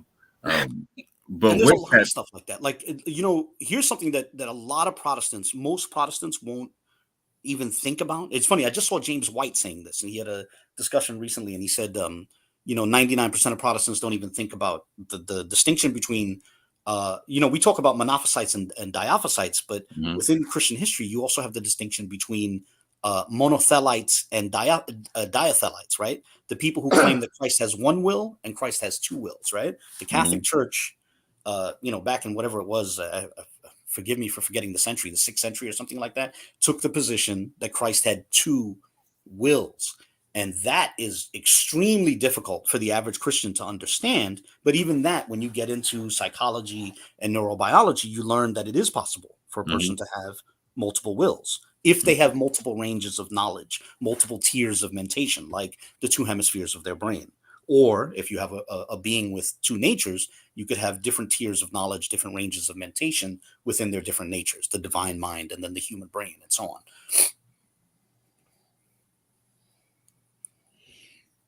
Okay. Sorry, forgive me if that was. It gets deep. It gets deep. It's the plausibility of Christian doctrine is a favorite subject of mine, and I think it's a lot more complex than even I myself realize, and then others realize. No, like so. I attempt to reflect that in a lot of my videos and stuff like that. No, I actually have great appreciation for it because it was something that was hard for me when I was growing. Like so. I had the hardest time with the resurrection of the dead, right? And then I ran into the concept like, oh wait a minute, there's people who walk out of morgues every year, like every year, like just get up off of, like people who are pronounced physically dead, just get up off gurneys and just walk away. I'm like, that happens. That literally happens every year. It's like okay, like there's ways this can happen. Like okay, I don't have to. Good. I was just going to say there's a concept in certain realms of Catholicism of natural revelation, right? And this idea that you can derive truth from natural revelation, which is from creation itself. And I think that's what you've just alluded to as an example of that. And I see that in other areas. Like, for example, I think it's 1 Samuel 15. There's this command to kill the babies of, I think it's the Amalekites. And I've seen people who reject the Bible, they cite that as an example of how you can know that the Bible's not from God, because God would never do that. God would never give an order for men to kill babies, little children, right? God would never do that. There's people who say that, and they find that line of reasoning very persuasive. And I certainly can understand it on an emotional level. But one of the things that I've discussed with people is you can take a lot of different examples, but the Indian Ocean tsunami that happened in 2004, right? It killed something like close to 250,000 people, tens of thousands of children, right? Now, if you believe in an omniscient, omnipotent God, you have to assume that that was part of God's decree. And if you accept that, then that means that God can will for creation to bring about the death of not just one child, but lots of children. And while I understand it's hard to wrap our minds around it and it's emotionally distressing, it's nonetheless the case that you can infer from creation that if God wants to, God can cause creation to take the life of children. And once you accept that, then that verse in 1 Samuel 15, no longer seems implausible. Now, I know that's a distressing example, but it's a point about how contemplating creation changes our perspective of the plausibility of a biblical doctrine or a Christian doctrine beyond what's explicit in the Bible. And so not only that, like we said, the diophysite doctrine or the concept of Christ having two minds or two wills and so on down the line, that all of these things at first glance, they seem difficult, but when you start contemplating creation, it changes, our perspective. Like, even for me, if you'll forgive the segue, even the food chain strikes me as relevant, right? Like, for example, in discussions between Christians and Muslims, right? And I mean Orthodox Muslims will say, we believe that God could forgive you without someone's death, the death of Jesus playing a role in your atonement, right? And so they think that ends the argument, right? What I do is I say to them, I actually agree with that if God wanted to, God could simply forgive people without Christ's death playing a role in our atonement, right? Now, here's where I see the food chain as relevant, right? The omnipotent and omniscient God created a situation where we, not only us, but all organisms on this planet, sustain themselves, we sustain ourselves at the expense of the lives of other living things. Like, even if you try and become a vegetarian, it's still plants that have to die to sustain you, right? Unless you become a fruitarian. Now, could God have sustained you without the death of another living thing playing a role? Absolutely. An omniscient and omnipotent God could have easily created a world in which you were sustained without another organism ever dying. But that the fact that God could have done that did not preclude God from creating the world he actually created, where living things sustain themselves at the expense of the lives of other living things. And then once we accept that, you see a parallel where even if we say that, yes, God could have set up a system where people achieved atonement without any sacrifice playing a role, that ability would not preclude God from nonetheless setting into motion a different system in which a death does play a role. So we're now getting into like the morality of God, etc. And I so want to get into that. Before I get into that, I want to go back to what I was originally saying, because I think we may have misunderstood each other somewhere. Like, so when I say, hold on, I gotta go mute somebody. Yeah, people passed out. When I say I have yet to find somebody who says that Jesus in his physical form is equal to the Most High God, I don't mean equal in like the sense of the word similar, right? I mean equal in the sense of like the total concept. So when you're talking about like the two natures, the two wills, etc., I have yet to see the Most High God stipulate that not my will be done, but thy will be done, kind of a concept, right? And so I'm merely speaking about the, like, and if you're going from the diaphysite form, like just merely speaking from the human nature aspect, to where that is not equal to the same, not similar, but the same as God, right? Or the Most High God, etc. And so that's what I was meaning to say when I was saying that I've yet to find somebody who says that that Jesus is equal to the Most High God in his physical form.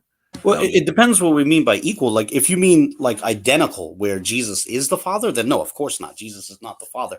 Christ is not the Father. But if you mean in the sense of they're both omnipotent, then yeah, I would definitely affirm that. That's what I was saying. I don't mean similar. I meant same, right? And yeah, I don't. So by same you mean identical, where like Christ is the Father? Yeah. Yeah, I would definitely reject that. The Catholic Church definitely rejects that. That's what they call modalism, or I think it's called patripassianism or Socinianism, stuff like that. But certainly, yeah, I reject the idea that Christ is the Father. What's your concept on like being subordinate in the physical form? Well, yeah, I definitely believe that, and I don't think it's limited to his physical form. I do believe that when Christ entered into creation, I think this is alluded to in Philippians 2, where it talks about in Philippians 2, it talks about how it alludes to how as he took on human likeness, he also took on the role of a servant, right? He took on the nature of a servant. So the way I would interpret it is that there was a hierarchy of rank that exists from the perspective of his humanity, and I believe it continues to exist to this day, right? Even well beyond his ascension, because I believe his humanity exists as well to this day. But there's a hierarchy of rank which does not preclude a hierarchy, which does not necessitate a hierarchy of nature, right? Like, I believe that you could have two divine persons within the one God who are equal to each other in terms of both being omnipotent. And then as one takes on a human nature, he also enters into a role where he's a servant of the other. And, I think it's funny because here's another subject I was thinking about doing a video on during Easter, because, it's traditional for, like the washing of the feet. And a lot of churches do that. They'll wash people's feet.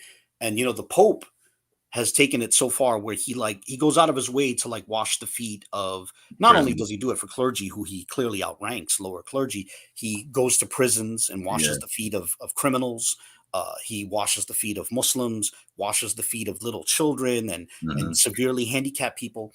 And I think even there's an apologetic model that's hinted at there. I was thinking about doing a video on this last Easter, because the Pope, right, is not only equal in a sense, in his humanity to these people, but from an ecclesiastical perspective, he outranks them.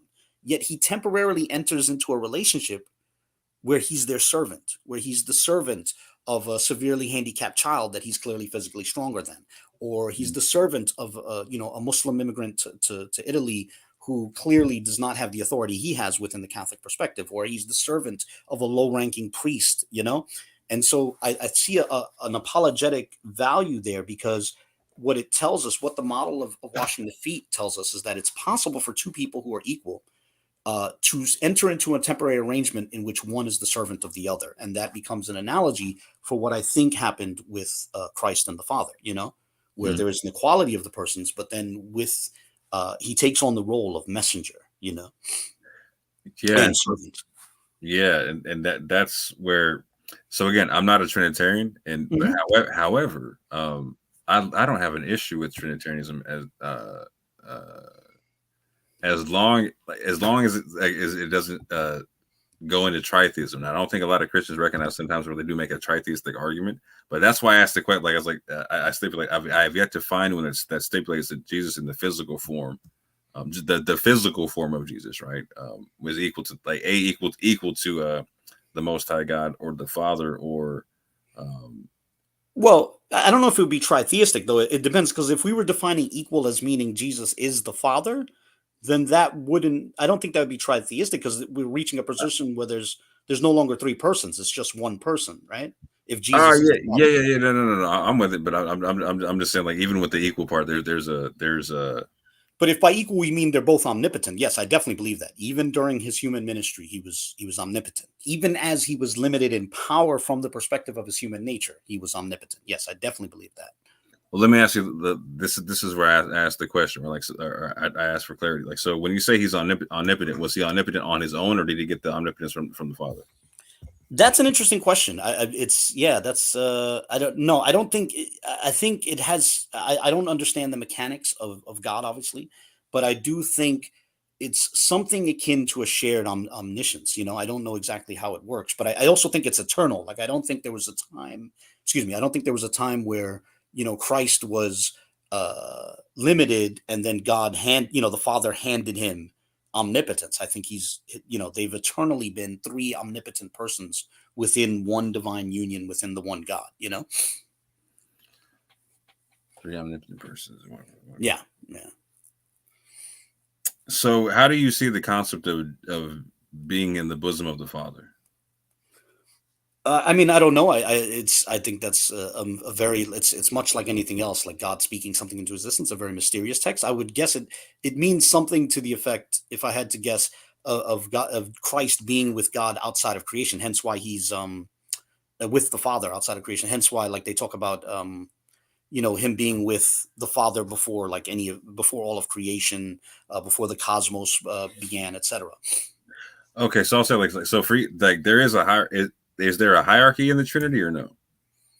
I don't think so. I think it depends on what we mean. I think there's a hierarchy of rank, but not of nature. Right. Any hierarchy. Yes, definitely a hierarchy of rank. Yes, the Son and the Holy Spirit clearly take on roles as messengers of the Father. Right. So for me, as long as there's that, then it's not tritheism, right? Like, if there's any kind of hierarchy, it's not tritheism, right? Like, so if two of them are becoming messengers, then, like, okay, then, like, you're not, like, there's no point where the Father is the messenger for Jesus, right? You know what I'm saying? or for the Holy Spirit, you know what I'm saying? He's not carrying, the Father's not carrying water for nobody, right? He gives the water to get carried and whatnot, right? So as long like, and that's what I'm saying. I have yet to see even a modern Christian challenge that concept, in a sense, for like or a Trinitarian challenge that concept of there is no hierarchy within the Trinity. Like, no, that for instance that Jesus could send the Father somewhere to go on an errand for him right quick, right?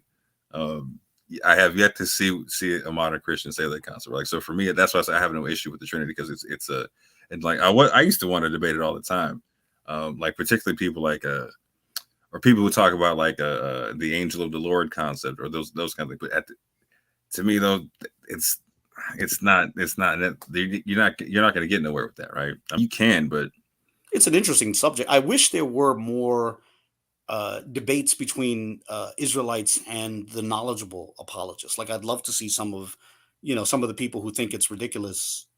And I'm not saying, in the sense of they'll necessarily be destroyed, but I think some people would be surprised. I think some people would be surprised by like what, James White or Sam Shamoon or Anthony Rogers bring to the table on that, On what in particular? On the arguments for the Trinity from the Bible. I think it's a very complex subject, but I think there are gentlemen out there that show that it's not as cut and dry as some anti-Trinitarians think, I think people get used to arguing with low-level evangelicals who haven't thought about their faith much, Yeah. I do have to say this, like, so you particularly inspired me from going to that, like, so I going from the wanting to debate that stuff, like, tooth and nail, to like, let me just put out a thought experiment, right? So, for instance, I'm trying to do less of this too, because I don't think it's actually that profitable going forward. Like, because again, we could talk about what we disagree on all day. I prefer to talk about what we agree on and whatnot, but there's certain things that like I'm just curious about, right? Like, so, at one point, I made a thought experiment for myself concerning the angel of the Lord and whatnot, and I have like, well, what's your position on the angel of the Lord in Jesus? Just so I understand. Oh, I only treat it as a possibility. My ultimate answer is I don't know what that refers to, but I do think it's possible that those who say that the angel of the Lord is actually one of the persons of the Trinity, I do think that's possible. I don't think it's definitive in the text or that we're required to believe that, but I do think it's a possibility, Because I accept the position that while most angels are created, that doesn't preclude the possibility, being that the Hebrew word malach ultimately means messenger. I don't think there's anything necessitating the preclusion, the exclusion of a divine person from taking on the role of, a messenger, and therefore as a malach or an angel, So I'll say it like this, like, so I used to, or I had a prepared debate, like for when I was going to try to seek a debate with people like Anthony Rogers, or on the Trinity and on the angel of the Lord concept, like a concept of a quadrinity, 4-in-1 concept, right? There's people who have offered that. I've noticed a lot of Orthodox Muslims say that. Why don't you do, not you, I'm saying they would ask Christians this. Why don't you do the Father, Son, the Holy Spirit and wisdom, or the Father, Son, Holy Spirit and Melchizedek, or the Father, Son and Holy Spirit and the angel of the Lord, and so on, or, based upon 5-in-1 or 6-in-1 and so on. Yeah. Right. Using the angel of the Lord concept though, like, so actually coming up with 4, like not adding like the angel of the Lord, but I'm saying like 4 angels of the Lord kind of a concept. It's but again, the thought experiments are cool, right? They're a beautiful thing. But like I this is just me rambling at this juncture, but like I had to back off that stuff, because it's I'm seeing too much focus on the division in the world, right?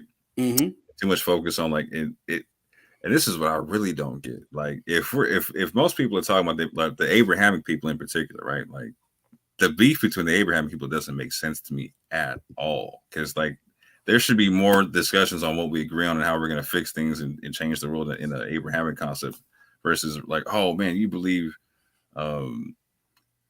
you believe that Jesus is the son of a virgin or whatnot, or you believe that Jesus is the son of God, but I still believe in Jesus anyway. Like I think it really has to do with perspective. You know, the Syrians have this great saying. It's a troubling saying, but I think it can really have religious application. Not even Syrians, actually, it's Alawis specifically say this. They say, "Me versus my brother, me and my brother against our cousins, and me and my family against the world." You know, hinting that if there's no external threat to them, a guy can fight his brother, but if their cousins are fighting them, him and his brother will unite, and they can unite with their cousins to fight people outside their family, right?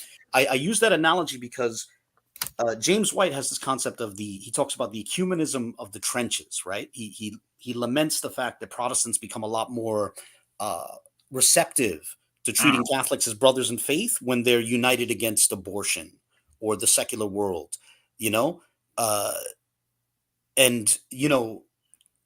and I think that's, well, for example, you were talking earlier about the posts about like these Palestinians who want Shireen Abu Akleh, who just got shot by the Israelis, to be in paradise. That I think also reflects that, like, for example, a parallel to that is the way Christians and Muslims in Syria are united, or Muslims and Christians in Iraq are united against, for example, Takfiris, right? Against like these sort of extremist Salafis, when there's a common threat, the Christians and the Muslims come together in like a spirit of brotherhood, because there is that common threat. And I think that's what it all has to do with is that where is your focus? Like if you're, it's very easy for Christians, for Protestants and Catholics to argue, but then they can feel united when they deal with, a common problem, which like the secular behemoth. And so, yeah, there's always grounds to unite or disunite depending on, how far your vision goes on that, Yeah, and this is my point on the whole thing is like, so my brother Anonymous, who I got on the screen right now, like he'll hear me talk a lot about the fact, like, when you look at the amount of religious institutions in just this country alone, like Christian, Muslim, Jewish, and I'll just leave it to those three, right? It would just take even Israelites and Jews. I mean, like look at Ben Ami Carter's people. A lot of people don't talk about this, but Ben Ami Carter's group in Israel, they've joined up with the state of Israel, and some of it had to do with the fact that their economic standing, their sustenance, their access to healthcare would get better if they were recognized by the state, and therefore they recognized the state. But a lot of people don't talk about this. Some of it had to do with they felt closer to the Israelis than they did to the Palestinians, to the Muslim Palestinians. I mean, like a member of their group right before they gained a level of recognition and recognized the state. There was a kid from Ben Ami Carter's community who was a DJ, and he was at like a bat mitzvah. He was he worked as a DJ, and there was a fighter who walked into that party and machine gunned the people there, and the first person he shot was the DJ. And so like that particular group in Dimona, they've had like this direct experience with the violence of resistance, which and they themselves, I think, felt threatened by it. They felt less solidarity with the resistance than they did with with the Israeli populace. Yeah, if that makes any sense, Oh, and yeah. so that's even an example of that there. And I think that's I think you could easily, under the right conditions, you could easily see that with like Hebrew Israelites and non-Israelites uniting if they feel a common threat. And this is what I'm trying to say is like bump the threat. Like what's breaking my heart is like, so we have like just in this country there's over 500,000 homeless people, right? But there's 350,000 religious institutions. Yeah, no, you're right. Like that's mind blowing to me. That's utterly mind blowing. Like in California, like the numbers look like you got to walk over six homeless people just to get to church. You know what I mean? So I'm looking at this time period to where like I'm looking at like people focused on like so much energy is based upon like, okay, we're going to debate what we disagree on in terms of like how we fit in this Abrahamic concept. Like no, it's about the Christians getting all the souls. No, it's about the Muslims getting all the souls. Like, nope, the Jews are going to convert everybody. It's like, nah, fam. Like, we're all losing at this juncture because literally we're walking over homeless people to get to our churches, synagogues, and mosques. You know what I'm saying? Mm-hmm. Like, we're losing out. There's a common challenge in that regard. Yeah. There's challenge can unite people as well. There's an old Latin text called Fides Religio Moresque Ethiopium, which talks about like the religion and the morality of the people of Ethiopia, etc. And it talks about like how the Muslims and the Christians and the Jews used to get along there. You know what I'm saying? This is like an old work, centuries and centuries old. And they were like the Catholics at the time. They were like, wow, we got to figure this out. Like, so how do they make that happen? Like, why are they getting along there, right? And the same thing in Al-Andalus for a time, right? There was a lot of cohesion amongst a lot of stuff going on there, to where like you're not people don't understand, for instance, like a city like Cordoba, right? To where like it was like the most populous city in the world, like 1 million people, but no vagrancy, right? Like you're not seeing homeless people, right? And it's a city to where like you have Christians, Muslims, Jews living amongst each other, practicing their religion amongst each other, and part of that religion is making sure people are taken care of. And that's something that I think that we miss in a lot of modern apologetics, right? Like it's just a score sheet for a lot of people, but who is really winning is the plan of the Most High winning in all of this, right? And right now, I don't see that in what I see going on. For instance, people just taking shots at different belief systems that could be working together, right? So like something I see you do quite a bit is really point towards like, nah, here's where the commonalities are, like, or the common aspects of things, or where things can overlap and whatnot. Mm-hmm. What a lot of people want to know is like, do you encourage the apologists you're among to foster that same kind of a concept? Definitely, that was a point of disagreement behind closed doors. Literally, like, for example, not only with Israelites, but we'll focus on Israelites for now, but also with Muslims and others. There's some who take an approach where they can't concede anything. Like I have to fight you on every single point, concede nothing to these people because they'll use it against you. That's literally a strategy that some have. And what I've advocated for behind closed doors is no, try to concede as much as possible. Try to find as much common ground. Anything that you can stomach, that's at least possible, treat it as, you don't necessarily have to fight over it. You know what I mean? Like, so we can, that's certainly been my approach, like not to fight people, because I receive a lot of criticism in public for like conceding too much to this person or that person. But, my approach is, man, concede a lot, be willing to concede a lot, rather than, concede nothing. But these are literally different strategies that people have, and that they come up in conversations behind closed doors, Yeah, my concept is don't concede to racists and bigots, but beyond that, like, we try to be flexible. Like I was talking about, like with the Trinity, like I'm not a Trinitarian, but like I don't have an issue if you are a Trinitarian. Like I'm actually gonna figure out your concept. I'm like, okay, like what are you saying? Like, okay, like I don't really disagree with Trinitarians. I just don't necessarily agree with them. You know what I'm saying? Like, so I can understand the logic in a lot of arguments and whatnot. For instance, like I hear the logic of people who say, for some people, like if you're oneness, I'm cool. If you're Trinitarian, I'm cool. If you believe Jesus was born of a virgin, cool. If you don't, I'm cool. Doesn't bother me, right? Because I can see scriptural arguments for a lot of different stuff, right? But there's certain stuff that you can't argue away, right? There's certain basic things you can't, like the moral aspects of what the laws are, the necessity of taking care of each other. Like, so, like I was arguing with some apologists about righteous nationalism being in the Bible, right? The concept of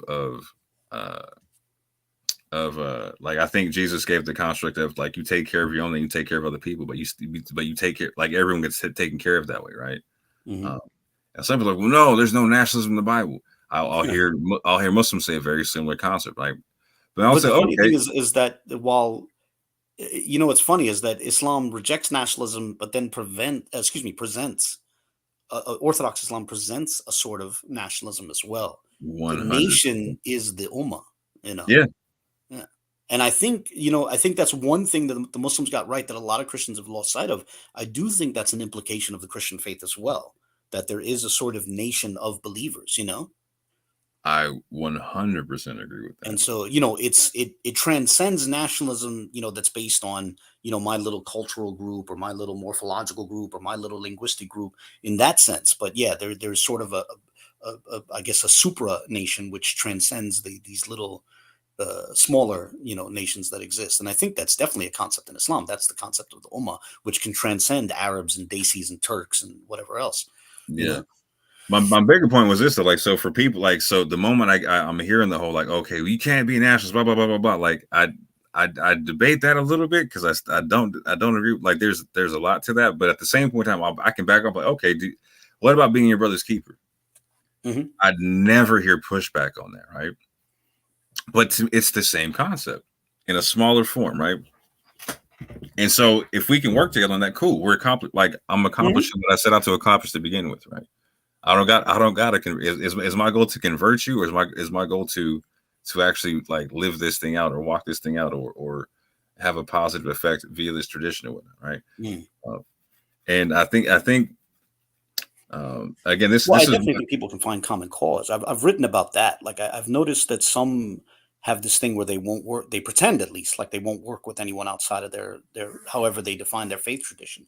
But my thing is that I've always been explicit about the fact that I'm willing to work with anybody on a point of, of common interest or common cause, And some Christian apologists found that scandalous and even ridiculous. But the analogy that I always gave is the pro-life movement, Like I've been to, like when you go to protests, that are in favor of a pro-life position, it's dominated by mainstream Christians and it's especially dominated by Catholics. But so then you see Catholics and, Protestants finding common ground there. But I've been to protests where Hindus have shown up, where Muslims have shown up, and what I would say, I'm never going to say to like a Hindu or a Muslim, there's even pro-life atheists, people don't know this, but they exist. The writer Nat Hentoff was an example of that. I would never say to someone like, oh, you're not a Christian, therefore you can't protest abortion. It's like, no, this is a common issue, and so on any, and that would also apply to feeding the poor, to anything else. Yeah. Just because you don't want someone to, let's say, lead a Bible study at your church or teach Sunday school to your children doesn't mean you can't work with them on common causes. And there's unfortunately people who pretend like they don't understand that, but they're sort of playing a character on the internet. In their everyday life, they do understand it. They understand that like the military or the police can transcend, ideology or something like that, or the fire department can transcend, you know what I mean? Like they suddenly understand like a Catholic can work with a Muslim, in the fire department, But on the internet, they say, no, I don't work with unbelievers. No. Yeah. Well, I definitely hope, like I've been hearing a lot of my brothers and sisters in the background talk about trying to work with as many people as possible, not work against people. And I hope that apologists on all sides start to hear this message from all the people saying it in terms of it's better if we work together, not against each other, fam, because it's a crazy world out here, man. And it's boggling my mind sitting back, people that think and looking and seeing that people think they're winning by increasing the division. That's a remarkable thing to watch. But with that, I want to turn the reins over to you, my good man. What questions do you have? Oh, I don't know. At this point, I don't know. Yeah, nothing comes to mind. I think I had stuff in my mind, but now I'm like racking my brain. Yeah. What have you always wanted to ask the Moor? Oh no. That's such a funny way of putting it, by the way. I'm sure I've had questions, related to Islam and stuff like that, but man, I'm drawing a blank. I think because it's almost 4 a.m. here in the Northeast, so maybe the brain is soft. Which is funny because had we started at the time we were supposed to start, we're not even 40 minutes into the show. But yeah, for real. So no questions for the Moor at this time, and I'm sure I could think of something. I'm literally trying to race through my memories to see, because I'm sure I've had questions like vis-a-vis the Quran and stuff like that. But man, no, I think the brain is soft at this hour. Okay, no worries, no worries. I'm like slouching over my laptop at this point. My brain is sort of reflecting my posture, so my consciousness is slouching as well. I know that's right. Then I'll end it here. So, what were your thoughts on that video clip I shared about me being on Red Judaism channel talking about a triune shahada in the Quran? Oh, well, I was thinking of making a video on that. I think I commented on that. That's a fascinating subject, because that's something that I've been interested in for a while now. Not necessarily exactly that, but I've been interested in this idea of, I think, and I find very few Christians who are receptive to this, of rereading the Quran without the Orthodox lens. I think it's very interesting that because the sort of Dawah movement is, dominated by Sunnis, they've sort of unwittingly trained even Christian critics of Islam to just read the Islamic literature through a Sunni lens, right? Mm-hmm. And, one of the things that really shook me up in the last, and I mean, it's been 20 years, but over the last 20 years, several times, it was Wesley Muhammad was the first person who would offer an alternative interpretation. And I'd step back and go, oh, wow, that's interesting. And, and like one of the things that Wesley Muhammad had asked is, what necessity, like there are plurals all over the Quran, right? Divine plurals. Mm-hmm. And the standard Orthodox answer is, those are majestic plurals, right? It's just speaking to, it's a plural of majesty. That's all. It's a royal plural. But Wesley Muhammad asked the question, well, is there any textual indicator in the Quran that necessitates that as a conclusion? Like if you want to assume they're metaphorical plurals, fine, that's fine. But is there anything in the text necessitating that conclusion? Mm-hmm. And man, that opened up my mind about what the semantic range, what the range of meaning in the Quran could be. And like I've reached a point now where, like, for example, like in discussions between mainstream Christians and Orthodox Muslims, they often, they'll reach for like Surat al-Ikhlas, right? As like the definitive refutation of the Trinity. But like now I look at Surat al-Ikhlas, I'm not convinced it disagrees with the, with the Trinity. Right. And then the crazy thing is it, oh man, what is it? I'm trying to remember what it is.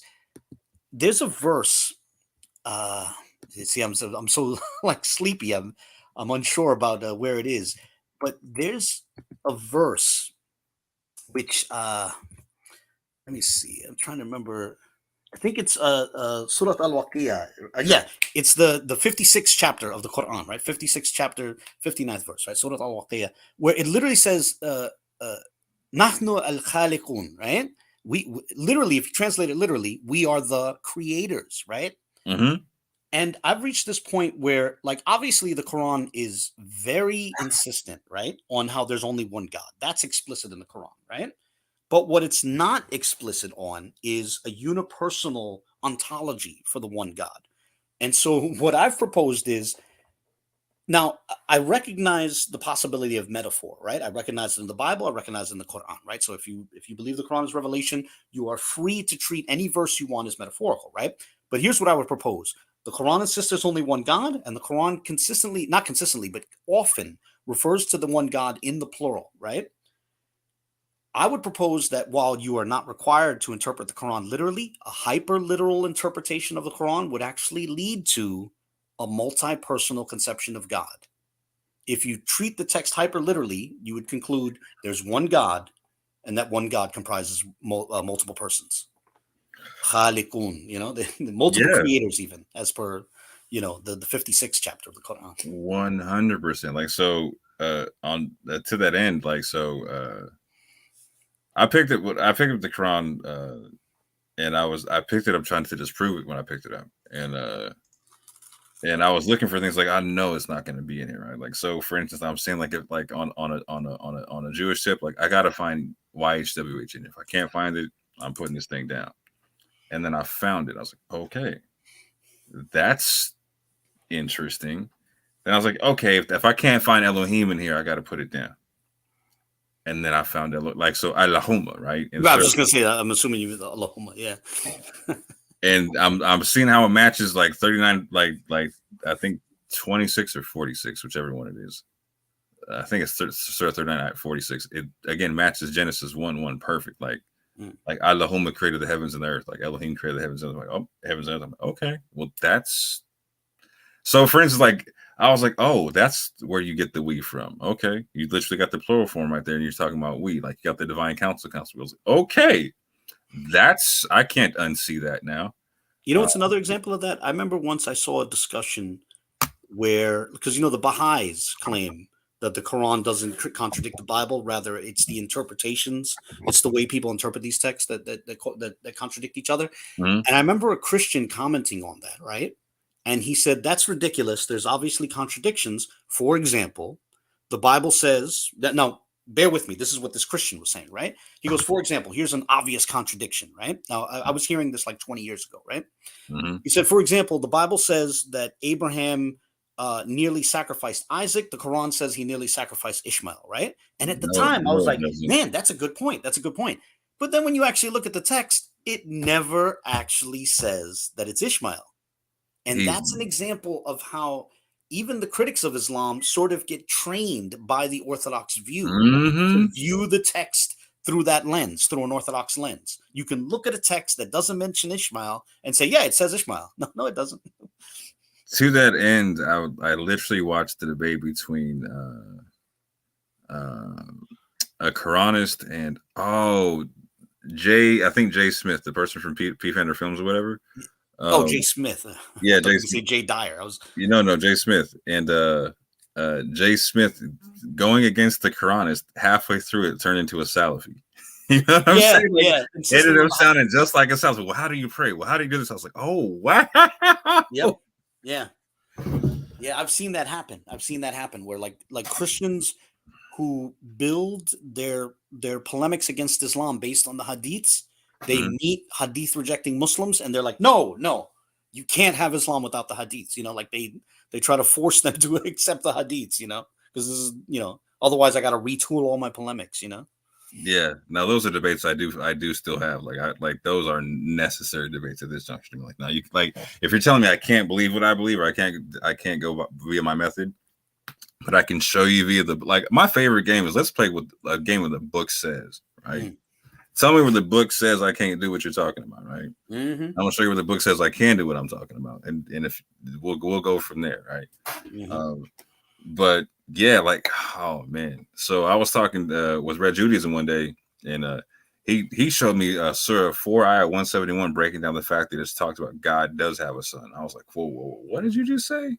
Because I always talk about the fact like that the Quran doesn't negate God having a son. It negates the concept of him siring a child and a woman giving physical birth to like, and again, this is what I'm talking about, like the totality of the Most High Father, like the Most High God, right?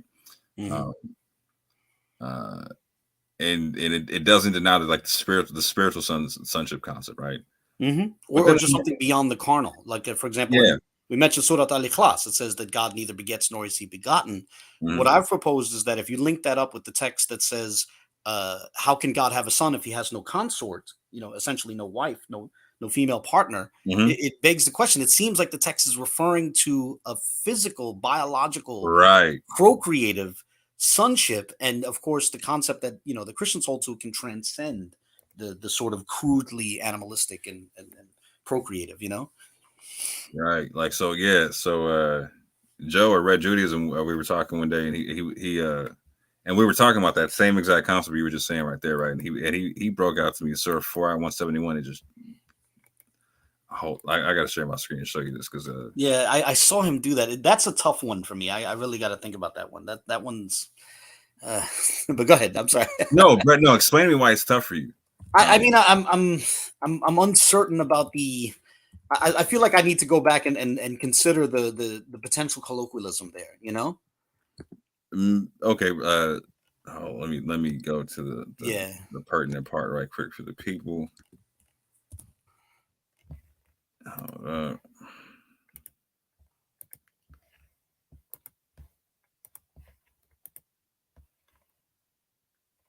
Hold on. And glory be to him that he should have for him a son. Let me make that a little bit bigger.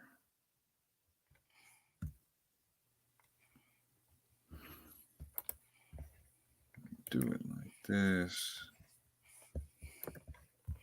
No, I know. Yeah, even that conjunction there, the an, even that can be like interpreted differently, because even that, you're like, a lot of that gets based on the, on the diacritics there. You could point it differently possibly, and say something like,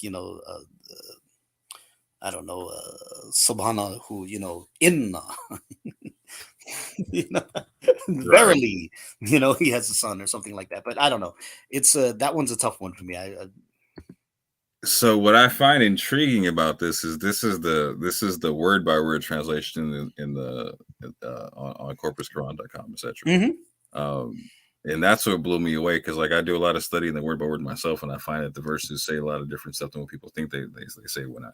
But you're talking about the colloquialism, like break that down for the people who aren't familiar with it. Well, I mean, no. What I'm saying is, I'm not so certain that isn't like a colloquialism, as if to the way it's interpreted. Like maybe that really is the way the text reads. Like you notice it'll call it like a subordinating particle or something like. Actually, let me see what you have on your screen there. What's this? Subordinating conjunction. Conjunction, yeah, subordinating conjunction, yeah. So like, I have to wonder if that if it can't be used colloquially in that way of like saying far from it, because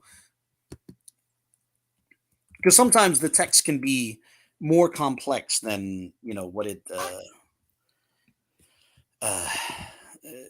what we gain from just like looking at a word by word breakdown or something like that. Let me say it like this. I think what a lot of people don't understand about Islam is that Islam has never really gone through an age of textual criticism. And I think that with the shout out to Yasser Qadhi, I think that we've hit the age of textual criticism for Islam. In the sense to like once the concept like the standard narrative has holes got out there, a lot of people started doing a lot of work on this concept. So in that vein, I hear what you're saying. Do you think there's a possibility air quotes? Oh, of course. I'm always, I'll tell you this. I am always open to looking for a non-orthodox alternative interpretation of every single verse in there. So yeah, I'm open to it. I'm definitely open to it. I'm just not certain, in this one. But yeah, I'm open to it. Like as you may know, I mean, I'm even open to the basmala, which starts 113 of the chapters of the book as having a Trinitarian intention, Yeah. So, I mean, like that is a fun question. Like, why is it specifically 3 titles in the basmala, Yeah.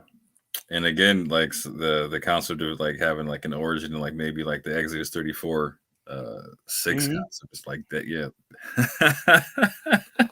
Very interesting, right? But yeah, like so I just bring this up for like even if you can conceive it as being possible that the verse can potentially read this way, right? It serves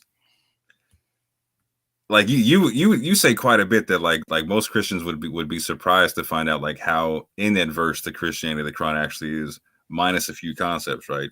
But even like, and that's what I'm saying, verses like this even push that concept of those few concepts. Well, it's a thought experiment that I engaged in years ago that resonated with me personally, is because again, like I feel like a lot of people were sort of conditioned to read the Quran through the Sunni lens. Even the critics of the Sunnis wind up doing that. But I think the thought experiment that I imagined is, imagine if the Quran was written, and I've done this for the Bible as well. Like imagine if Christianity died in the 1st century, and then 20 centuries later somebody found like the Gospel of Luke or something like that, right? So I've done the same thought experiment with the Quran. Like imagine if Islam never took off, right? And then like a copy of the Quran got buried, and people found it today, right? If they didn't have all these centuries of like Orthodox Muslim exegesis, they would see the Quran as basically a Christian text. They might say, well, maybe it's a heterodox sect, based on how you interpret certain verses, but by and large, it's pretty much just a Christian text, Mhm. That's what it would seem like, Very much so.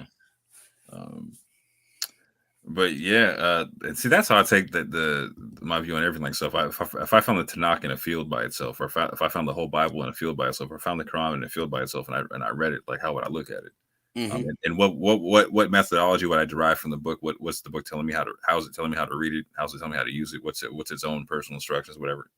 And again, you're not going to get I'm not going to be getting centuries of tafsir, you know what I'm saying? With like, no, I'm just getting the book by itself, right? A book that says it's the greatest tafsir at that, or it's the best tafsir at that, right? Or the best hadith, yeah. Yeah, all of it, yeah. It's a completely different concept, and like, so and what a Muslim friend of mine told me was like, you know what? He's like, your background in the Bible is like, I never understood. It's like, but your background in the Bible makes it where you can actually understand the Quran better than I can. And You know what's funny? Here's a great irony. Some of these same Protestant critics of Orthodox Islam, who, like, for example, will try to force a Quran only type to accept the hadiths, when it comes to the Bible, they want to at least try to interpret the Bible alone, free from the influence of external tradition. Yet somehow, when it gets to the Quran, all of a sudden, no, you have to have the external tradition with it. Like, there's irony there as well. Like, you would think that if you begin with a sola scriptura approach for the Bible, you could do that. It should be easy to understand doing that for the Quran. But people get so caught up in polemics based on the external traditions that they don't want to jettison the traditions. They want to make it essential. That's the word, polemics. I'm not a fan of polemics, man. Yeah, like, well, yeah. I don't. Yeah, it's I'm gonna take my side. You're gonna take your side, and we're just gonna do this WWE thing until the cows come home. Mm-hmm. And in the meantime, people sometimes get big emotional investments in their polemics. Not just in their faith. I've noticed that over the years. Right. One thing to have an emotional investment in your faith, where maybe you get defensive if somebody attacks your faith. But the crazy thing is, some people get just as big emotional investment in their polemics, their attacks on somebody else's faith, where they take it very personally if you disagree with their polemics. And I found that peculiar, Yeah, extremely, but also very telling at the same point in time, because the question becomes like, so what are you in this for? Anyway, but I'll say that, like, so something I found is in the polemic, why I dislike the polemic side is like, so I can come to somebody and, well, yeah, the Bible's not adverse to this, or the Quran's not adverse to this aspect of the Bible, right? And it's, no, it has to be Bible. It's a shrieking shrill, no, I can't have that anywhere near my thing, or the world's gonna end. Like you're talking about the Antichrist religion, blah blah. Like, so if I ask about, like, well, can you show me where the Quran is Antichrist? And like, give me like a biblical definition of Antichrist. Well, you got to deny the Father and the Son, and that Jesus is the Messiah. Okay, well, the Quran calls him the Messiah. There's that. The Son aspect, like, do you like? I'll make the argument, like you're talking. Like, I'm saying for how I read the Quran, saying that God didn't have a physical son, that He didn't sire a child. Do you disagree with that? Do you think that God came down and had sex with Mary? I have yet to find someone, minus a couple of Mormons I've run into, that believe that, right? And so, yeah, I'm hoping that we get into the age of where we can have more of like a rational conversation with this kind of stuff. But unfortunately, I'm seeing a lot more polemics happening, right? And it's almost like what you see in the political spectrum, right? The political spectrum, like it's getting more and more and more and more unreasonable to have a conversation with people. Well, you know what's fascinating about the political spectrum? A lot of it is dominated by secular people. I suspect that people leave religion, but still have a need for the sectarianism that they had when they were religious. So that's interesting. People are their attitudes towards their political parties is almost religious in nature, Oh yeah, which is why they almost treat every disagreement with their party orthodoxy as like heresy, unforgivable heresy, Yeah, exactly. And people need to be ousted and cut off and stuff like that. But see, that's what I'm saying. Right? Like, what's this need to try to like this whole okay, you have this unforgivable heresy that you must be punished for, right? Mm-hmm. What's the need for that right now? That's what I'm trying to understand. Because my traditions don't. I read the Old Testament, the New Testament, and the Quran. I don't see that push in those books like that, in the sense to where it's all about trying to find heretics and throw them off a cliff. You know what I'm saying? I see almost the exact opposite in a lot of ways. So is it just a human nature thing? I always tell people, like, definitely. Well, I think it is definitely in our nature to find ways to divide people up. Absolutely, constantly. And that's why we can find so many, religious, and then even if you're in the same religion, differing interpretations of that religion. But then, of course, morphological differences, linguistic differences. I tell that to people a lot of times, that they don't even understand like how much of a divide language can be. Like when there was that conflict in Sudan that wound up dividing, Sudan from South Sudan. I encountered a lot of Americans who tried to get a sense of what was going on there, and they'd be like, well. Like, I mean, forgive me, this is crude, but I've heard a number of Americans who would like learn a little bit about what's going on in Sudan, and they go, but they're both black, or something like that. And I'd be like, yeah, right. But there's a linguistic division there, which is huge for them, even if you don't care about it, Right. So on that concept, we just hit 5 hours. I'm about to shut this thing down. But before I go, I want to ask one small question, or like one basic question. Or no, it ain't basic or small. It's just like one question. What do you think the Abrahamic traditions can unify on that there won't be a big problem with? Like, what can they do together that you think? Oh, I mean, honestly, almost everything. It's. I mean, really, the only thing that it's going to be certain details about Jesus and the precise definition of God that they can't unify on. But beyond that, I think once you get beyond on everything, and you can see that within the political sphere, within the real world, you see that. But of course, they divide on other things, So, for example, I mean, this is forgive me, this is a crude example, but you see, like, within the question of Palestine, Mm-hmm. you have Christian Zionists and Jewish Zionists who unite in their defense of the state. And then on the Palestinian side, you see there's Christians and Muslims who unite in their opposition to it, So it's like the Christian and the non-Christian finding common ground on both sides, But then they divide on this political question, Yeah, I guess I should specify my question. So, like, where should we be? Where should they be aligning for the greater good on things, or where can they align for the greater good? Honestly, everywhere they agree. That's the honest answer. Everywhere they agree. That's really, and that's the way it is in the real world. That's why I give, like, I know they're simplistic, but that's why I give these examples of, like, No, I love it. I love it because fire departments, everything. In the real world, we constantly work together with people outside of our faith traditions. That's the real world. I love that answer because it immediately like makes people. You have to think like, so why aren't they working together where they agree? Because they obviously agree in a lot of places, and so that's a great place to leave it. Well, I think it's. I think when we get into like religious polemics, I think people can very, very quickly lose sight. Like, I think there's a place for apologetics. There's a place for responding to criticisms, but I do think that sometimes, once you get into that, it's sort of it can get very tribal, and people lose sight of that. And like, I'll give you an example. This is one of the things that I always found unfortunate in these debates between mainstream Christians and Hebrew Israelites of various sorts, is on both sides. Now I know these aren't like clearly defined groups that are mutual, there's overlap, but whatever the case, on both sides of these debates, the word enemy gets thrown around, like you're siding with our enemy, and like I hear that, like I would see Israelites say that, and then I'd see even Christian apologists say that, like, you're conceding too much to our enemies, and I'd be like, really? Because I don't consider any of these people my enemy, like we're having a disagreement on doctrine, or in my case, often just language, like I see this as more academic, but yeah, on both sides, you have people of a discussion, you have people referring to each other as enemies, Yeah. Like they've said that about you. Like, the thing I don't like about Moore, he's suspicious because he sides with our enemies, Oh yeah, I get death threats. And I've gotten told that as well. You know, that like I'm conceding too much to the enemy. Like, you know.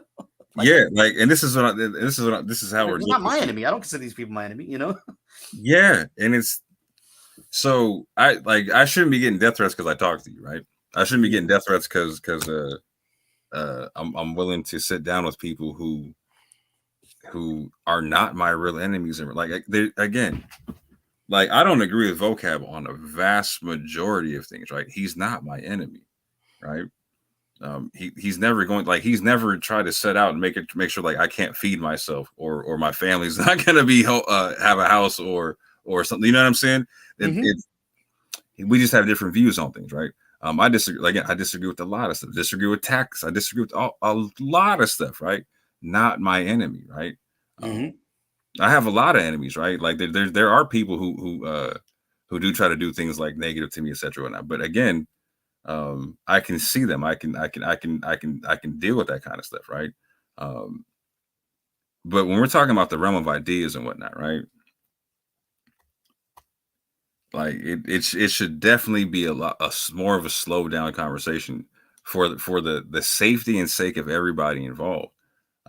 Because when things get extreme, just like a simple phrase of, "Oh, you're trying to stop the awakening," right? Somebody can take that and that can be weaponized into like it's okay to hurt people. Like when I say this to that person, they're trying to stop them. We can go hurt them now, right? Or and it's a crazy time, fam. We can't be letting those kind of things happen. Like we're living in times where we're like, oh, it's cool to go like run up on a group of people on the street with a camera and see if we can't confront them on something. Yo, that's gonna work out for so long, and it's not going to. You know what I'm saying? You might run up on the wrong group of people, right? But with that said, I appreciate the questions you ask. I appreciate your demeanor in the community. I know a lot of people don't like you, and they don't like the fact that you're consistent, and I'm noticing that. I appreciate the consistency. I appreciate the questions. I appreciate the hard questions, and I appreciate the fact that you concede to good information as well, right? It's a good.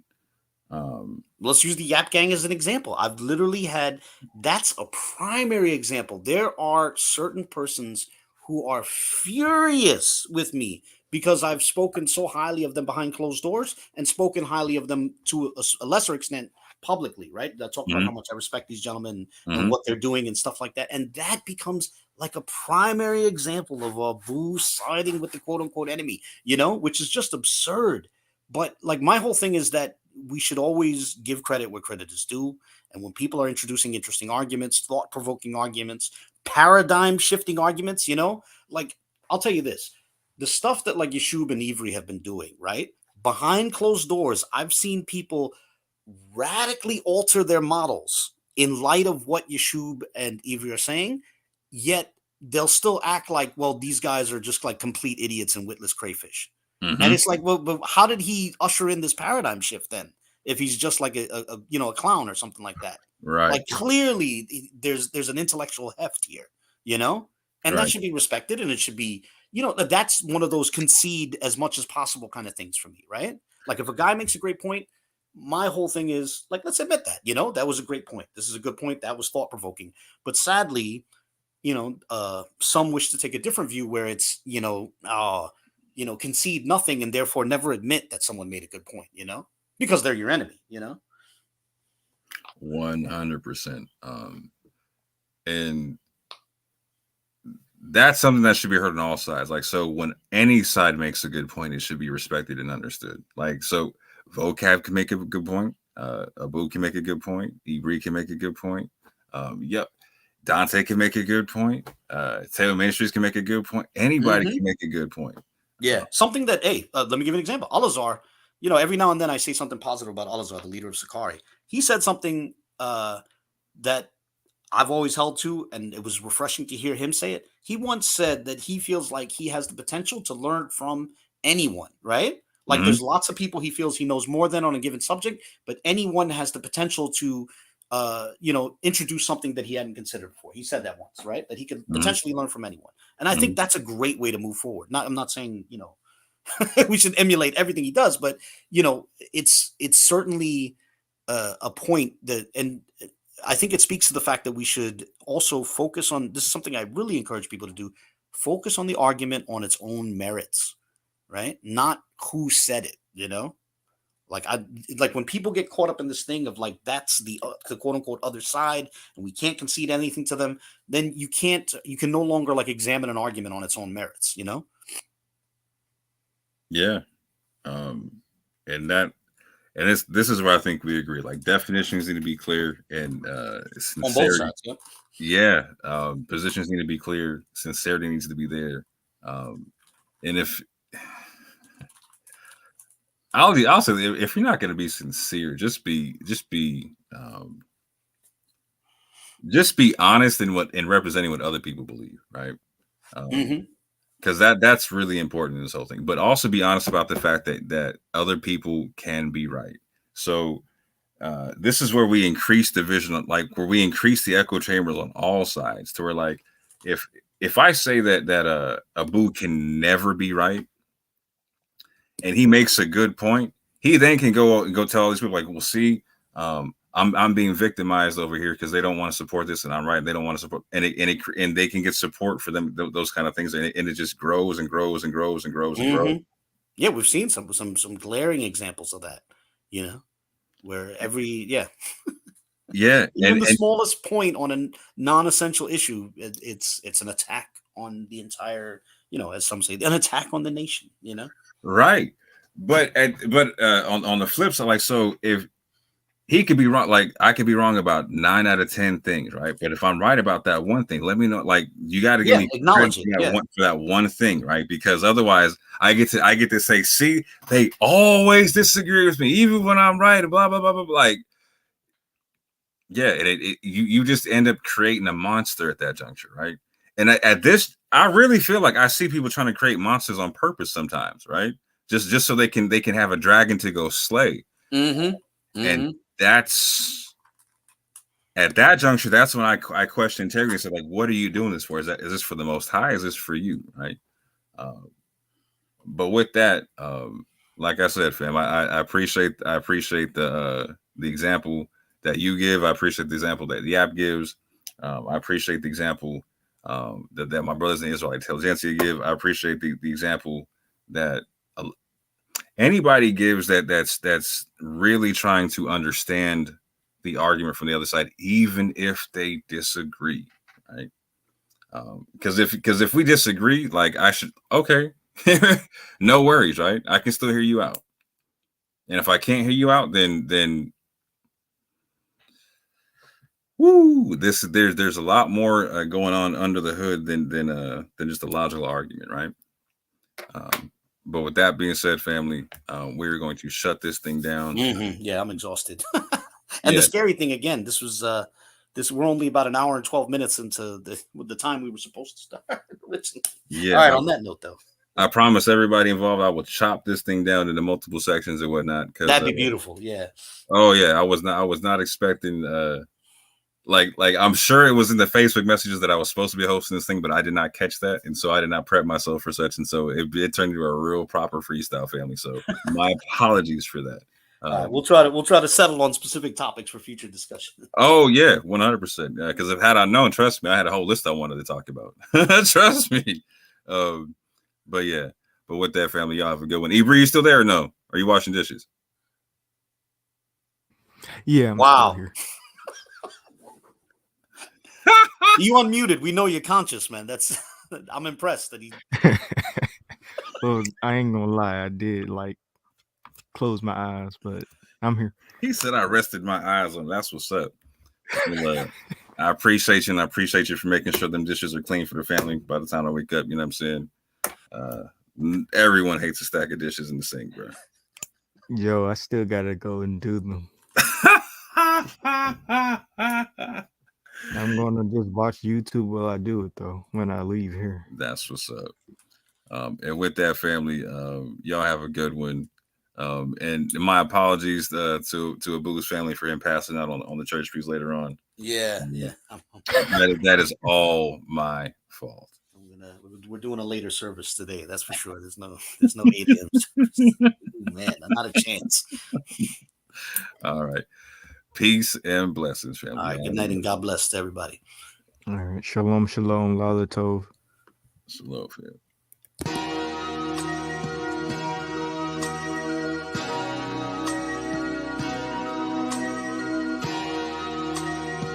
I like the way this feel, yeah. Let my soul cry, yeah, yeah, yeah.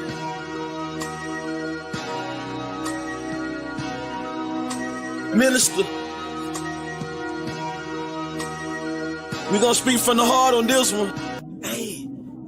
I'm performing lyrical funerals, no obituary. I killed your boy and brought him back to life, pet cemetery. My anointing not based on attendance at a seminary. Scarlet witches, they attracted to the visionary. Everywhere I go, I bring the word with me, missionary.